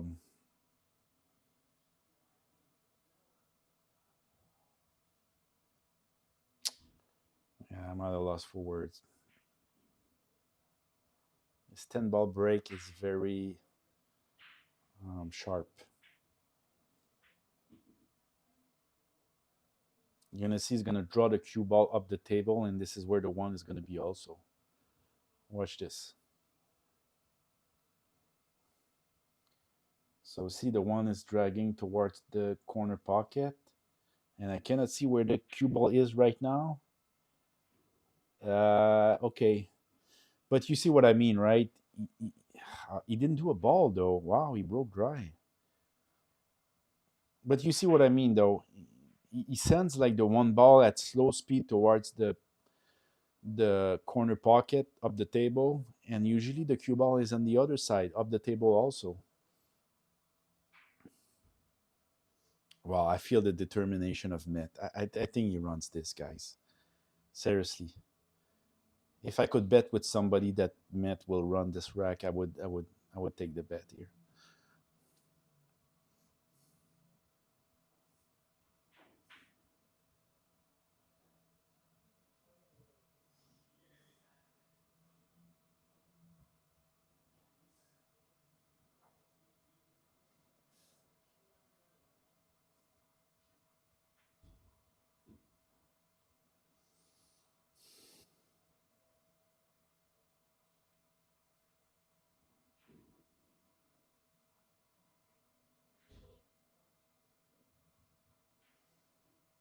What the hell?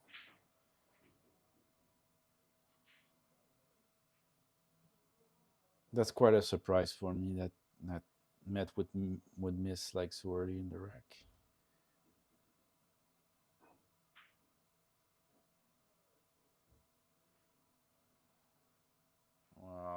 I see Met vaping. It's not allowed in the club, Met. I guess this is a special occasion, but yeah, whatever.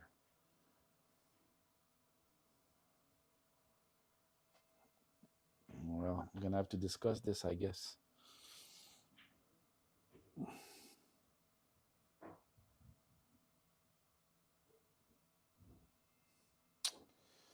And of course, Christoph will come to the table and commit a blunder of his own.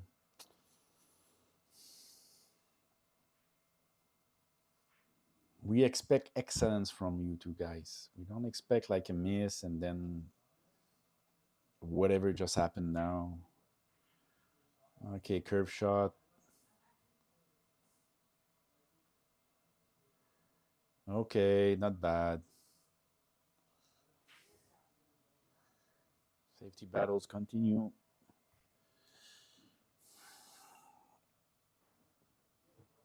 Mid just called the 3 ball in the side pocket.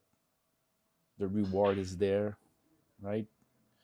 The 4 is right there in front of the other side pocket. So, yeah, you go for it. If the reward is there, you go for it.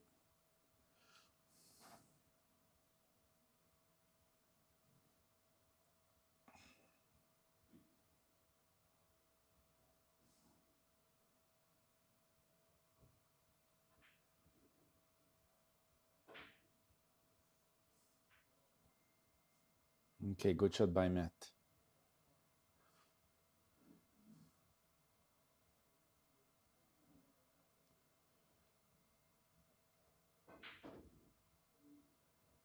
All right, now it's a nice little angle. 5, 6, 7. He's out.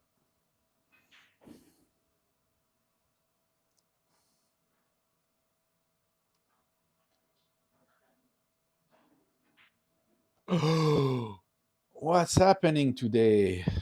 My God, I'm lost for words here. This is really not expected. I've seen Matt like run racks after rack against Christoph. You know, both in the challenge and the money challenge they played together, and in the tournaments. I remember one night at an open tournament. I think it was the semi-final. Christoph was up 5-1, and Christoph and Matt completely shut him down like for 6 racks and 175. That is about a year ago. And now he's there and he's missing 2 easy shots in a row. I'm speechless.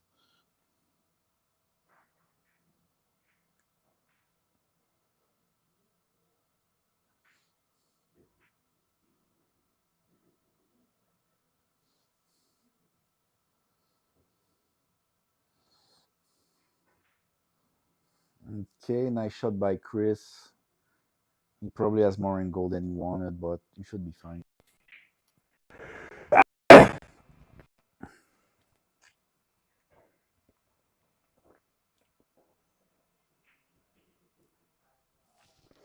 I think he's worried and that he has so much angle that he could end up behind the 9 and 10 if he just pockets the ball, but I don't think it's there's this thing though, when you play slow sometimes he gets a skid, he feels he has to play skid speed to stay 48, so maybe he's gonna go around. No, okay, he got it. Wasn't that difficult after all. It's hard to judge the angle from the stream. I'm not next to the table, by the way. I'm in the office watching exactly what you guys are watching. Christoph should be out here. Looks like he's going 3 rails. Yeah, 1, 2, 3. What? Does the line goes in this pocket? I thought he wanted to send the.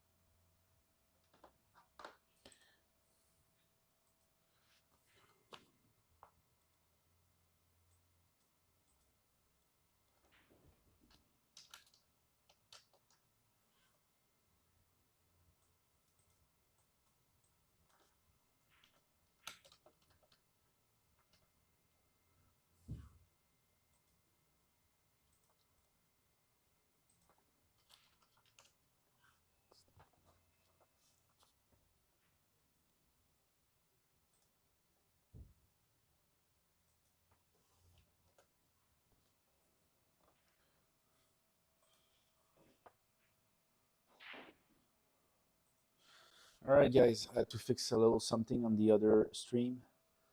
Uh, Meanwhile, Christoph got the first rack. I missed what happened. I mean, I'm not. I guess I'll not.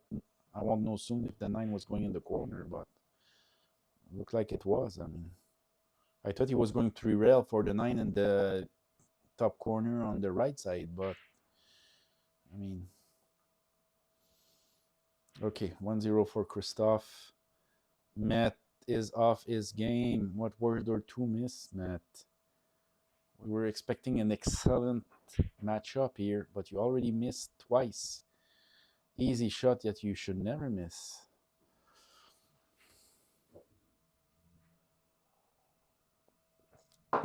Okay.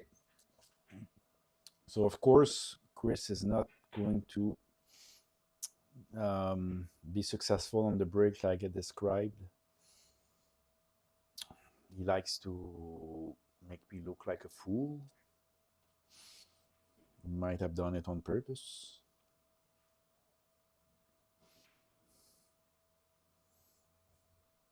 Okay. Here, Christophe really shouldn't try to pocket the 1.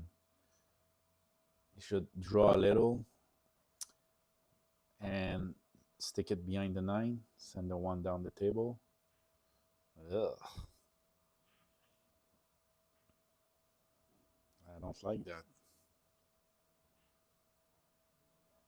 The other safety I described was much easier, but of course, like, if Christophe would hear me right now, he would blast me. Oh, you don't know what you're talking about. We got the safety though, so whatever. Result is there.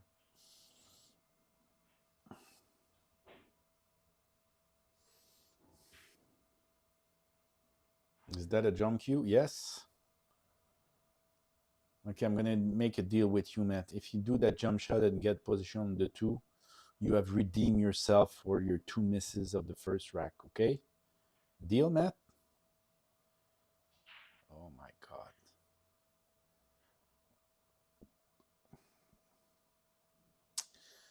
All right. I don't think Christophe can be out here. There are just too many problems. I mean, 4 doesn't go on the side. It's blocked on right side. What is he going to do here? We need to land absolutely perfect on the 2 ball to be able to stay for the 4 in the bottom left corner. I don't think it's happening.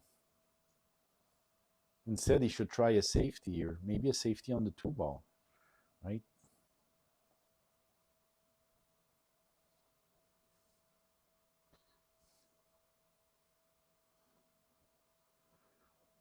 Instead, he's going to go around, down the table. What is he planning here? Yeah, I probably wanted to be straighter on the 2 ball and play a safe, but now it's... You can still stick it behind the 7. I think it's possible.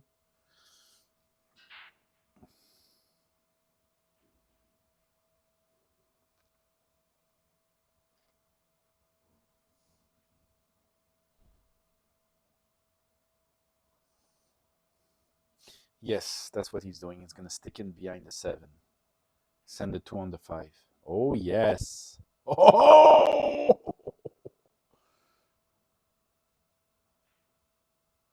Again, did Christophe call something?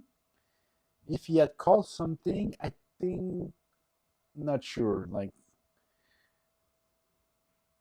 it goes back to what I said before. Maybe the 5 in the other pocket, that's what he would have called, but maybe he would have called the 2 in the pocket and win, and then he would have a run out now. Always call something, guys.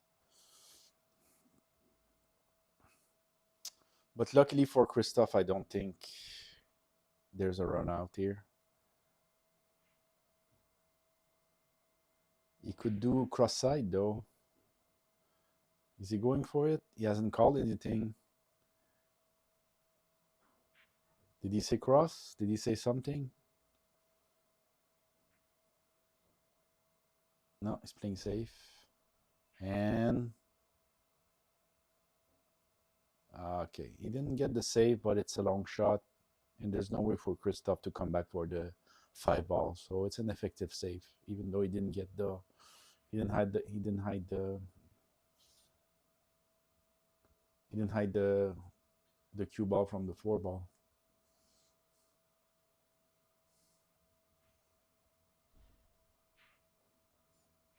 Christoph can pocket the 4, but there's no reward. You should just, I mean, play safe. There's just do a distance save. It's okay. I mean, oh my god. Sorry guys, I thought Christoph was straight on the 4. He just made me look like a complete idiot again. He likes it.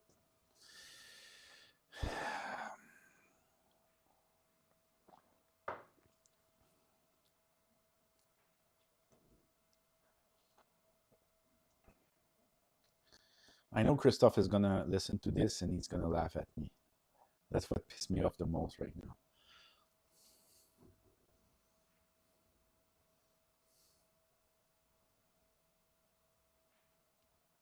All right, Christoph, good job. You're gonna be out. Or will you? Straight on the 7. Can he go forward with an inside spin? I think so. He has a little bit of angle here. Where he can play just pure follow and you know, a really great stroke. He can come back from the 8 on the right pocket. If he wants to go in the bottom corner, though, he has to do some inside spin, I believe. That's what he did.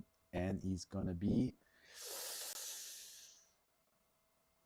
successful, I think. Easy? Yes. And Med jumped out of his seat. And he wants to make sure doesn't double hit this, Christoph. I don't think he's any danger of double hitting. He's at an angle. It's fine. Yes. So I think like Matt jumping out of his seat and getting in position to watch the shot like add some effect on Christoph.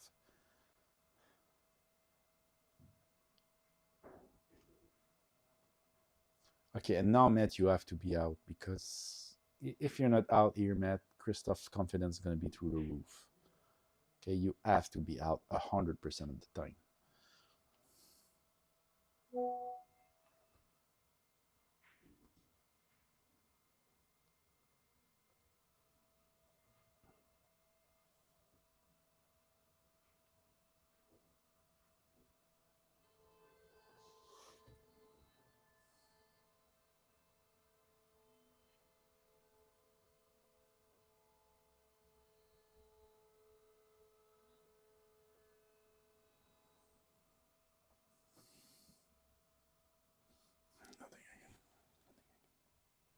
All right, Med is out. 1-1. They forgot to update the stream score.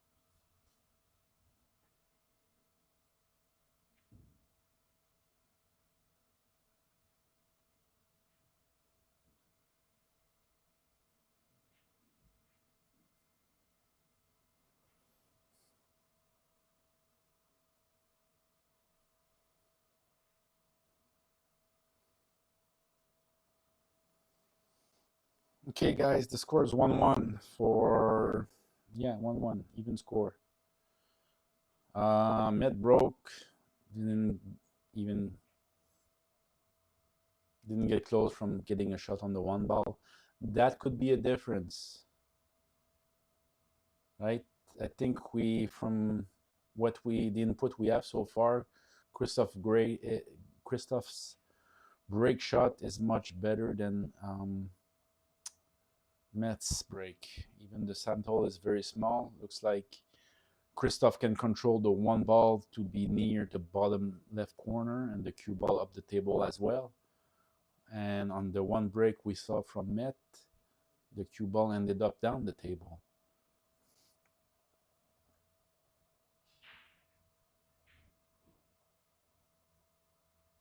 All right, not sure what happened there. Christoph should have been able to touch that one ball easily.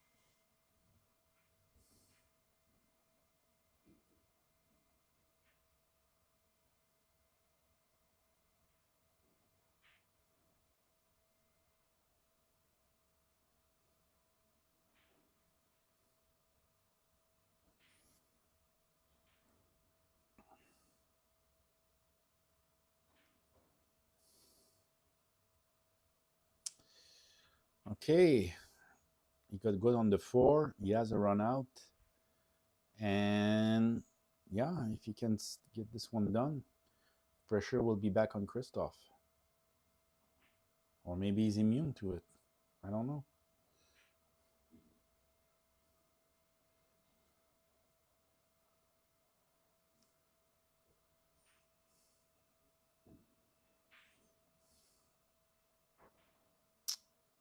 Getting from the 8 to the 9 ball is going to be the key shot here.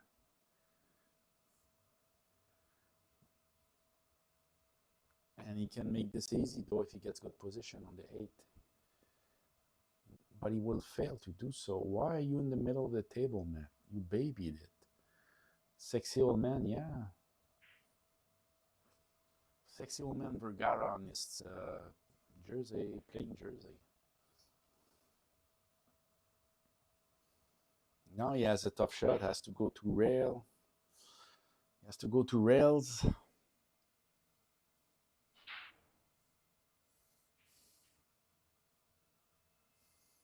Or maybe he's changing his mind. Maybe he wants to do a one rail power draw with a left spin, with a right spin.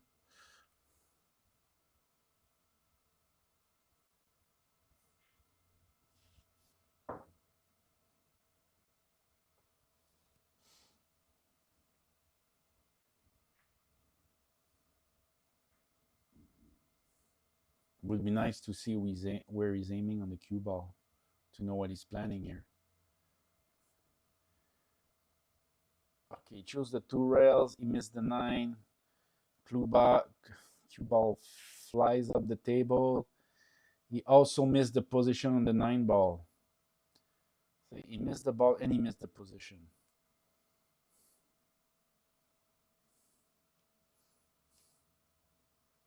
What just happened is going to be such a confidence booster for Christoph.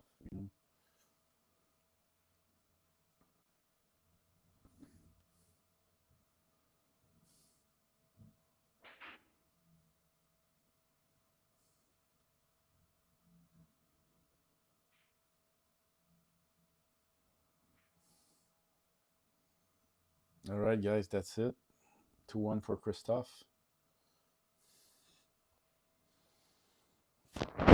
It's funny, I don't really care anymore what's happening in the other 2 tables because I believe if Christoph wins this, it's over.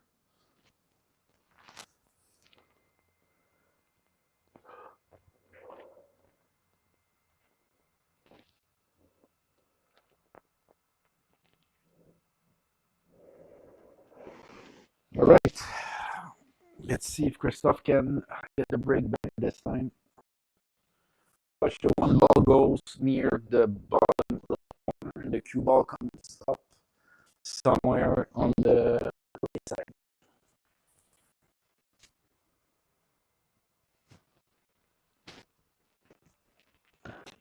The only flow on the break when he does that, but that's the problem with 10 ball. You cannot like make a ball all the time like you can in 9 ball with the one on the spot, I mean.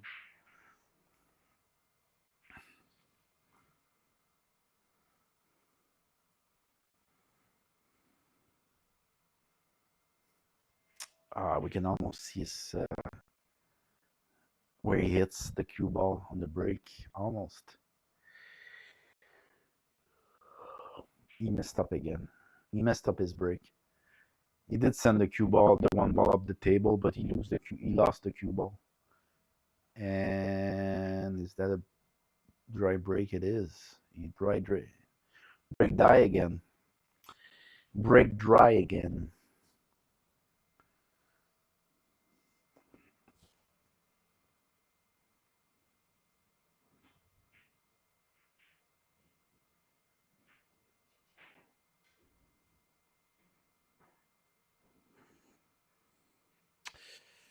All right, so Matt has chosen to get the cue ball between the 5 and the 9. It's unclear if he has it. Looks like it.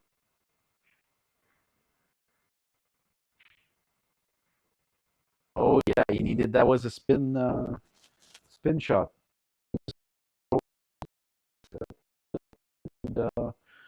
Into the pocket.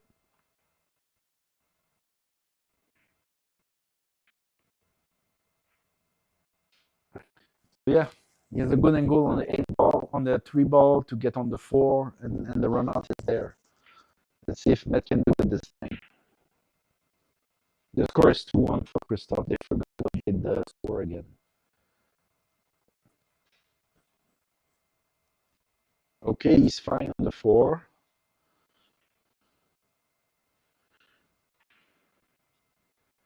Now he has to zigzag back to a position on the 5 ball. Don't overdo it. Don't underdo it. Think about the speed. One rail. Okay, he's okay. Even though the 8 is kind of a problem here. What is he doing? Is he going around the 8 or before the 8? What's the plan here?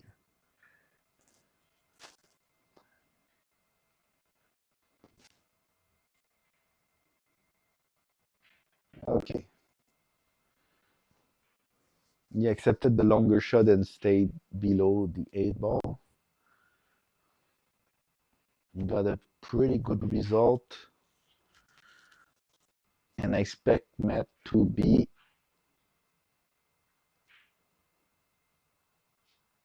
out. Yep.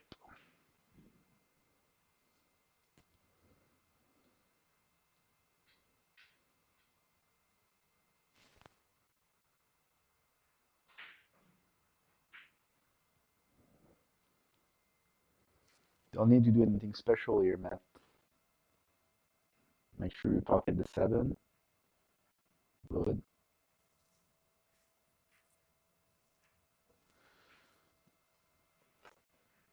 All right, we're looking at 2-2. We have a match, guys.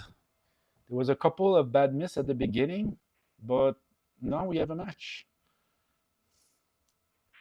The sexy old man is gonna be out. Sexy, sexy. Sexy, sexy. Sexy, sexy.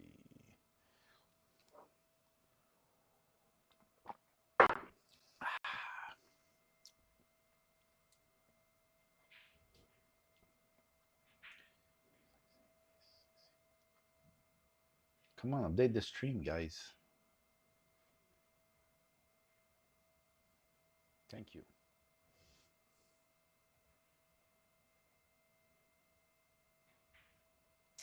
So I've been informed there's a little delay on the commentary versus what's happening on the stream.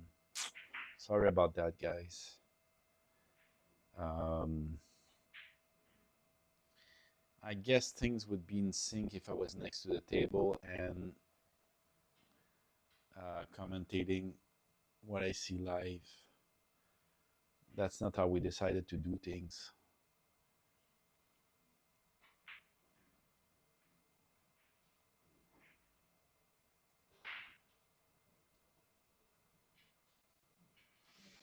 I could go there, of course, just grab the laptop and go sit, but they would be able to hear what I say, so I don't want to do that.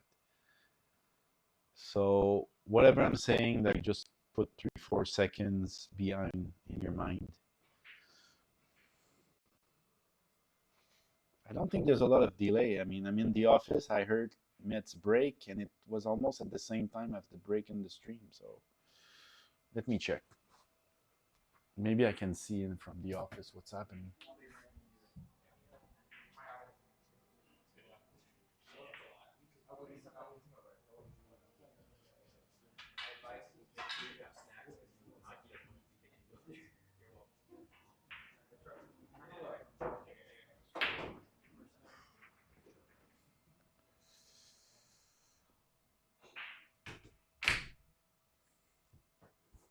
Okay, the delay is greater than I thought. It's like 6-7 seconds. I'm sorry about that, guys.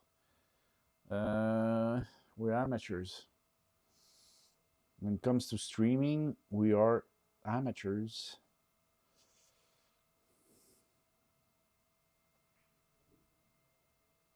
Yeah, the delay is not small. I thought it was 2-3 seconds, but looks more like 8-9, even 10 seconds. I'm sorry about that, guys.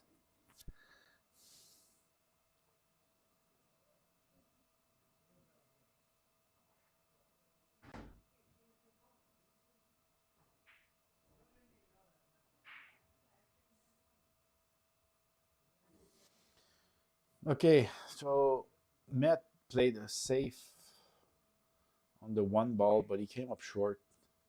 And now Christoph is going to have a good save. He has to follow a little, send the one around the table. Like this. But he made the one on the side pocket, and now he's completely safety himself. That probably happened 10 seconds ago for you guys. Sorry about that again.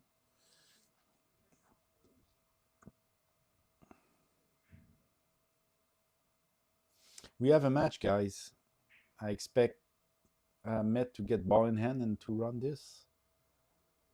It was a pretty big mistake by Chris. Again, he should have called the one in the side pocket. In this case, it wouldn't change anything, but always call something.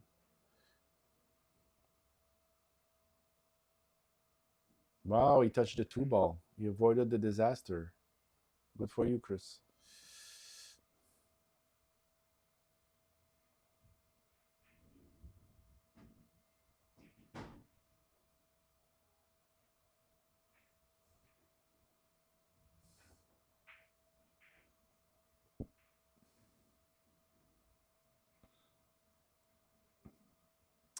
Okay, very important safety battle here. That's good for Matt. He is fine. Christoph has to kick.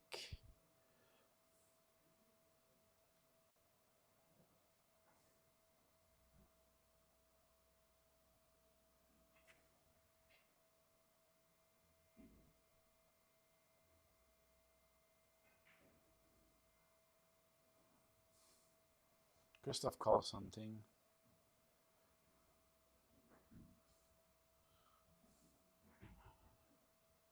He got the safety. Good for him.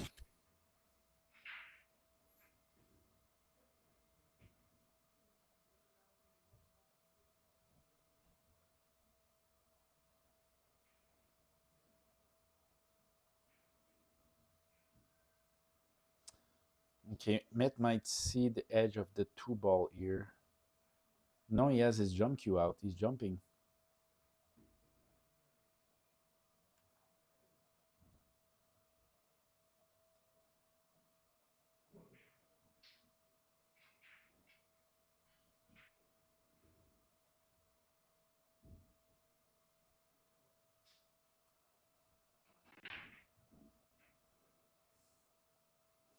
All right, change his mind again. He's gonna do a normal shot. Maybe he sees the edge of the 2 ball. That's why he changed his mind.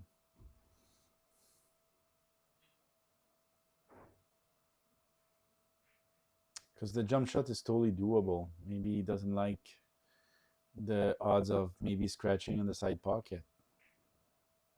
But the jump shot is the obvious shot here. Change his mind.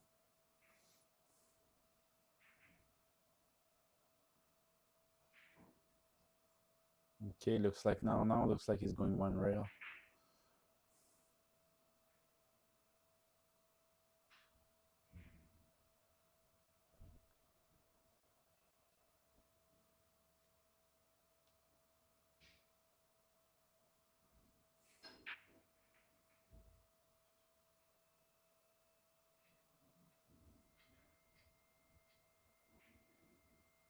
Still thinking.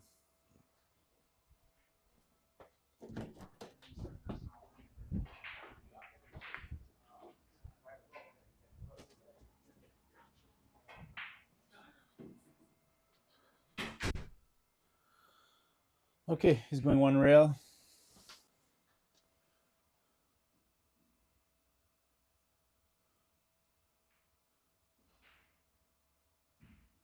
Not a sellout, but Christoph has many safety options here. Most likely when Met comes back to the table, he doesn't see the 2 ball.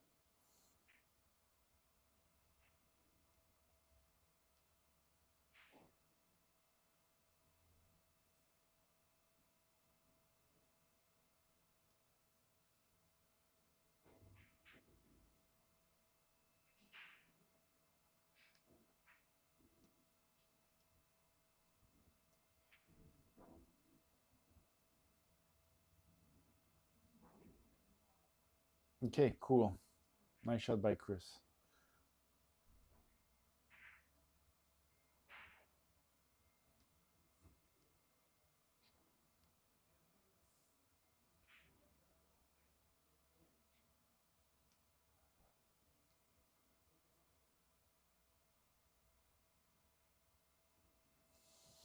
Okay, guys, I said I didn't care about what's happening on the table, but I'm going to take a look. I cannot resist.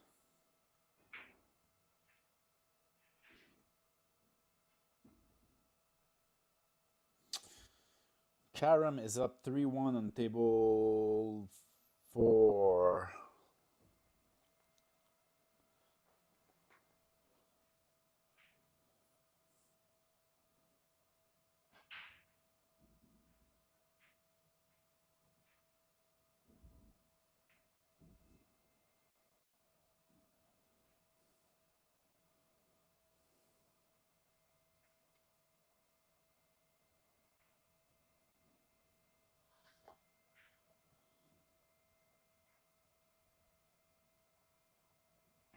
Okay, it's not too bad for Matt. I mean, he avoided selling out. But Chris is definitely in the driver's seat. Again, he has an easy safety. So, yeah, Christoph still have the upper hand here.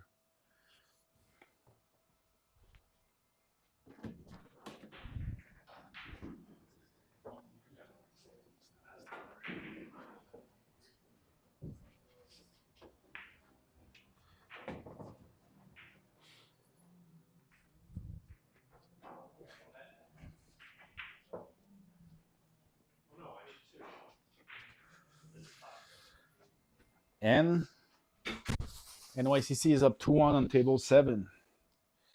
What's happening here? Christoph tried to do the 2 in the corner and missed.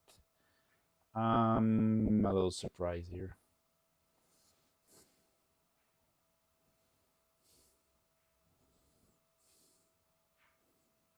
Okay, shot on the 3. Yeah.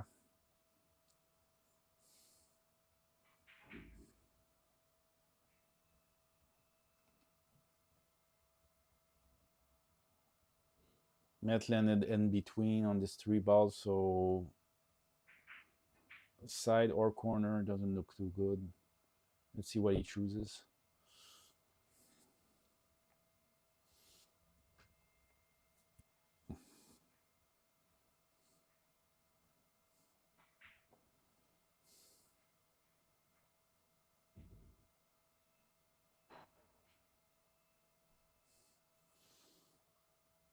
Nice shot by Met.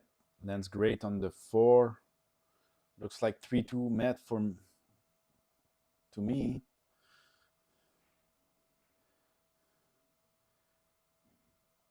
Okay, let's see if he goes back and forth here, or he tries to do a speed kill on the cue ball.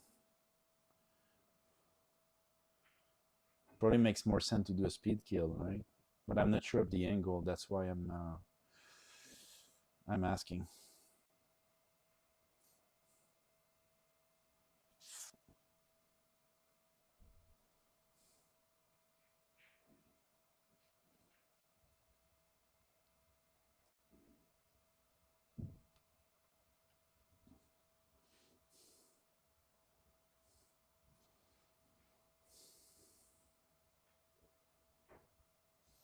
Nice spot, back and forth, shot on the 8.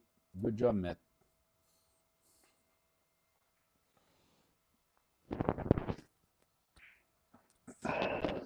I like going forward and taking the 9 in the side pocket, but that's not what Matt is doing. He's drawing, right?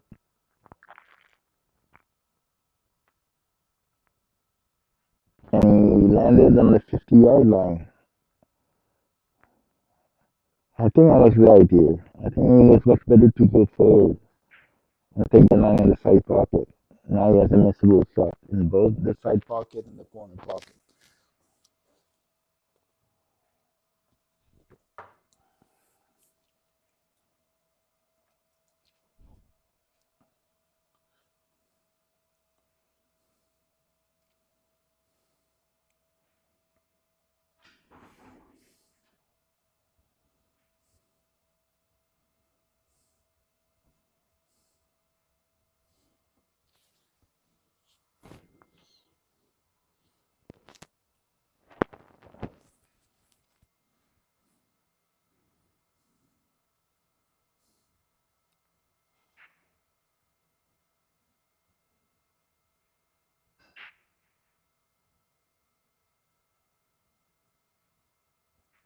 Oh my God, so bad. Oh,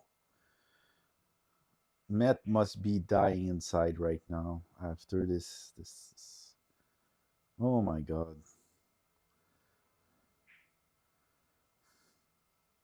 I think I felt the soul, Matt's soul, leave his body a second after the contact on the 9 ball. Ay, ay, ay. Kaboom, 3-2 for Christoph. What's happening on the other tables?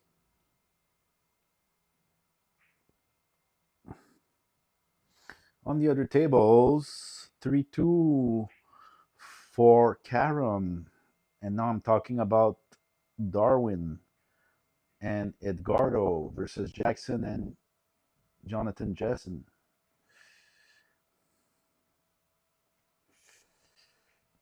I think I think that Jonathan is off his game today.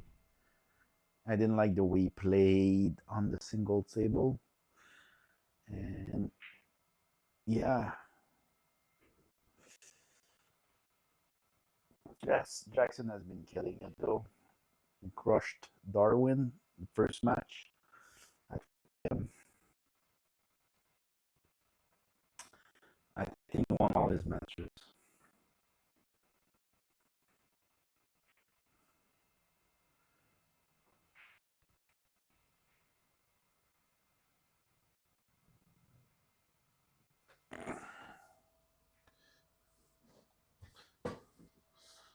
Okay, let's look at Christoph's break. He kind of missed it again. But he got lucky, like the 3 ball pushed the 1 in front of the pocket, so good. Nothing trivial, but Christoph has a run out here. I'm gonna go see what's the status on table 7.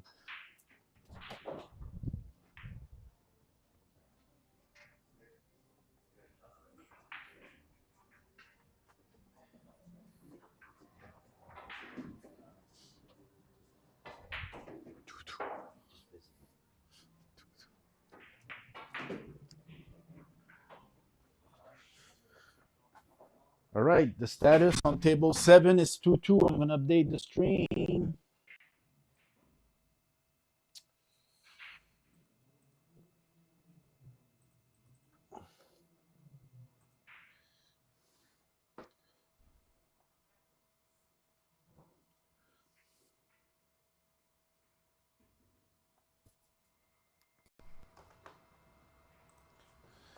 Hello, people on the stream of NYCC. I know I've been neglecting you, but I updated the score now. It's 2-2. Christoph is up 3-2 on the singles table. And on table 4, looks like, let me check. It's 3-3 now. Darwin and Edgardo versus Jackson and Jonathan Jessen. It's 3-3. And Jonathan is breaking. So we're in good shape now. Are we though? Yeah, it's even on both doubles table. It's even 3-3 and 2-2. And Christoph is up by 1 on the singles table. So we're in good shape, guys.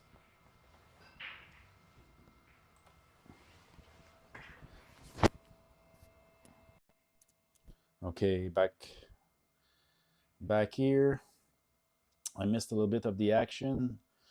Christoph is still at the table, so his run out went well so far. Does he have a good shot on the 4? Yes.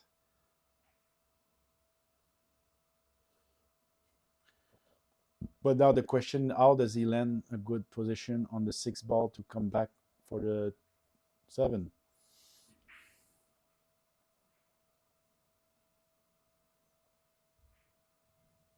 Okay, he has to go 1 rail down, I guess. 6 on the side, 1 rail down. Back and forth for a position on the 7. Not too difficult. Do it, Christoph.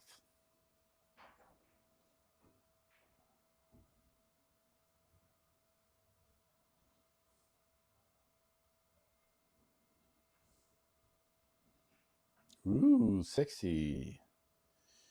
Sexy, sexy.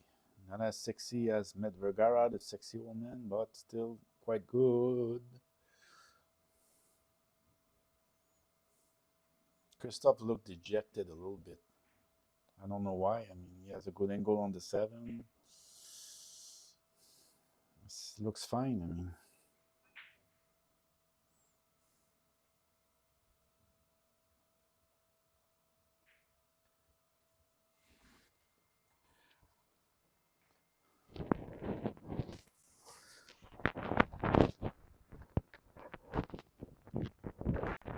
okay, Christoph chose a 1 rail position on the 9. I mean, a shot on the 8 ball that's going to give him 1 rail position on the 9.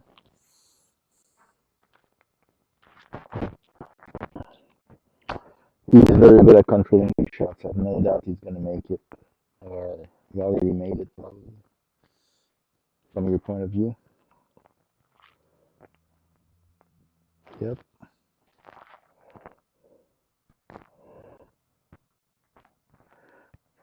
He's going to be up 4-2.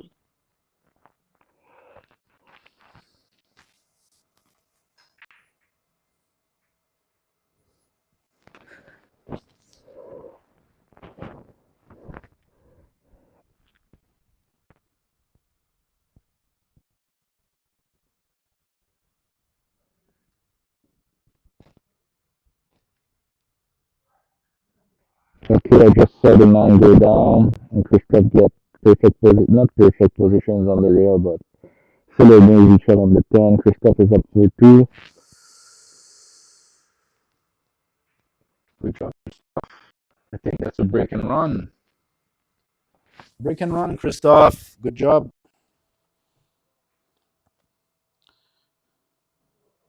Much difficult to do a break and run in 10 ball compared to 9 ball. 4-2. And I'm looking also at table 7.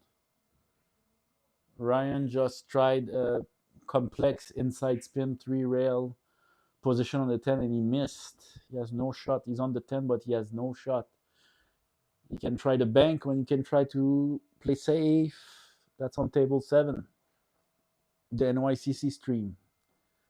Duklam and Kyle Long versus Ryan Borsey and William Dobbs. They're discussing.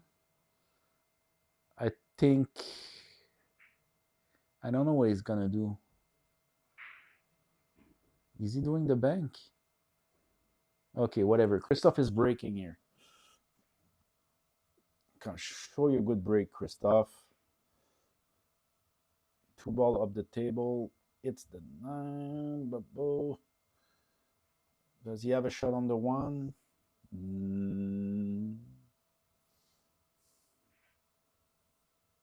Drum cue.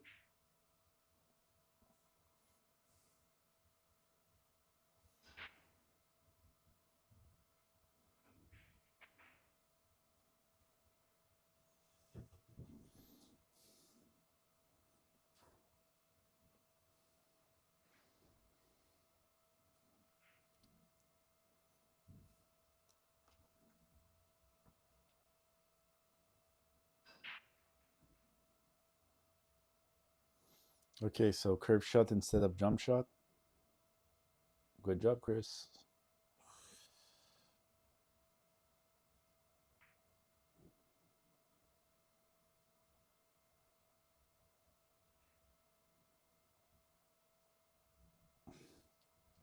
What about 2 break and run in a row? Would be such a soul crusher for Matt. I think that's, yeah, I mean, let's see what happens. He has to get position on the 5 somehow.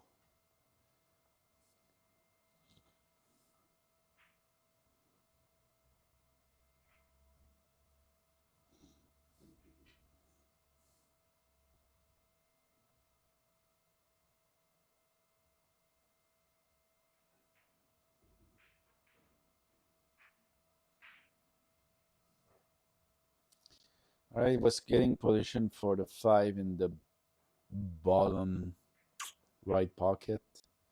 He didn't quite get there, but it's still on. It's a little cut. I expect him to do it.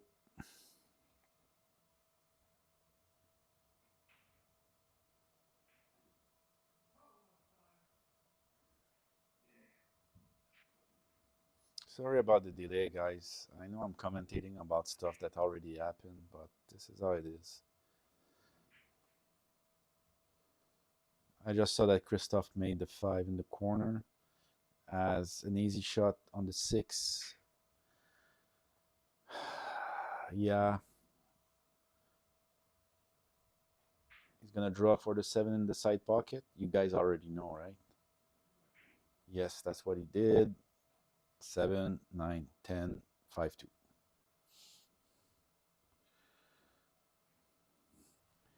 All right. Maybe it's premature, but I don't see Chris not being out here, so I'm going to look what's happening on the other tables. It's 4-3 for Carom on table 4. Darwin Vergara, Eduardo Argulé versus Jackson, Roger, and Jonathan Jessen. Christophe is going to be out, no question. I just saw him pocketing the 9 and getting decent position on the 10. 5-2.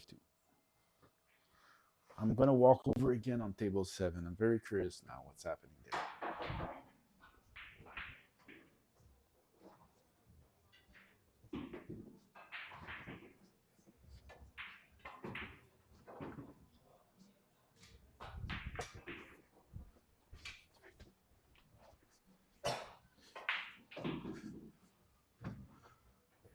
Okay, 3-2 for NYCC on table 7.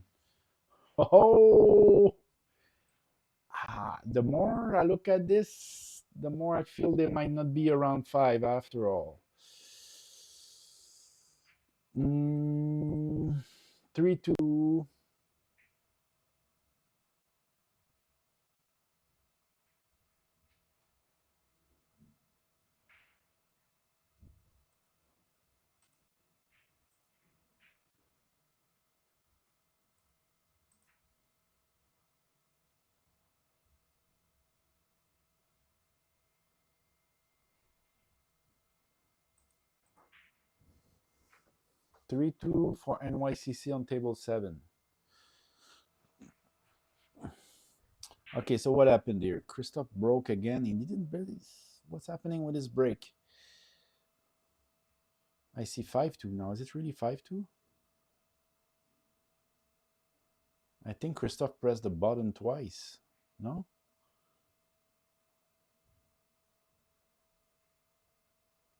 Did I miss something, or is it really 5-2?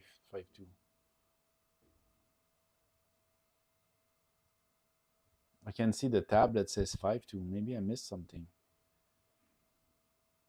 I thought it was 4-2 for Christoph, not 5. Wait. Yeah, whatever. Both the tablet and the stream score says 5-2, so it's 5-2.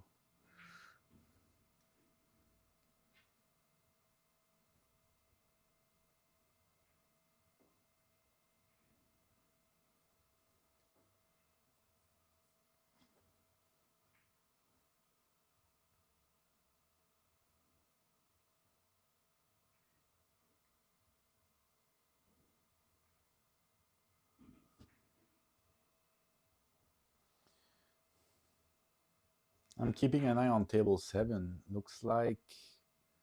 Nah, I shouldn't say that. NYCC is at the table on table 7. Ryan Bursey and William Dobbs, they have a 4-ball. They are at the table, 4-ball left, but the 8-ball is really difficult. I don't think it's likely they're going to be out on this turn, but...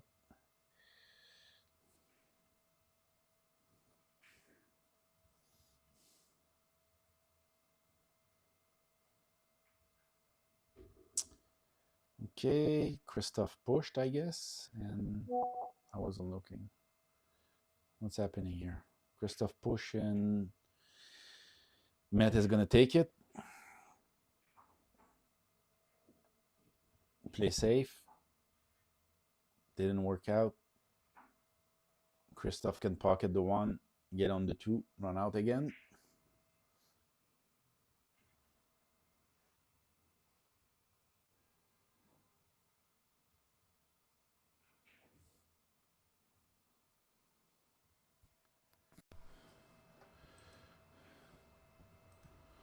All right, people watching the NYCC stream, Christoph is up 5-2 on the singles table. Yeah, I think there's a decent chance we won't need a round 5 after all. I mean,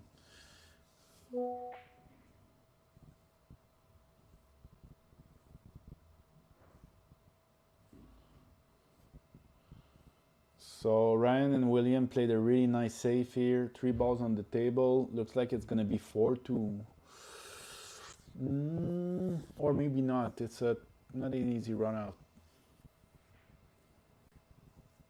But not terribly difficult at the same time. Yeah. If Duke cannot hit the 5 ball, the 8 ball, I think it's I think these guys are gonna be out. So Christoph is up 5-2 on table 9, the singles table. We're up on this stream here on table 7. We're up 3-2, maybe 4-2 soon. And on table, on table 4, things are not going well. Carom is on the hill. The score is 5-3. But as long as we win 2 matches this round, it's over. All right, so easy 3-ball run, guys. I'm sweating this. Again, if we want 2 of the 3 this round, it's over. NYCC has ball in hand. Ryan is the best of the 2 players here. Is the A+ player. William is the C player. So if Ryan gets a good position on the 9 ball, it should be over. Yes. William has very little to do here. Pocket the 9, get any kind of, just play at the bottom of the ball, of the cue ball. It's easy. Very good. Ryan is never missing that in a million here. 4-2 for NYCC. It's a race to 6, so it's not on the hill, but on the pre-hill.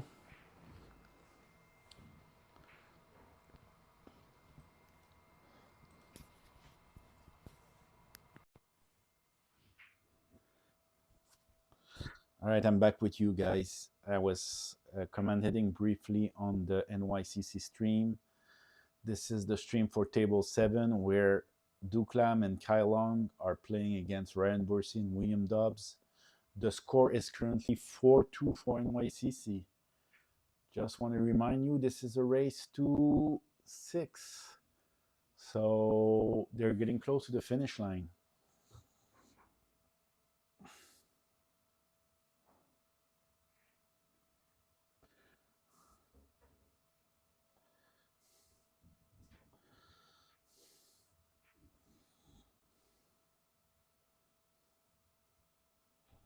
So again, guys, we're in round 5. The current score is 6-3. I mean, the score for the challenge, the match score, right? The greater score is 6-3. So it means NYCC needs only 2, and they're up in 2 of the 3 streams, on 2 of the 3 tables right now. On the 3rd table, okay, Carom is on the hills, so it looks like they're going to win. But on the other 2 tables, Met just missed. Christophe has a run out. It looks good for NYCC. Very good. Maybe things are already over on the table 4. Let me check.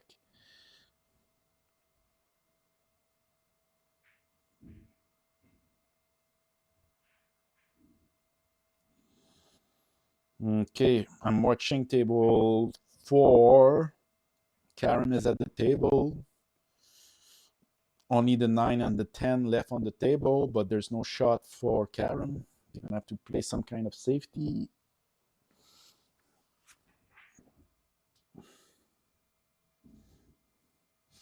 Meanwhile, here, Christophe has a very, not an easy run out, but no major problem at the same time. Let's see what he does.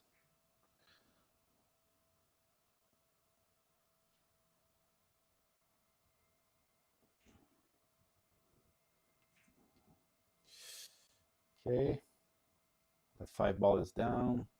On the 6, 2 rails for the 7. Try not to run into the 9 ball.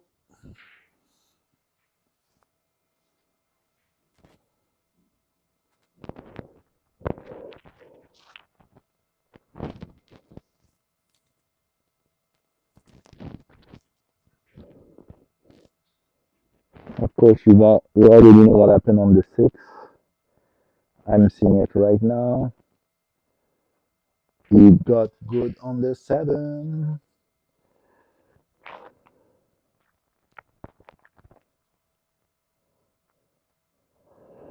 Okay, 6-2 for Christophe if he doesn't mess up here. And it's not in his habit to mess up something that easy.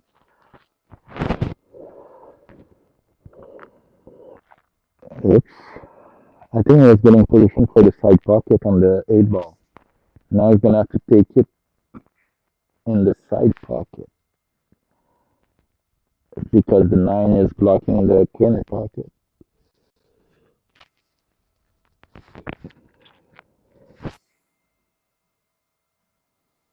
Okay, updates from table 4. It's night 5-3.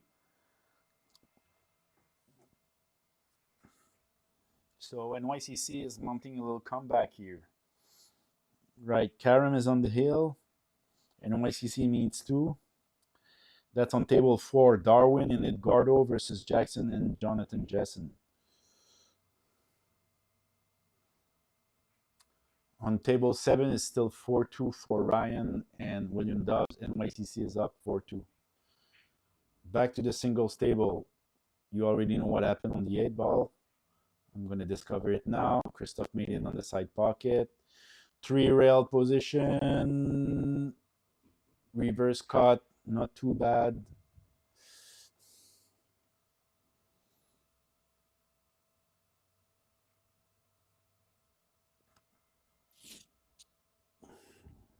So I'm watching Christoph get in position for the 9 ball. You probably already know what happened on the 9 ball. I'm going to discover what happened in the 9 ball in 5, 4, 3, 2, 1.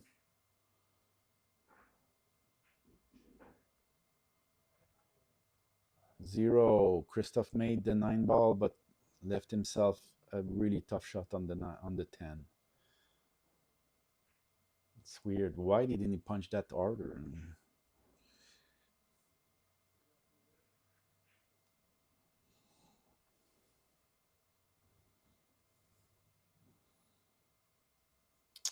Yeah, he's past the middle of the table on the 10. What's the percentage here? I would say it's 58. No, more than that. 66.9% of the time he makes that 10 ball. But you guys already know if he made it. And he missed it. All right. All right, we still have a match. 5-3 for Christoph.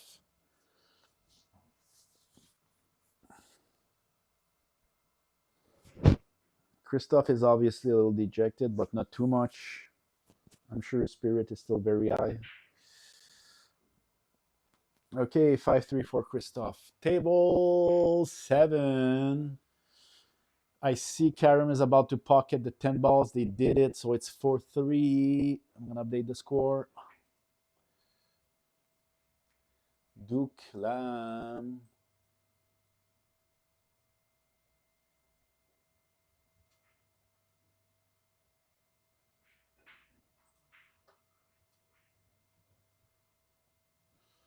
Let me update the score. No ball +1. Okay, 4-3 on table 7. NYCC is still up.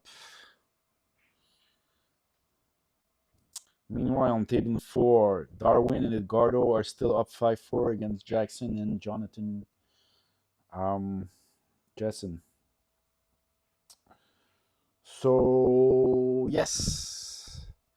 Singles table, Christoph is up by 2. Table 7, NYCC is up by 1. And on table 4, Carom is up by 1. Just as a reminder, if Carom doesn't win 2 out of 3 in this round, they're out. NYCC wins the challenge.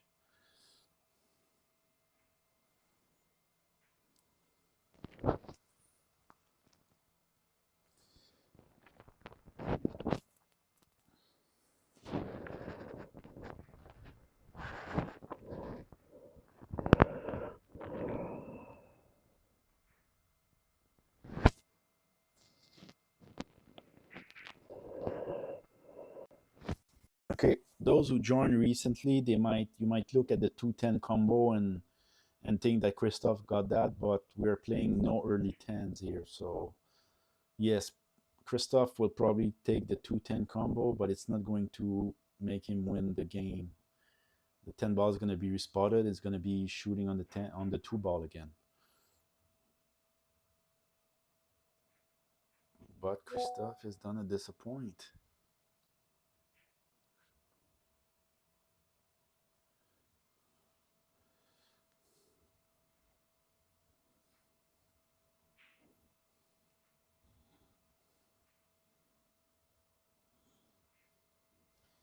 All right, guys, I'm watching all three tables at the same time now. Just earlier, I didn't care, but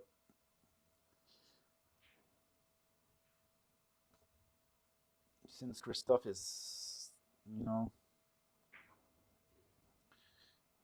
having some troubles in the last couple of shots, I'm also looking at the other tables now.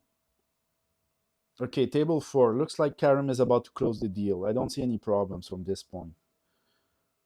4 balls left on the table. Darwin just got perfect position on the 7. Easy follow. Get on the 8, and then the 10 is last. So I think it's over on table 4.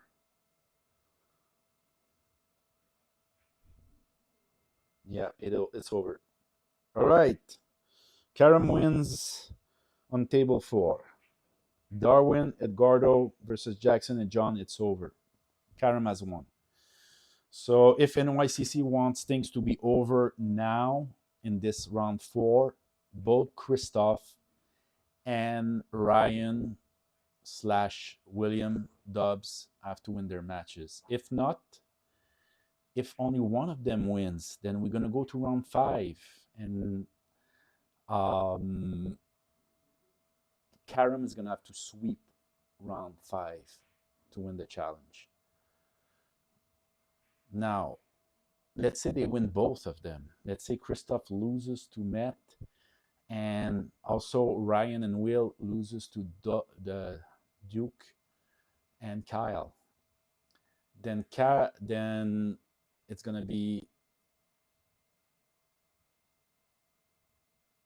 let me think, 7, 6.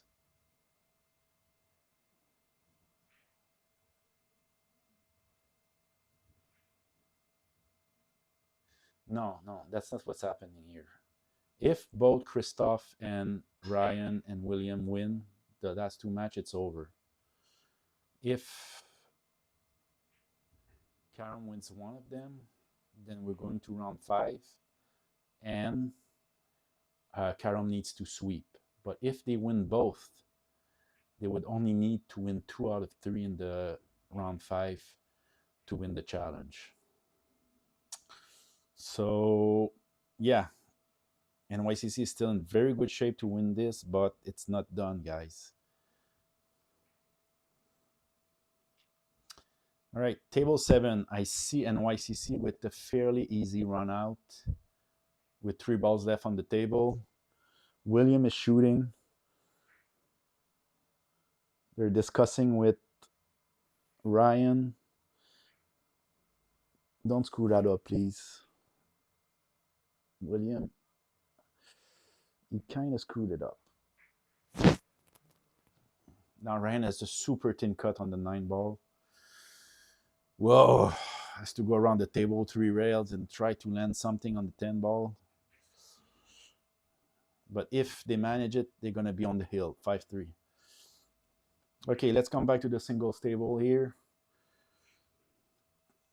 Christophe had some tough, difficult moments in the last 10 to 15 minutes.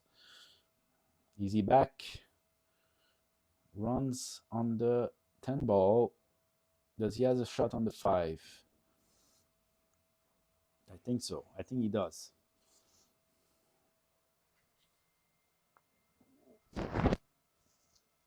Not sure what he will come up with for getting position on the 6 ball. Meanwhile, on table 7, Ryan pocket the 9 ball in the side pocket. Went a couple of rails, and now William Dubs has a shot on the 10 ball to be on the hill. If he doesn't, if he sells out, he missed the 10 and sells out, it's going to be 4-4. So super crucial shot on table 7 right now. William Dubs on the 10 ball. And he is going to make it. We're on the hill on table 7, guys. NYCC.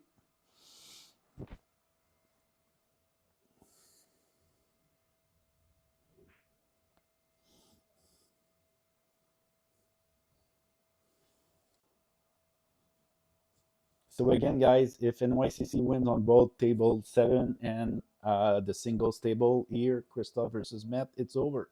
We don't need a round 5.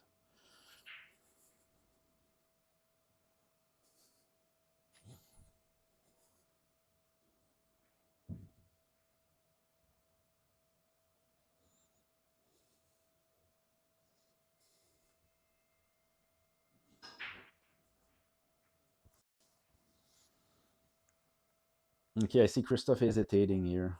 I'm not sure why. Maybe he's struggling with his focus a little.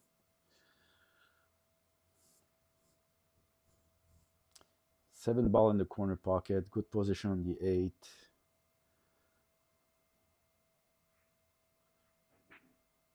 Nothing difficult. Maybe he's already out. But for me, he's just about to shoot the 8 ball.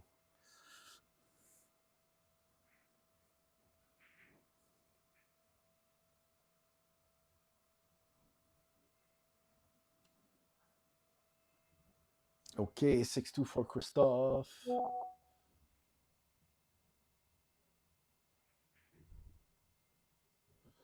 Okay, ball plus 5-3.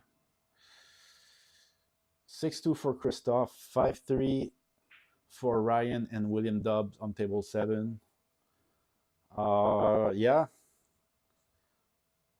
Unless something reverses, looks like, yeah, we might not need a round 5. Christoph needs 3.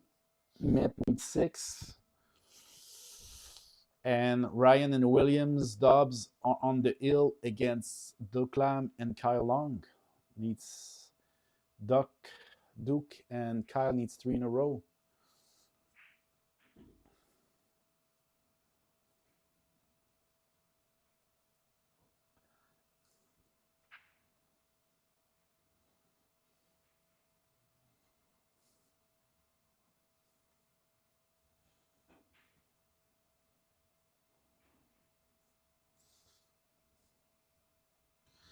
There's a sizable audience now. I would say, I don't know, 15 people maybe.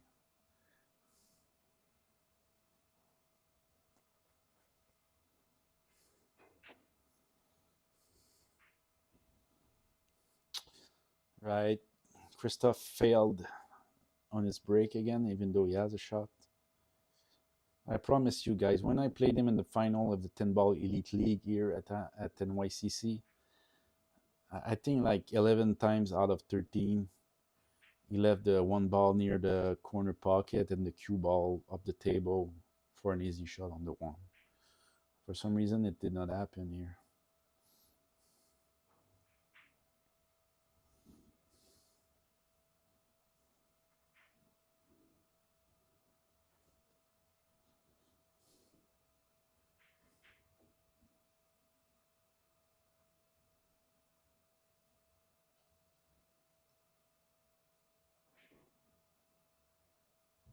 Not sure what's happening on table 7. It's like the guys are talking. Maybe somebody took a break or something, but not much is happening right now on table 7.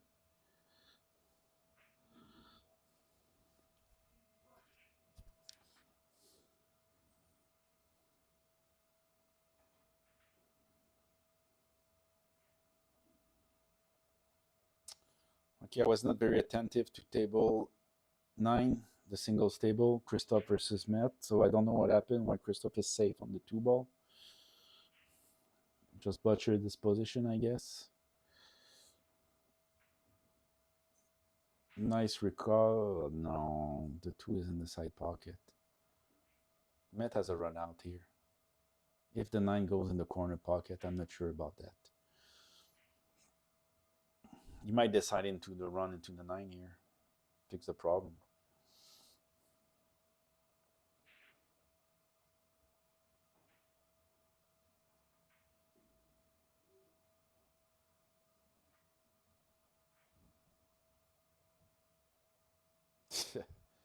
He really played with fire here.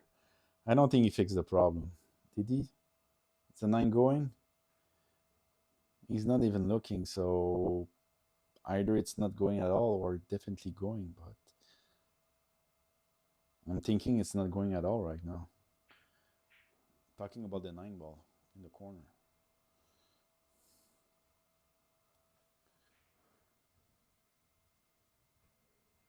Okay, what's happening on table 7? They're still not playing. I'm gonna go see what's happening.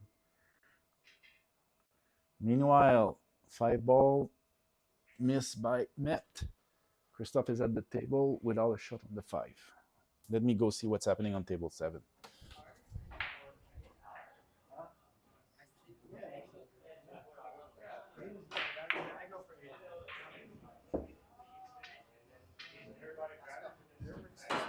Huh? Race is to 8 or 9. 9. And what is the score right now? It's 6-3 for Christophe. What's happening here? They took a break?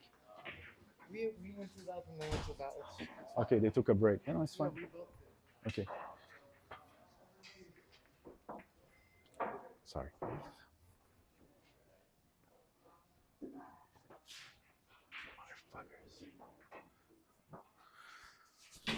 Okay, guys. Yeah, on table 7, they took a break. Score is still 5-3. NYCC preparing to break. Meanwhile, Christophe played a decent safety on the 5 balls. On the 5 ball.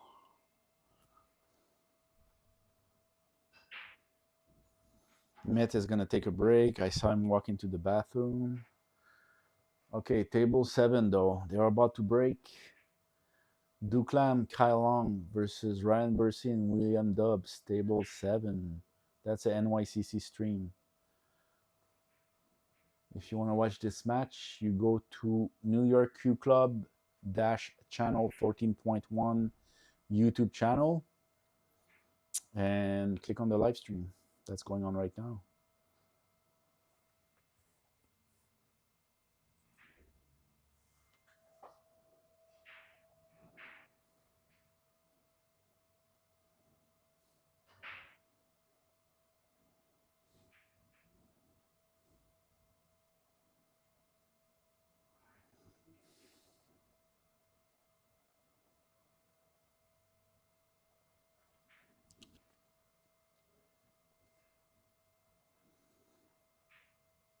All right, so I'm going to commentate what's happening on table 7. Okay, on table 7, Ryan Bursey, William Dubs on the hill. Christophe is up 6-3 on the singles table. If those 2 matches go NYCC's way, the challenge is over. No need for round 5. So I'm keeping an eye on both matches right now.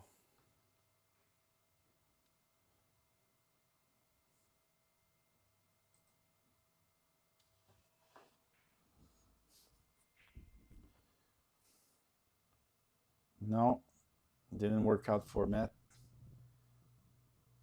Christophe has a shot on the 5.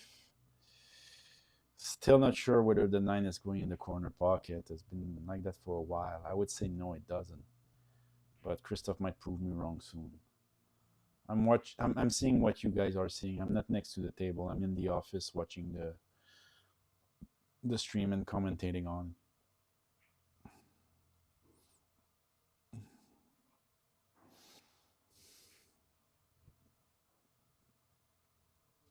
You already saw that Christophe made the 5 balls. I just saw that now. Now he's on the 6 with a good angle. Doesn't need to force anything.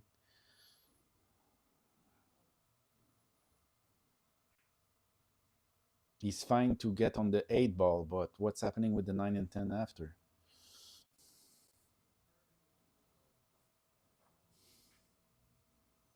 I guess he's going to rail and it's going to do the 9 in the left side pocket if it doesn't go in the corner.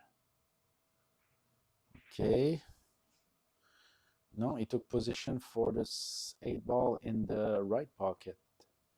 So I'm not sure what's going to do now. But you guys already know. 8 ball in the corner. What, the 9 goes in the side? Okay, I couldn't see that from here.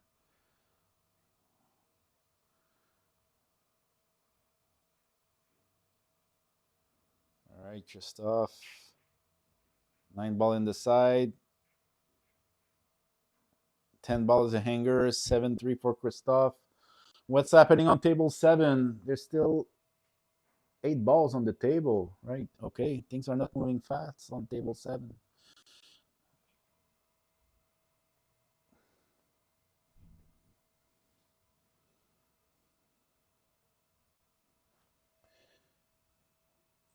All right, guys. Christophe is off 7-3 on the singles table, table 9.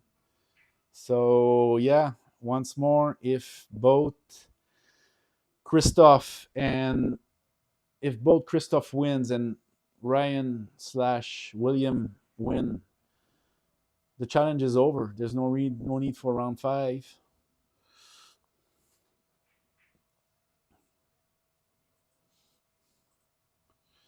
So Carom is at the table right now. I don't think they have a run out. I think the 9 is in the way of the 7. They don't have an easy run out. Meanwhile, Christophe is up 7-3.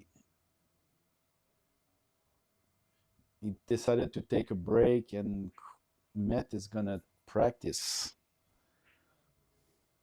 I don't think he's supposed to practice when the opponent is on a break, but whatever. Hey, they want.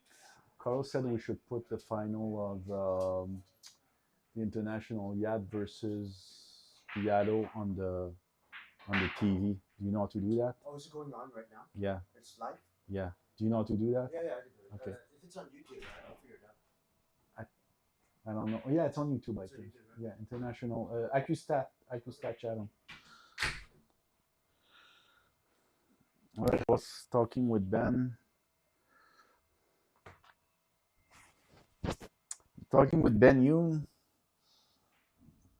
Some people suggested we put the final of the international 9-ball championship on the TV here at the club, like the Mosconi Cup. Like the Battle of the Room is not exciting enough. I don't think so.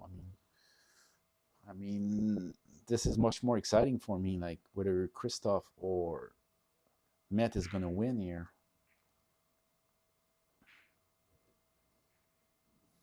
Christophe only needs 2, and Ryan / William only need 1. We could be 10 minutes away from the end of the challenge, guys. Not 10 minutes, but 15 minutes away. Okay, table 7. All right, guys. Carom, table 7. Just pocketed the 8 ball. Tough shot on the 8, on the 9 to get position on the 10. Of course, Duke is going to shoot within 2 seconds. Get a very good position on the 10 ball. 5-4 for Carom. Meanwhile, on the singles table, Christophe is up 7-3, needs 2. Met needs 6. But I can tell you right now, if Ryan and William doesn't win here on table 7, we're going to need a round 5 to decide a winner. Yeah. So, wow. Every rack is so important right now.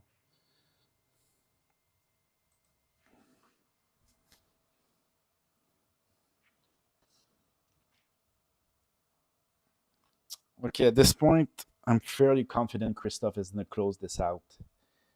And so it goes to table 7. Table 7 is going to decide if we're going to need round 5 or no.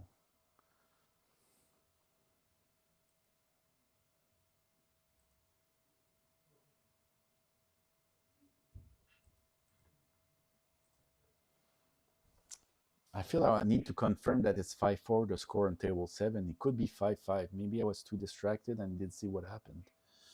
But yeah, I'll go see. So important. I'm going to go see now.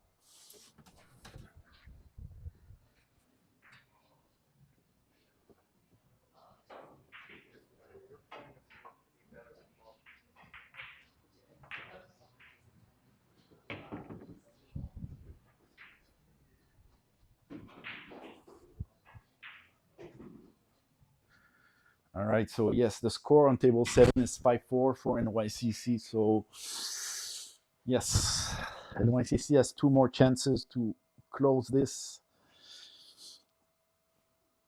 and stop the round 5 from happening. But they need to win this game or the one after. Meanwhile, on the singles table, Christoph versus Matt.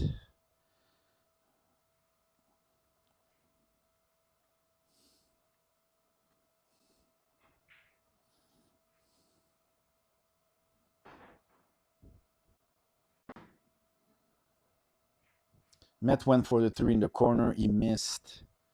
And Christoph has a run out. Nothing trivial, but nothing too difficult again.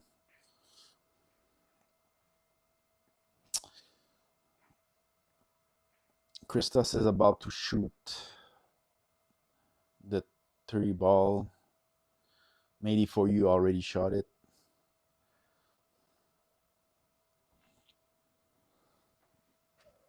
It's hard for me to tell the exact angle.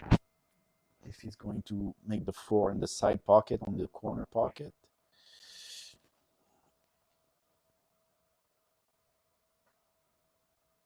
Okay, corner pocket for the 3 ball. Went back for the 4 on the side. He landed pretty good. So the 5 is running right in front of the side pocket, but there's a lot of obstruction. You must find a way to pierce through that wall of balls and make sure he has a shot on the 5.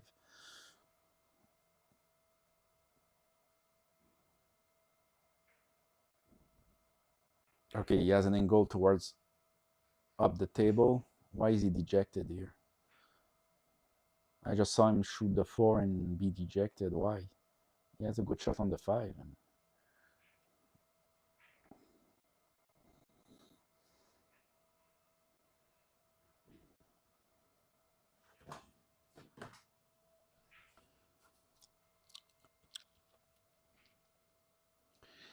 Okay, I'm seeing Christoph shoot the 5 just now. Got a pretty decent position on the 6 ball. Stop shot. 7 on the top right pocket. I think that's it, guys. Christoph is not in the habit of missing easy runouts like this. He's gonna be on the hill, I think.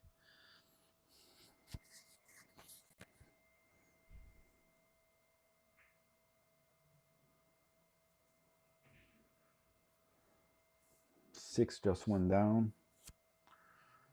He has the right angle on the 7 to get straight for the 8 on the top right pocket.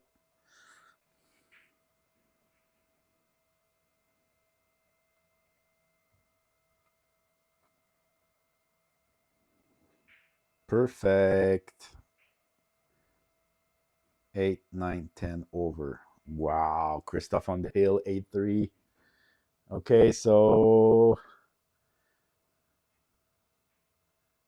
what's happening now on table 7? 1, 2, 3.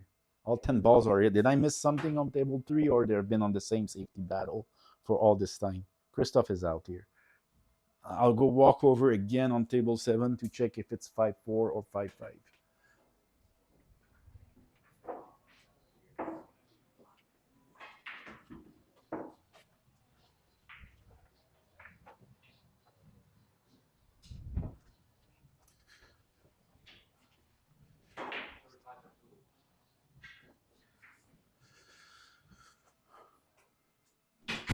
Okay, guys, on table 7, it's still 5-4. They've been playing safe and safe and safe the entire time.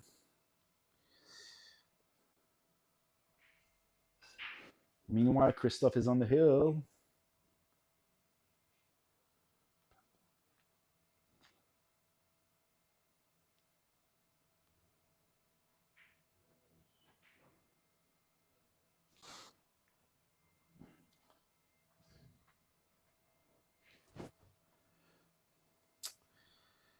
I have the feeling that it's going to be over on the singles table before it's over on table 7. Duke and Kyle versus Ryan and William. because there's still 9 balls left on the table.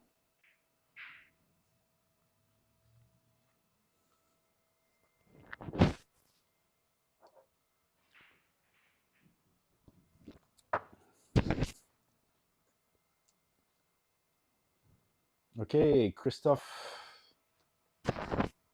got his break to work a little better this time, but unfortunately ended up behind the 8 ball. And small detail, he didn't pocket a ball on the break, so yeah. Overall, Christophe's break didn't work too well today. But, you know, the rest of the time he played well, and he's up 8-3 on the hill against Met, so yeah. Maybe you didn't hear before when I said, I mentioned that the last 3 times that Chris and Met played together, I think Met win all 3 times. Twice on, 2 times on the MVP challenge stream. That was challenge match for money, a couple of thousand. And also in a tournament, in an open tournament, in the semi-final. Met beat Christophe and took first, if I remember correctly, while Christophe took third. So there was kind of a curse, and looks like Christophe is going to break the curse right here, right now. In this game, probably. Meanwhile, on table 7, I still count 1, 2, 3, 4, 5, 6, 7, 8. 8 balls on the table after 15 minutes. And the score is still 5-4 for NYCC on table 7.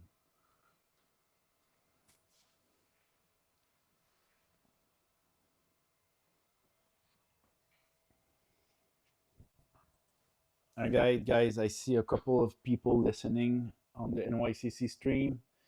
Christophe is on the hill, up 8-3 versus Met on table 9, the singles table.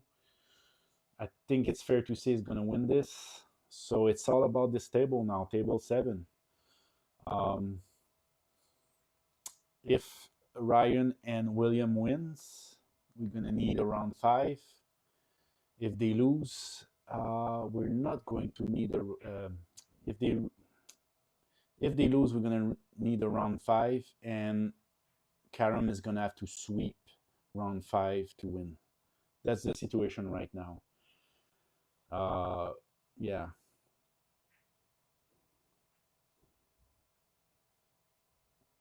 I don't want to say I'm sure Christophe is going to win, but, you know, Met needs 6 in a row, and the way he's been playing in this match, I don't think it's happening. So it's really table 7 now. NYCC has 2 chances. This rack has been going on for a while, over 10 minutes now.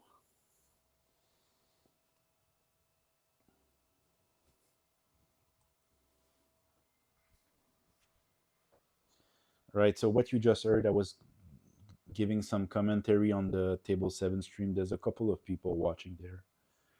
I don't want to completely left them without updates. I just told them that Christophe is up 8-3 on table 9. And it's really about table 7 now. Sorry, Matt, I'm going to assume at this point that Christophe is going to win this match. And it's table 7. Okay, so William just hung the 5 balls. There's a run out. 1, 2, 3, 4, 5, 6. 6 ball run out on table 7. Duke and Kyle. Kyle is the first at the table. They need 6 balls to make this hill. That's happening on table 7. Duke Lam, Kyle Long versus Ryan Bursey and William Dobbs.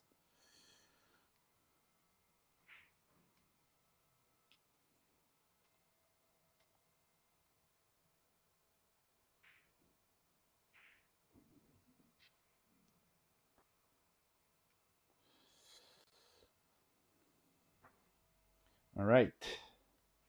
So,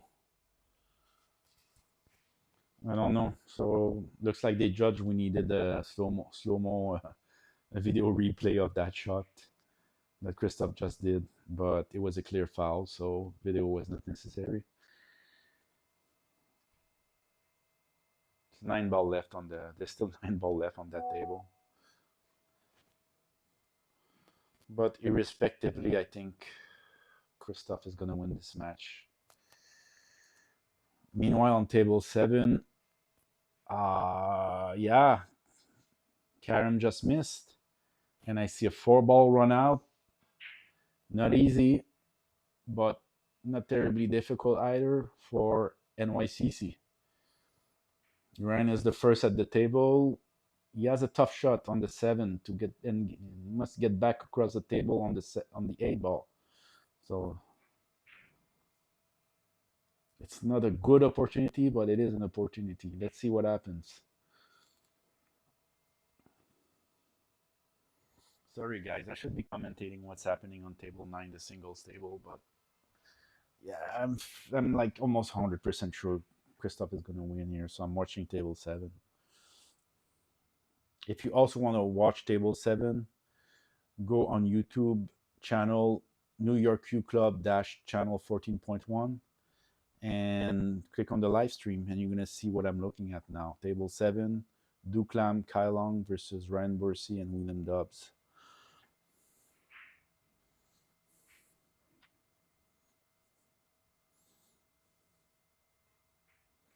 So was it Christoph's second foul here? If it was Christoph's second foul, maybe Met is gonna go for the 3 fouls. Look like this is what he's doing. That's interesting. Met is going for the 3 foul on Christoph. It can work. Even at the pro level, I mean, 3 foul is possible. I mean,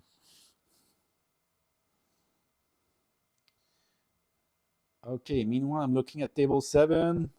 Ryan has an easy shot on the 9 ball in the corner pocket, and then William is going to have an easy shot on the 10 ball. Looks like it's over on table 7. Take your time, William.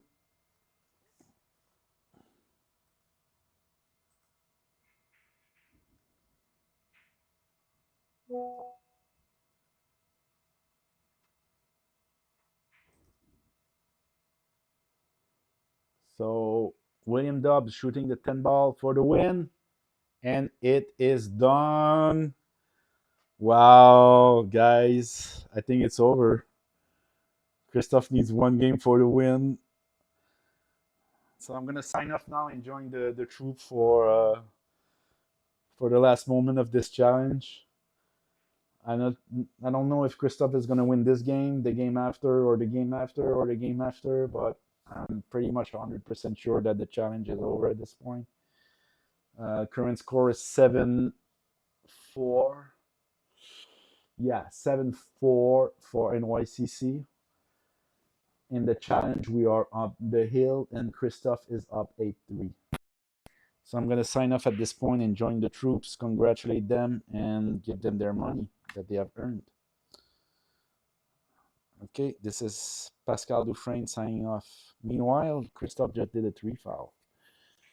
So it's 8-4.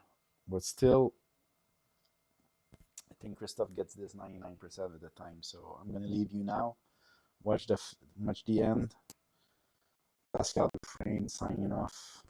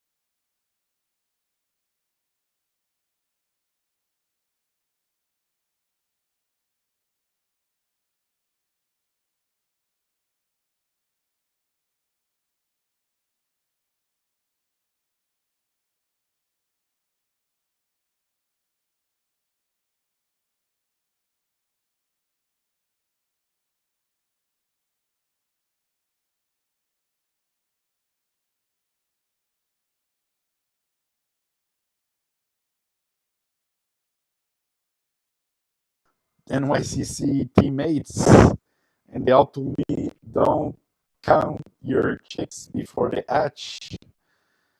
Because I was like, in a festive mood, we won, blah, blah, blah. And they were all like worried. I mean, and now it turns out Met has won the last two. So I'm going to take back what I said. It's not over. Let's sweat this a little more. Don't count your chicks before they hatch. In French, we would say, don't sell the skin of the bear before you killed it. All right, then. I'm going to stay on the stream until Christophe closes this.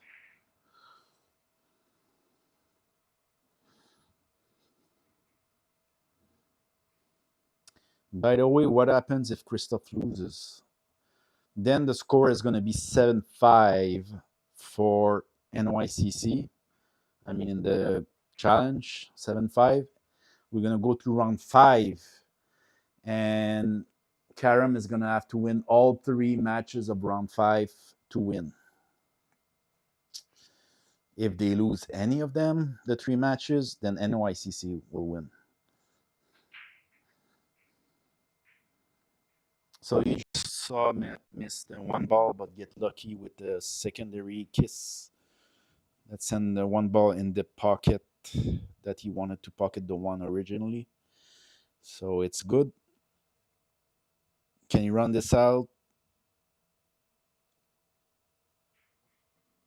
There's nothing easy on getting the position on the 3 ball from this 2 ball. These are 4.25 inch pocket table, guys. It's not an easy pot. It's not an easy position.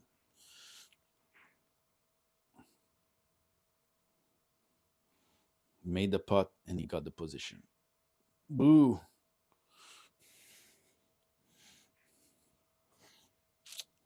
I feel a new determination in Met's behavior. Maybe this isn't over. If he runs out here, it definitely puts some pressure on Christophe. Definitely.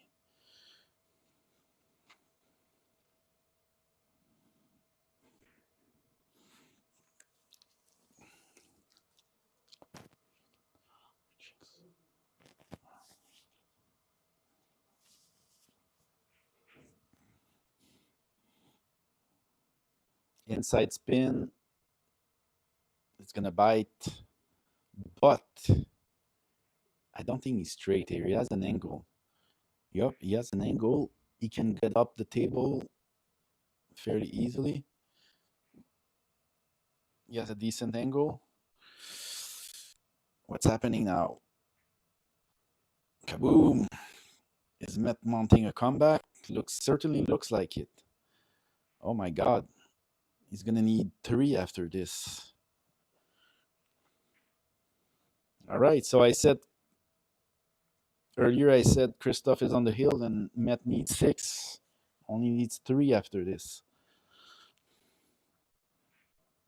There's not much to say here. I mean, 6, 8, 10.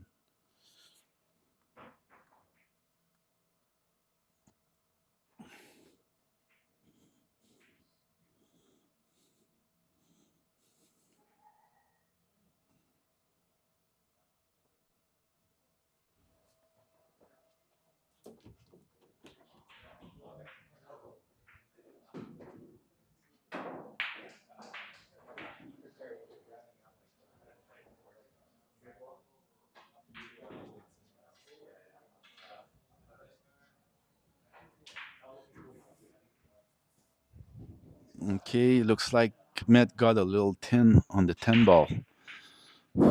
Did he? Or he's fine? Oh, yeah, he has a reverse cut. I mean, I'm watching the table directly to be more in sync now. It's a reverse cut. What is he doing? Side pocket or corner pocket? It's going corner pocket. I'm watching the table now, not the stream. He hasn't shot yet. He's still thinking. He doesn't want to miss this. He feels he's on a comeback. He hasn't shot it yet.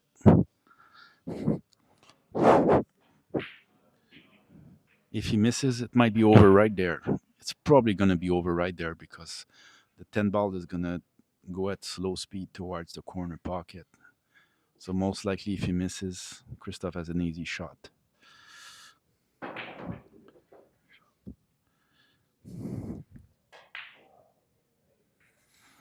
I'm in sync now because I'm watching the table. I stepped out at the office and I'm looking at the table.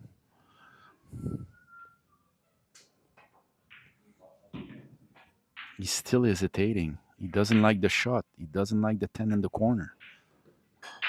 He's looking at it again. Going back and forth between the shooting position and the cutting angle. Okay, looks like he's about to shoot for real now.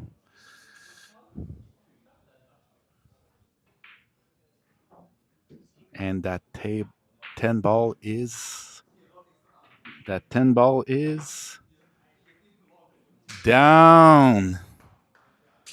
All right, we have a match back, guys. Met needs 3. Christophe is still on the hill.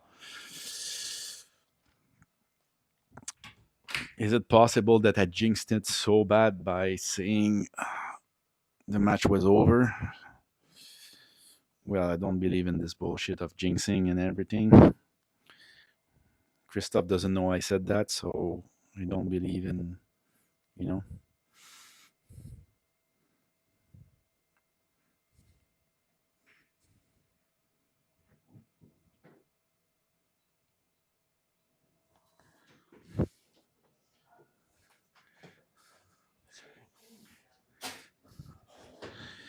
All right, so I said Roger Met needs 6 in a row. Now he only needs 3 in a row. Maybe we're gonna have a round 5 after all.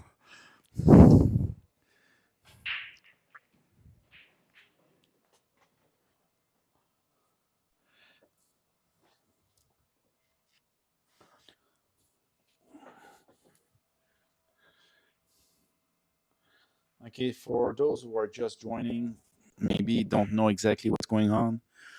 This was a challenge issued by Met, Mosconi Cup style challenge between NYCC and Carom. So each team has 5 players of different level. Open, Pro, that's one level. A plus, that's another level. A, that's another level. And then B and C. The Fargo ranges were 500 to 549 for the C slot, 550 to 599 for the B slot, 600 to 629 for the A slot, and 630 to 659 for the A plus, and finally 660 to 750 for the Open Pro slot. And each of the 2 teams, Met and myself, Pascal Dufresne, we came up with a roster of 5 people. And yeah, that was a Mosconi Cup challenge. There was 5 rounds. What you're watching is round 4. And right now NYCC is on the hill. So it was three tables going on each round. So 5 rounds, 5 times 3, 15. And so far NYCC had won 7. So we're on the hill at the challenge level. And Christophe here that you're watching is on the hill, 8-6. So if Christophe wins here, the challenge is over and we don't need to go to round 5. NYCC is going to be winning 8-5. Is that right? Yes, 8-5.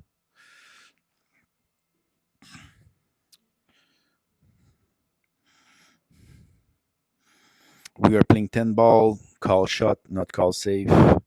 No early tens.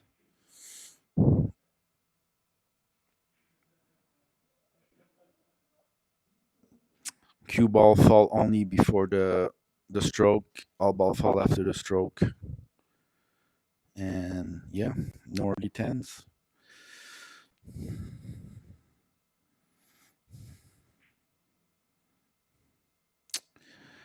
Yeah, there's a little bit of tension right now because all the guys in NYCC would like to close it now instead of going to a stressful round 5.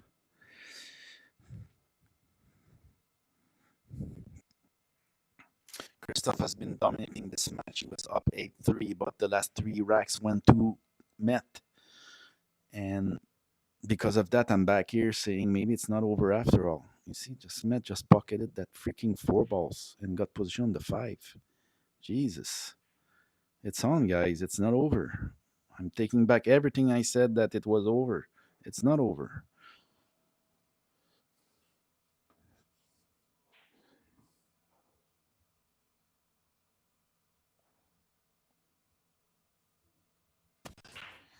Okay, somebody says attempt to sound less biased. I'm sorry, guys. There's no point. I am biased.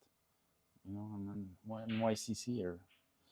Maybe next time, you know, somebody from Carom come and do the commentary. Maybe Darwin or Matt, and they are biased their way. I mean, I cannot hide the fact that I'm biased.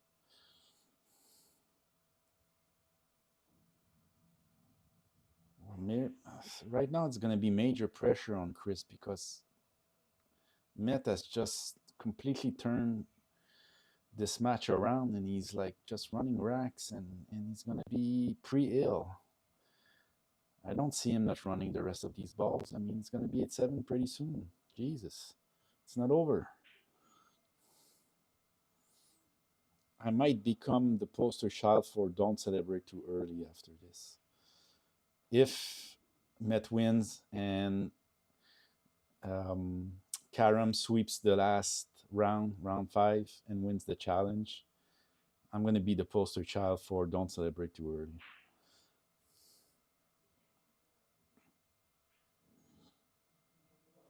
I mean, I would like to say interesting things at this point, but it's an easy run out from here.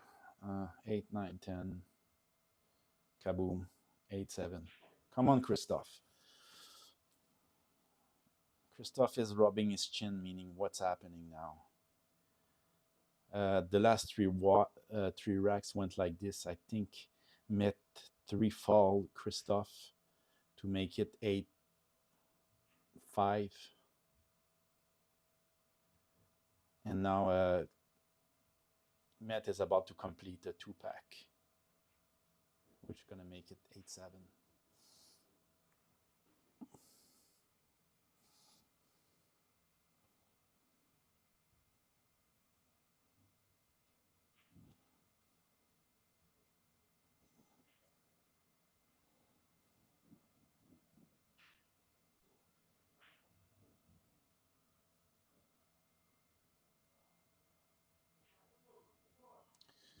Wow. It's anyone's game now. Oh my god. Not so long ago it was 8-3. You have awakened the sexy old man, Matt Vergara. Christoph is probably playing. He gets a shot, any shot now.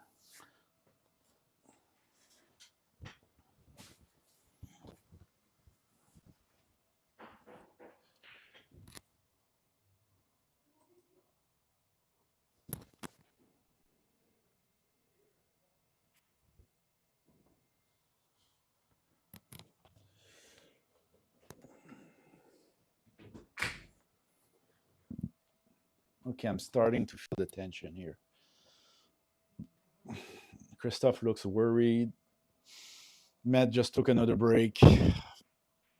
Not sure what he's doing. Maybe he's going to get himself another warranty. He says it's a little cold here. It is cold a little bit. Yeah, another tea.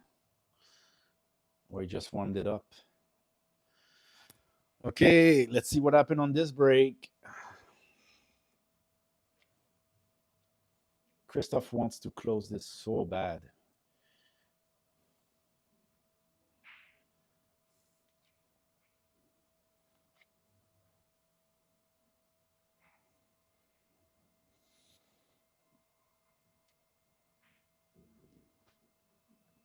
Okay, I don't see what's happening. I'm like you.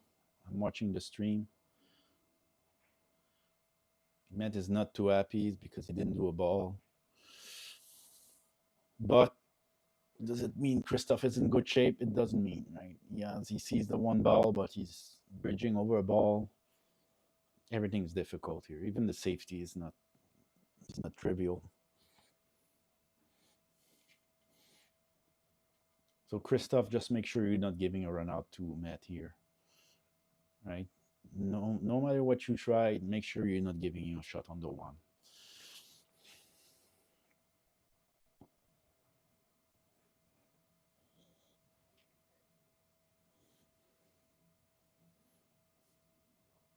By that I mean it's okay if Matt can see the one, but don't give him a pocket where he can start a run out.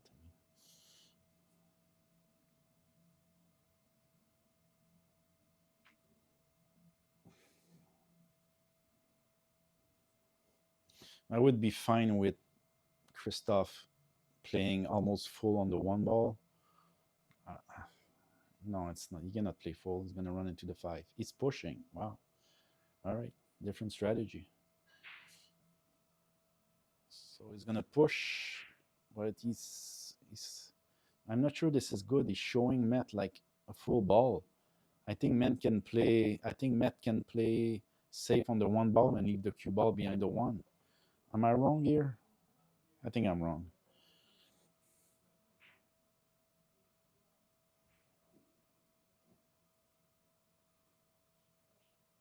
No, he's playing spin on the other way. But you guys already know what he did.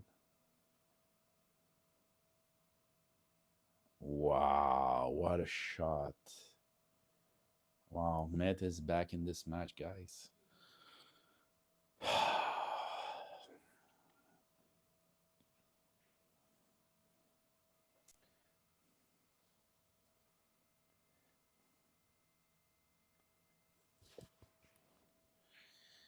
Just to reiterate, guys, there's a delay here. I'm watching the stream like you, so there's a 7-8 second delay. So what I'm commentating on, you've seen it like 7-8 seconds ago. I just saw Christoph nail this safety, and I expect Matt to take a long time here.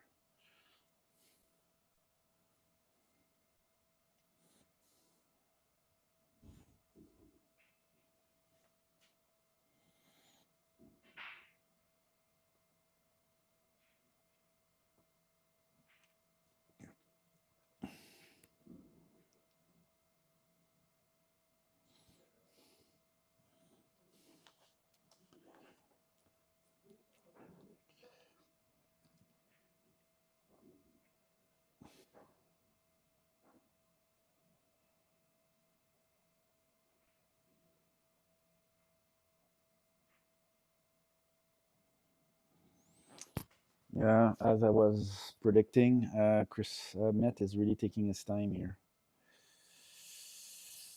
as he should.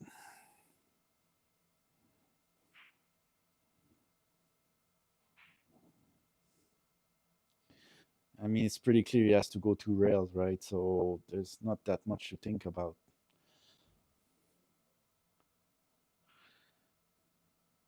No, he's gonna make me lie again. What is he doing? He's gonna tie up 2 balls? Yeah.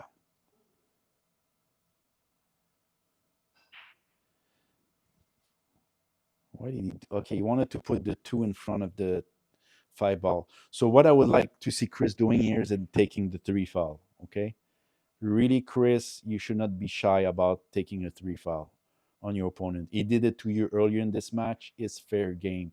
Go for the 3 foul, Chris. Go for it. 3 foul. No shame at all. Sorry, guys, I am biased. There's no point trying to hide it.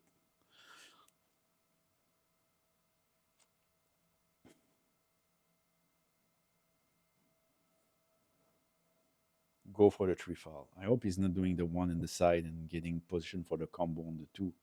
Yes. Yes, Christophe. 3-fall is fine. 3-fall is part of the game. No shame. Especially when your opponent is tying a ball, making the run out impossible. I think it's completely fine to go for the 3-fall. That being said, I've played guys that in 10 ball that was like going for the 3-fall almost every time when there's more than 8 ball on the table, 8 balls or more on the table, and the entire match was just like safety escape. They were going for the 3-fall every time. I found that quite annoying. But if your opponent is tying up balls, then I think it's completely fair game to go for the 3-fall. Oh my God, he got it. Not only that, he gets the safety. Jesus.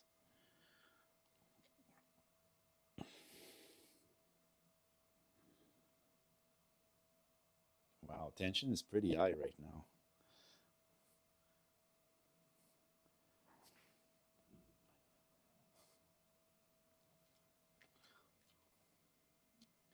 I see the NYCC guys are watching in the background and on the side.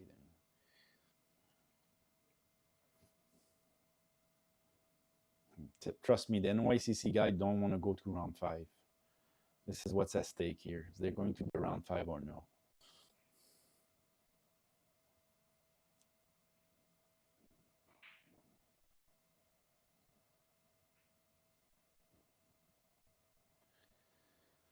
Jesus. All right. Met has a run out here.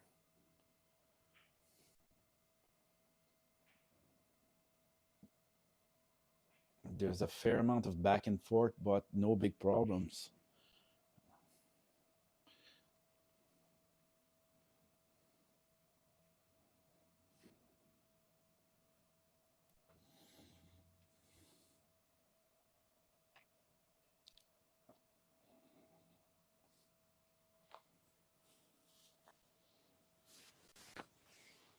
All right, guys, for those who just joined, the score right now is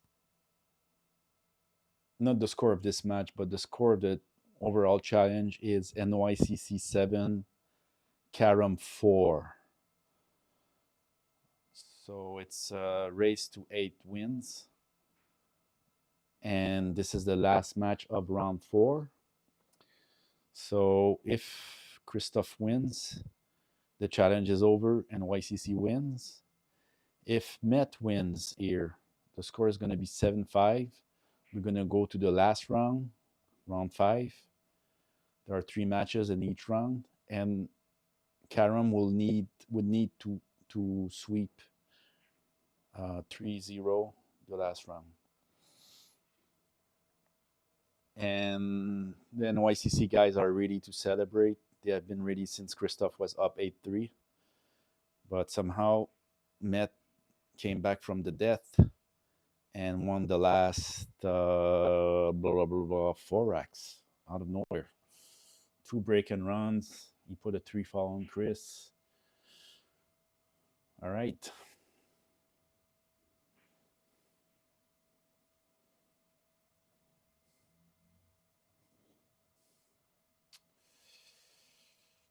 Don't count your chicks before they hatch. Don't sell the skin of the bear before you killed it. That 2-ball is down, but I don't think Met has a shot on the 3-ball, does he? From where I am, it doesn't look like he has a shot on the 3-ball. He's going to place a 1 rail safe. I don't know.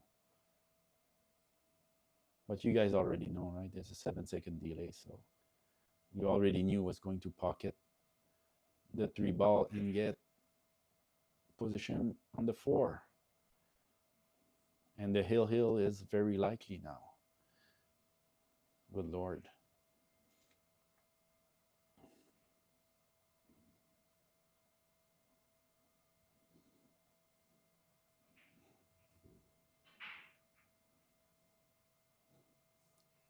Wow, this is it, guys. It's going to be a real. The 7 ball goes in both pocket. He has guaranteed position on the 6. Wow, this is done.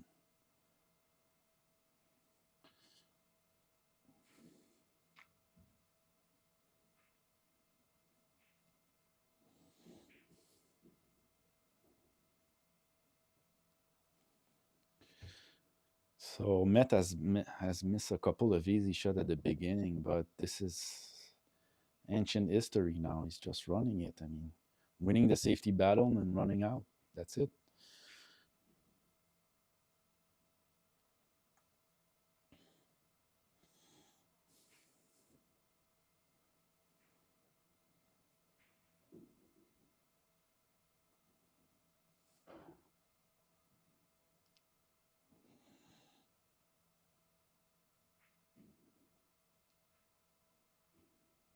Oh my God. You probably know this for a few seconds now, but Met missed the 7 in the side pocket. And now all the pressure is on Christoph. He has to be out. He wants to be out so bad right now.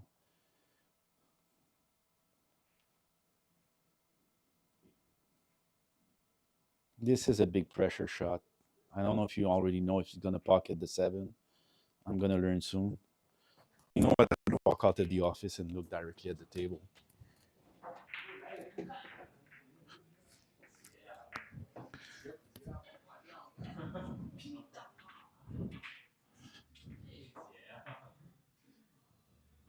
Seven ball is down. I just saw it at the same time as you. 8 ball is not difficult. He has a very good angle to come back. Does he? We straight on the 8. It's fairly straight on the 8, right? All right. He has to come up with something, a control draw, or I'm not sure.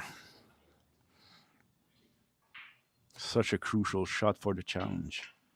Is there going to be a round 5?